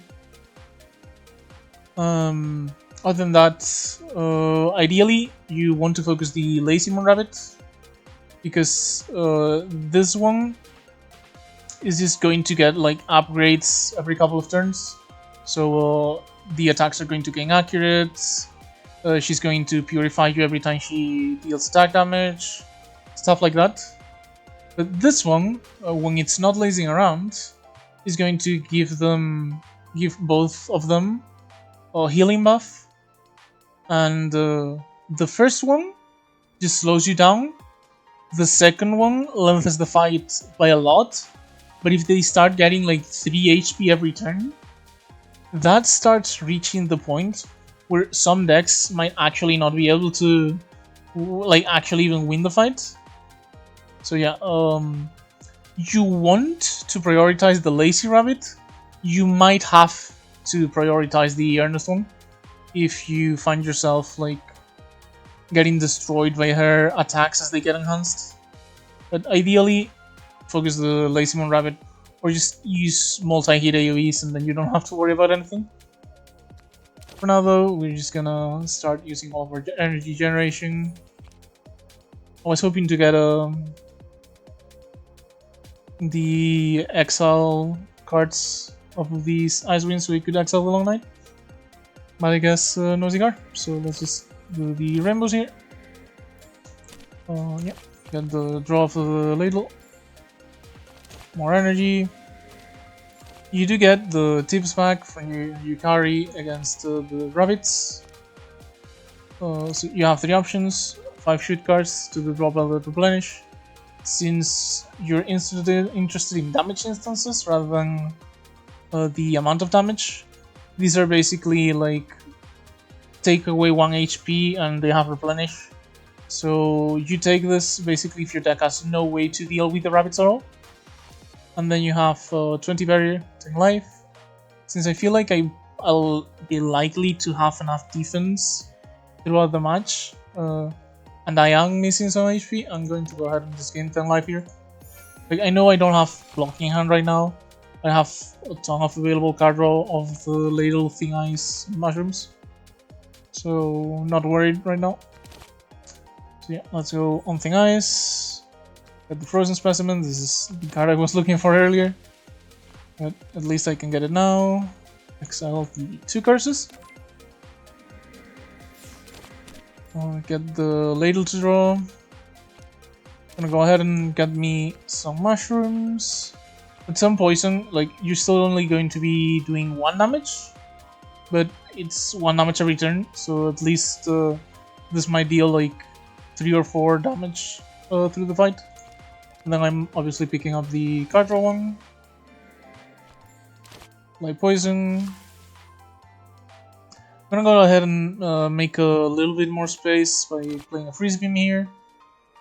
Since this is going to draw 3 plus 2 from the leaky ladle.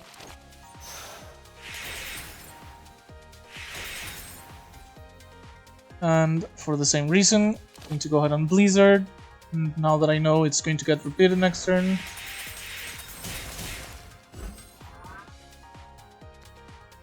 And one good thing about all of these rainbow energies, they count for every relic that asks you to spend a certain color of mana. So if I spend one rainbow, both the ice cube and the leaf go off one counter. And that also means any attack I play with it also gives me charge off of the mini hacker. Yeah, let's get some card draw. Ice Wing, Absolute Zero. This is like mostly to get it out of the deck, honestly. Since it's an ability, it's going to go away, but it's not like dealing more damage than any other cold is dealing, so. And then I'm going to go ahead and since I have like I'm gonna get one more activation of both of these if I spend all of my mana. So I'm gonna have 2 grays, 15 barrier.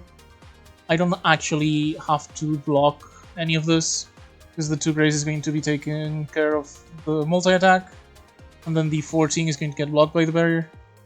So I'm just gonna go ahead and larva, full entrance, and I could either instant body just to remove it from the deck, or Melancholy plus Icelands. And since this is AoE, I think I'd rather just do that.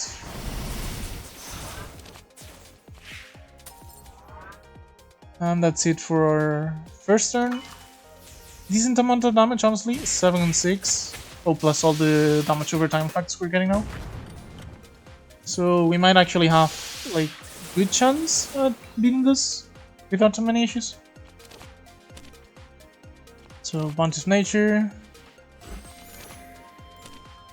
Not even sure these are worth casting, honestly. Because we have enough grace for this, so we just have to worry about the block.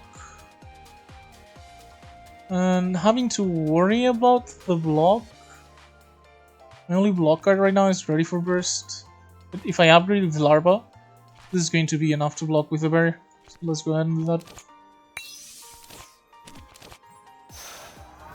Now I'm going to Icewind, see what I got. Frozen Specimen here. This is going to go ahead and get the Ice Shot on the Tiny Glaciering Hand. No, actually no. The Midsummer, because the Tiny Glacier is 2 mana for 2 instances, and the Ice Bullet is another 2 instances. The reason I'm exiling cards in my hand is because I'm trying to get to 0 cards, so I can just start drawing off the board.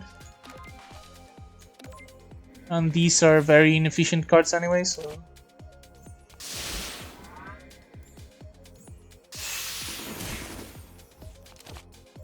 Now we deal 2 more instances, draw Careful Deliberation. I'm gonna go ahead and draw 3 cards. Sadly, I don't have red mana for the tuning, but I am going to go ahead and Ice Wing. Get another Ice Wing. Oh, my plan was to Absolute Zero, but one of the mana was green, so I guess it didn't matter. So I'm just gonna go ahead and spend my mana, keep the Ice Wing. Since if I do this to gain double blue, for like Absolute Zero, I'm still gonna be wasting the green mana. This is at least the more mana efficient play.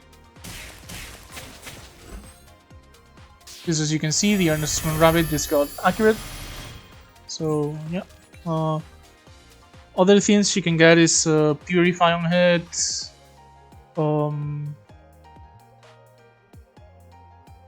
Can't really remember what else. Well, I know she has more than those 2. But I can't remember what they are right now, sorry. So, Gift of Nature, to get things that have multiple damage instances, or, you know, just for the Visionary tuning. Yeah, let's go with this. So we do this, We already have blue mana, so we want to add flames. Flame. Draw 2 cards. We don't have enough space. Flame again. Tuning again for splashes. Same issue as before, but what can you do? Maybe damage and draw. Okay, so I'm gonna go ahead and Ice Wing here. Freeze Beam is 2 damage instances. And we do have a Gift of Nature here. So doing this into gifting it for 3 Freeze Beams means this is going to die. This is going to have 2 HP left. Well, maybe it'll have 3 and cold. Because I didn't have any instances yet, but you know what I mean. It's gonna have 3 and cold.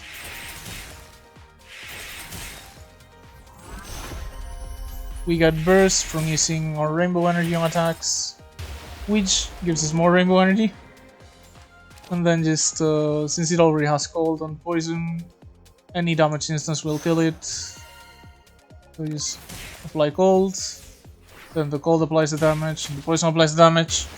And as you can see, if your deck's strong enough, the fight is a slog, but it is not like super hard. Definitely a very slow fight though. Okay, so summarize, we don't really need, like, if this generated energy on the turn you play it, I might be interested. But we're not like super setting up here. Butterfly's Wimbits is a card that you can upgrade any number of times, so should be obvious that it is way too late for it. Remote support, just 1 of 5 random non-Cirno cards to add to the hand. Temporarily costs 0 and has exile on Ethereal. This looks like a good enough card, honestly. 2 mana, we choose from 5, so we're likely to get more than what we pay for it. I think this is fine. And like, maybe we get access to things we normally wouldn't. Because we're still like, this helps, but we're still like, if we could get like a huge block card, we would be very happy about it. Like maybe a barrier card from Rainbow or something like that. I'm gonna go ahead and pick remote support here. As I mentioned before, we're gonna purify away the Scar. Not gonna repeat the explanation because I already said before. Let's go to the elite. Lumpy's should be a very easy elite for us because we have a good chunk of AoE damage. Basically, every turn she has no allies. She's going to spend the turn to summon 3 random fairies.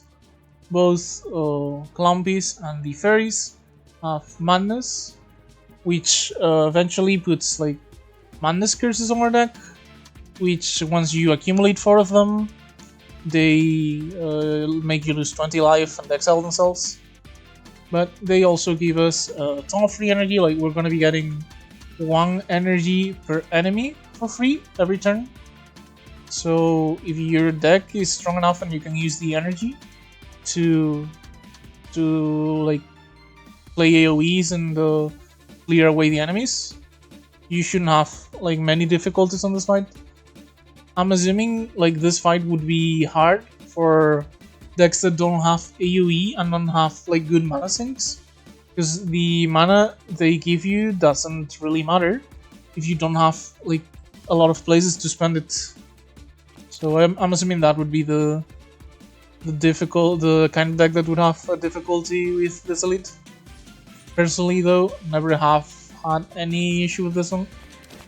So this is still 2 cards, so this technically saves me 1 mana.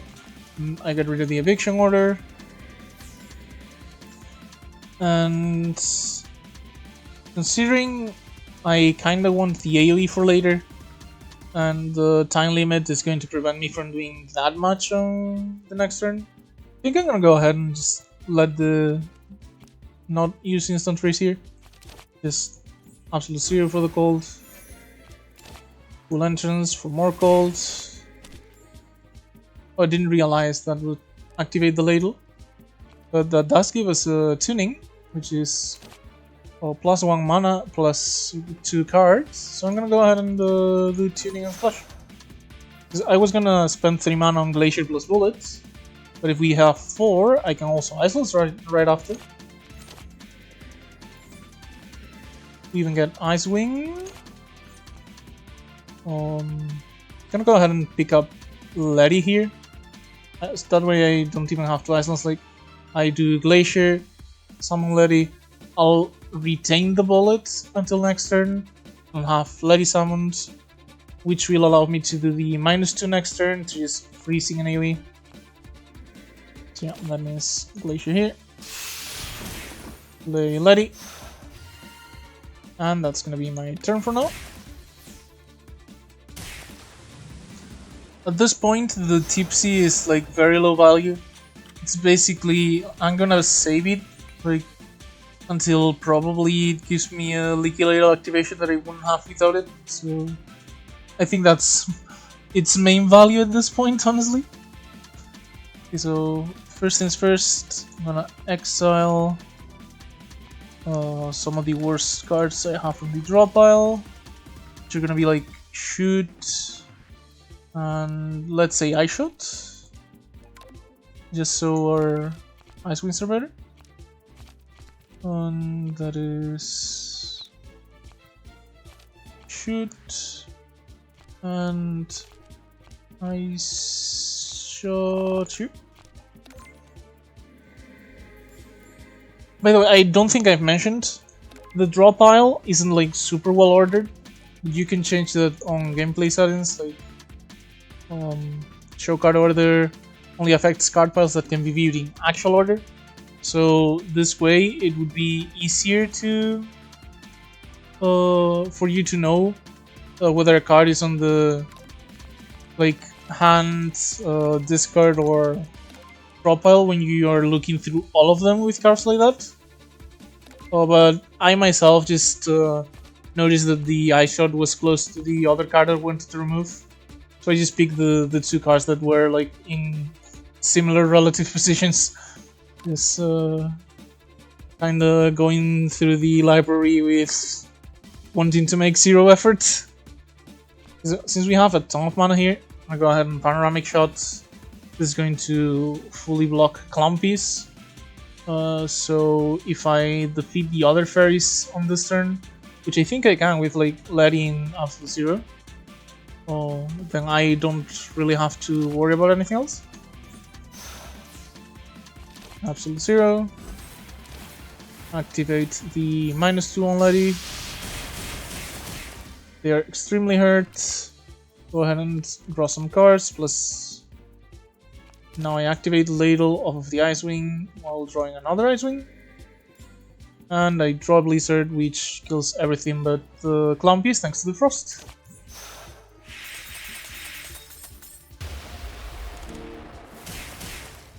Yeah, the barrier does nothing against our cold. Like, notice how she still has 60 barrier. She's almost close, like already close to death. So do we have any colding here? We might still be able to use. We have the freeze beam, and we might also see the Icewing, which means we can use it to check again. And the only bad thing would be Thing Ice plus Eruption, in which case we pick on Thing Ice and just keep drawing cards, I guess. So yeah, using the Icewing here is strictly optimal, I believe. And we don't even have to worry, we just get the Freeze Beam on first attempt. And the reason I wanted the Freeze Beam is because this is cold with the mana we had left over, because I was intending to Ice Bullet all along. That is exact mana, a ton of cold applications, and Clumpies is almost gone.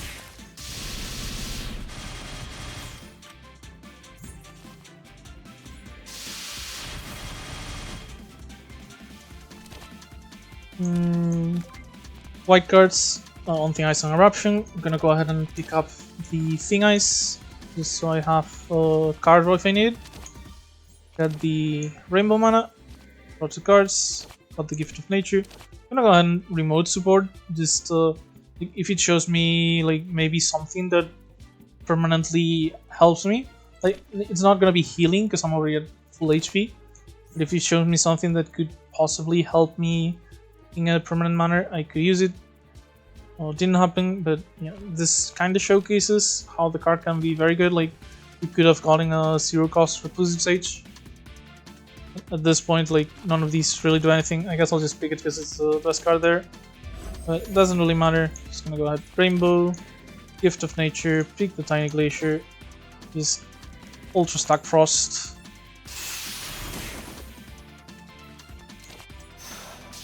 And we didn't even get through her barrier, but Decal just annihilated her. 1000 Rods. Ironically, my last practice run, I got this off of the get a random rare exhibits in exchange for all of your money on the starting choice. And then I discovered like 3 amazing relics and died to the Act 1 boss because I went too hard on the dowsing, had 450 money, ignored the shop just to go to another gap to douse, and the shop would have most likely had like pretty much anything the shop could have had could have gotten me out of the bind and found myself on the Act 1 boss, so yeah. But yeah, the 1000 rods are like decent if you have nothing else to do at gaps. Like let's say you don't really have any money relics or anything like that, and you're going to gaps, but you're basically upgrading cards that you're not super interested in because your deck is still small or you already upgraded all of your important cards and stuff. Then the dowsing rod just lets you have something extra to do at gaps. But right now we already got the purification rod, so we're gonna be removing cards anyway. So the 1000 rods are like a little worthless, I believe. Not interested in a second larva at this point. The emergency defense is maybe kind of what I wanted. I kind of like this actually. It is 3 mana, but it's 28 block. And a big defensive card is kind of what I was looking for, isn't it? We can retain it, so on the turns we're actually like going to play a ton of cards. We played this before, and we have the block to play cards. And it could even help on the like when we don't find enough grace or other defensive options for when we're getting attacked. Yep, this is kind of what I was looking for. Right on time too, because we're about to go to Sanai. So yeah, purify, get rid of another basic. So I would say the ice shot, for the same reason as usual. It's polluting my ice wing pulse. And go ahead and fight a Sanai. So the thing about Sanai is, well, she does start with 3 amulets, which can be rough for our freezing deck. But also, very importantly, she gains 2 firepower every time you play an ability card. But the fact that she just steals some spirit off of you turn 1 means that turn 1 you can set up like a lot of your abilities, and that might actually let you just roll Sanai like this without caring how much firepower she has. So even when she's strong against abilities, like if your deck has abilities in a way that makes you like super defensive, like you play a bunch of abilities that maybe give you extra spirit, give you block each turn, stuff like that, maybe then you have issues because the increased offense might screw you. She has a lot of multi-attacks. But if you have abilities that you like set yourself up and then you just burst the opponent with all the extra power you've accumulated, then you don't really care that she has firepower. In our case, like we didn't really have a ton of abilities, so we didn't like we weren't bothered regardless. But yeah, like just remember in Sanai's case, even if your deck is an ability deck, like you're not that weak to it. You're basically turning it the fight into a damage race. You become a complete glass cannon. But if your cannon is hard enough to removes an eye before she breaks your glass. I think it doesn't really matter that you're an ability deck. Just remember that if you know you're going up against her. In our case, however, like we only care about setting up our absolute zeros. I probably won't even set up the instant body. Might just choose to exile it with one of the frozen specimens. Yeah, let's go ahead and do our thing. So as usual, we're starting with just gaining a bunch of energy, getting rid of the long night by playing our rainbows, which triggers Leaky Ladle, gives us some card draw. The cool entrance makes me kind of want the larva, so maybe we can go ahead and try to draw a bit more. This skill might get me another skill. Yep, the visionary tuning for double splash. So we have 9 cards in hand, so we're gonna draw 2, so I think we can do this just fine. We got Gift of Nature here. We don't really have enough red for the tuning, but we do have like a bunch of rainbow energy anyway, so maybe it is something we could do. For now, however, just another splash. Go ahead and Blizzard. Let's start getting the damage. We have to get through the 3 amulets she starts with before we can actually hit her with our cold. So we start off slow, but once we get going, I'm pretty sure we're gonna destroy her. Set up more powers. That is an energy one, which is why I used it despite giving her firepower. The more energy we have, the better. Yeah, and now that I have made a bit more space in my hand, I'm gonna go ahead, get the visionary tuning. Ladle is going to proc. So I have. Oh, there's actually like since this exiles, there's actually not enough fights left for me to completely even get rid of it, because I have this on Seija. So it's still gonna have one use when once I use it on Seija. So I guess there's no reason for me not to use it here. And yeah, just go ahead, splash. Get alright, because we get the echo. Forgot about that. I was calculating that this was the 8th card and we draw 2, but we get the echo here. So I did miss a card there. So we have 8. This sends us to 9 if we add 2 cards. So let's first do something else. And that something else, I guess, is going to be the Calendros. Because in a way it's a waste of mana, because we maybe could have waited until we got Larva to use it. But we're either wasting mana or wasting cards here. So don't really mind using it here.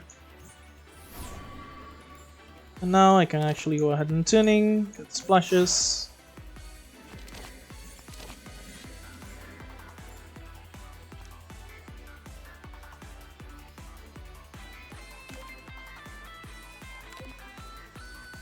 Going to go through almost my entire deck at this rate. Okay, so I want to make space in my hand. Cheapest way is to just shoot here. Go ahead and Mushroom Specialist. Definitely Unstable Potion. And I'm gonna pick up the Poison, not because I'm interested in it, but because it removes an amulet, and that way we can get the cold stacking a bit sooner.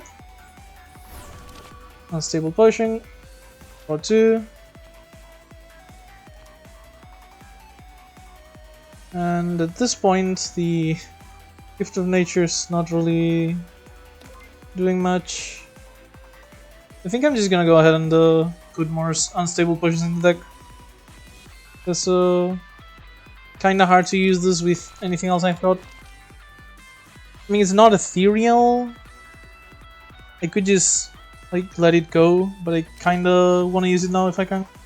So yeah, I'm just gonna go ahead and get some extra potions basically. And I'm gonna draw a card, a full hand. This I'm gonna drop ready for burst. I don't think we'll be entering burst on this combat, but who knows. And now we have like 3 potions. Yeah. Frozen specimens. We have, with on thing eyes, we have a lot of card draw here.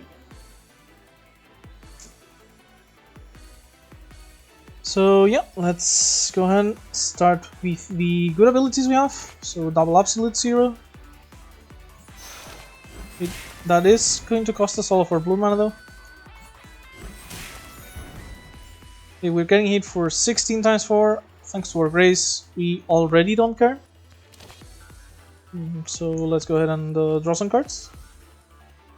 And remote support here could get us like a lot of good stuff.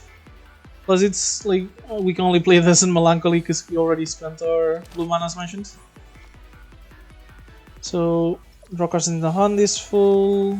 Don't really think like any of these is... Actually we could get the unstable potions, so that could be interesting. Then if the target's poisoned, which it isn't, so this would just be apply 7 poison, 15 damage and cold to each enemy. This is a Marisa card? Yeah, this is one of the few Marisa cards that do cold. You can see her using the mini Hakaro for Frost this time. And Mushroom Feast and Magic of the Mallet. Honestly, despite being an ability, I think Magic of the Mallet here saves me a lot of energy. And saving energy also means getting card draw. So I'm actually gonna go ahead and use it. We already have plenty of blocking for this turn anyway. And with the amount of mana this saves, we're likely to get more on future turns. So not really worried. I draw another blue card, so I have to go ahead and end my turn here. Sadly we didn't draw any of the potions. And yeah, we grace fully. Get some of the barrier. We did get weakened, but not a big deal. And we're getting hit for 48 accurate. So we start with Boundary because it's free. Just do I go for the larva?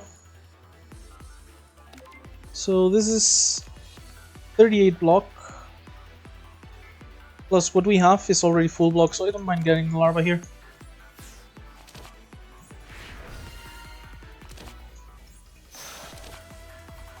We go ahead and Midsummer Flowers. This with the mallet is like the Magic of the Mallet is very good because it costs 0. So now our Midsummer Flowers can basically scale for free in a way. So the larva here will be our card upgrader when we have a hand that needs it. And if and or when Sanaya recovers her amulet, we are going to be getting rid of it with the poison. So let's start with 0 mana poison and the skill for the ladle. She's not cold yet, so let's save the Islands for now. Go ahead and remote sport.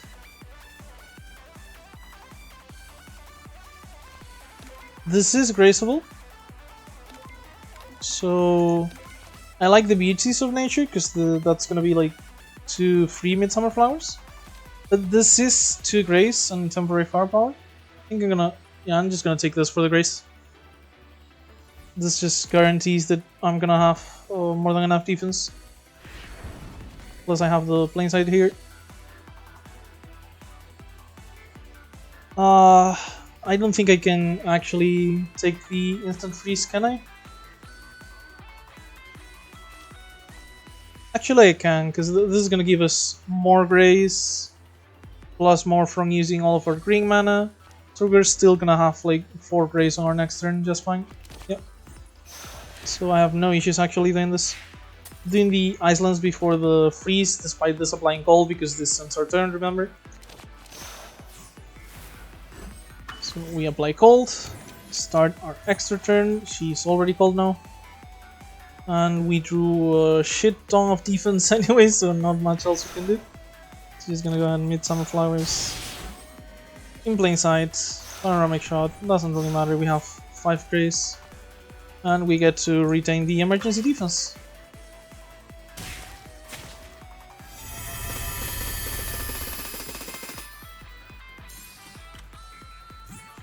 weakened again.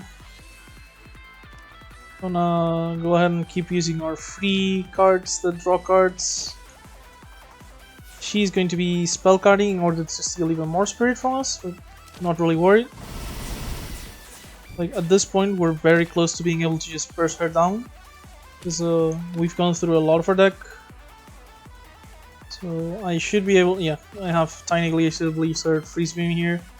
If I get like the Frozen Specimens relatively early, and I just get to exile like the basic cards and the statuses, the Ice Winds will just let me get all my freeze cards and start destroying tonight. So I have to remember my bottom card is Shoot, so I didn't get anything from looking at the bottom card of my deck to see if it's blue. I remember that. Let's do this for some card draw.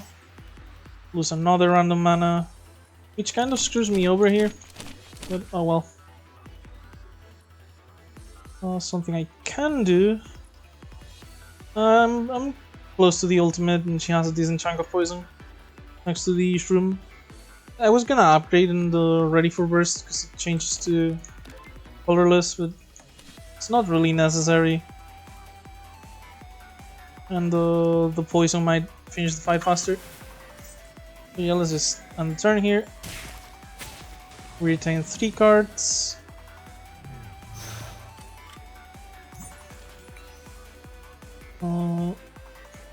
We have a potion, shoot, and tuning here, so I'm definitely gonna exile the shoot.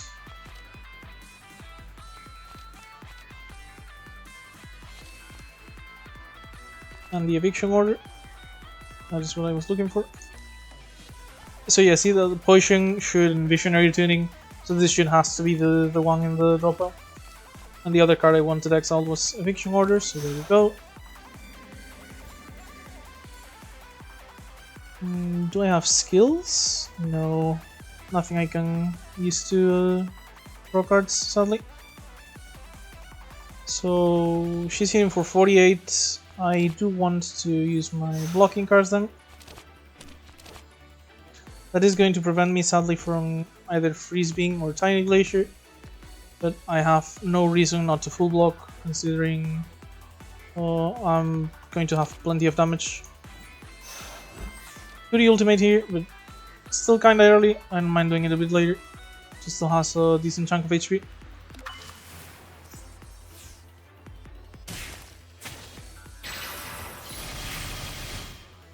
We apply cold with the freeze shot, potion, try the winds, and I'm gonna start off with the winds because I'm gonna start off with the tuning. Actually, it clogs my hand, but I can just do both of these splashes now and just activate the ladle immediately. And there we go. Freeze Beam for some ice. And yeah, let's start getting our glaciers now if we can. Laser and Tiny Glacier should be close to lethal, if not actually lethal. It's just close. So let's worry about blocking now. So panoramic first, so I have the most possible mana. Freeze shot, Calling of the Sun. Need some more flowers here. So that is 18 times 4, this is 72, I'm pretty sure. So it is going to hurt a little bit, but I get to just apply 18 poison, trigger it, and it might not even hurt. So like this gets her down to 47. The cold hits for 36. She's gonna have 11 left, and the cold hits for 9. She's going to have like 2 HP left or something. That's unfortunate.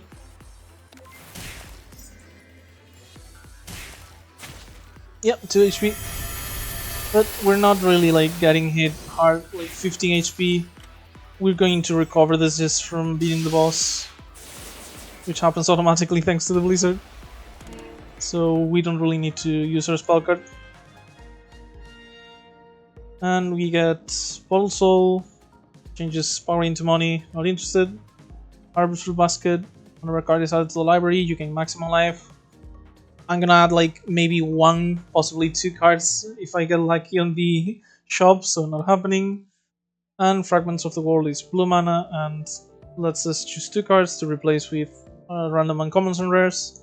So this is just basically our way to say goodbye to our 2 of our last basic cards, and we'll probably like Dowsing Rod the last one the next cup. We got Frozen Matrix and Gathering of Dranconi, which are not amazing, but could help. I do have a little bit more Frost now, so maybe this is useful. And I don't really need card draw, I think, but if I do end up needing it, it's a very good one. Like, when I need card draw, this is going to be a lot of it, so yeah. As for cards, at the end of the Cirno's turn, deal 2 damage for each enemy, to each enemy for each card play that turn. Not really like super interested. Even like upgraded, it's like every time you play a card you're dealing 3. It's like that's basically what Sage is doing to me, and I have 80 HP, so she has 999. Not really interested in going for symmetry here. Windbeat's Flight, 20 block, apply 1 weak to each enemy, and if I have a Larva in hand, 6 poison. This could be a good card, like the Larva scales poison a bit. I'm still looking maybe for like some more blocking. Like, yeah, Frozen Matrix will help. But yeah, I don't see why not. I do have Larva. Poison could help. The block is like pretty nice in my opinion. So it gains Retain and 2 poison. Kind of a bad upgrade honestly, but I don't mind. It's unupgraded right now anyway, so yeah. This looks good enough to take to the Seiya, I think. Again, mostly because I kinda need block cards in my opinion. So, not interested in any of it, I think. Cucumber missiles, okay, but like against Sages specifically, it's a bit worse. Stone stackings, maybe slightly delayed, you know. These are all kind of basic cards that I'm not super interested in. Mushroom Specialist is nice, but this one's upgraded. And the Frozen Throne's like not super relevant. I've already gotten past Sanai now, but kinda it works with the Frozen Matrix, Tiny Glacier. I guess I could take it. What would be the alternative? Like, so on the gap I can remove, but I can't add. So I'm gonna focus on adding here. Just upgrading, and then I'll just remove at the cup. I'm not super worried about this costing 4 at this point in the game, so I'm gonna focus on the Frozen Matrix, because if I upgrade this, it goes to 2 Frost Armor, and this is actually like okay. It's a decent chunk of block if I manage to stack it up with the different gold cards I have. So I'm gonna go ahead and upgrade this, yeah. And let's just go to the gap, purify away the last boundary, and Seiya! Finally, after almost 5 hours.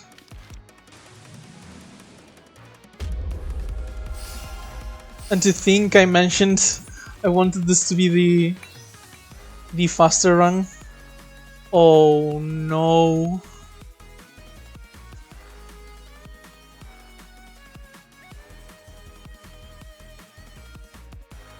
You remember how I mentioned, like, if I predicted Seiya's first object was the gold cup, I might not have done all of this. Because like a lot of my cards are like super hard on the ladle. Like my upgrades rely on the mooncake. My ice cube and leaf are like my two best defensive resources. The gourd was giving me card draw. I'm fucked.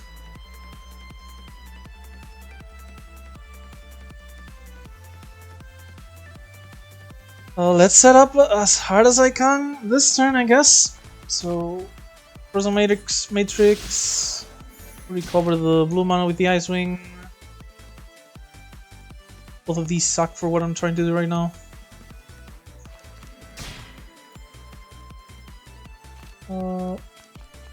Mushroom Specialist. Unstable Potion was still one of the ones I was looking for. The other one's going to be Cardinal, I guess. Unstable Pushing. Draw of Ladle. Out of mana. Yeah, this is doomed. This is super doomed, I'm pretty sure. So what do I have left? Hakuro. Oh, I didn't even block. I didn't even block. So I have the Hakuro, the winds don't do anything anymore, the play doesn't do anything anymore, the fragments don't do anything anymore. So I have one relic. Christ. Okay, so yeah, let's try and get rid of the bad cards, find the good ones. Eviction order. I'm not even gonna exile the eviction order because I've already discarded it, and I need something like for now. So I would be exiling. Without the relic, the tuning is actually awful at this point. I feel like. So I got it for card draw, and this is like 6 damage off of the Seija effect for 1 energy. So I'm actually gonna be picking this, and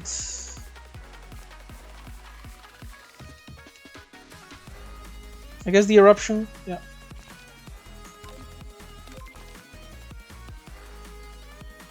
Tuning, eruption,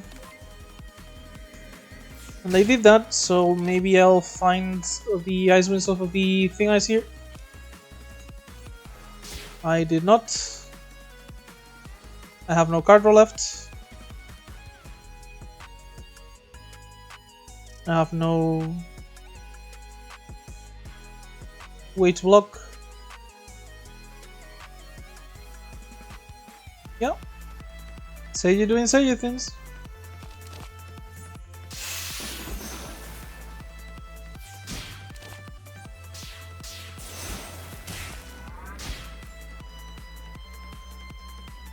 This has to be the most depressing ending to a run I've ever seen.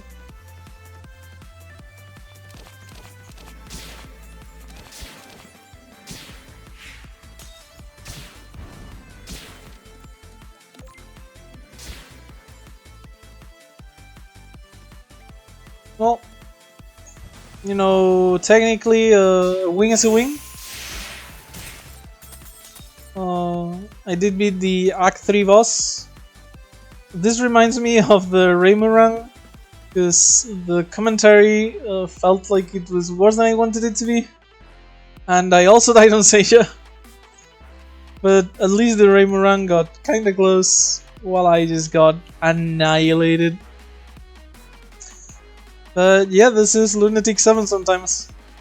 This is still an incident resolved, technically, so I'm still gonna post this. But this was a very disappointing end to the run, I have to say. 5 hours for this. 5 hours for this.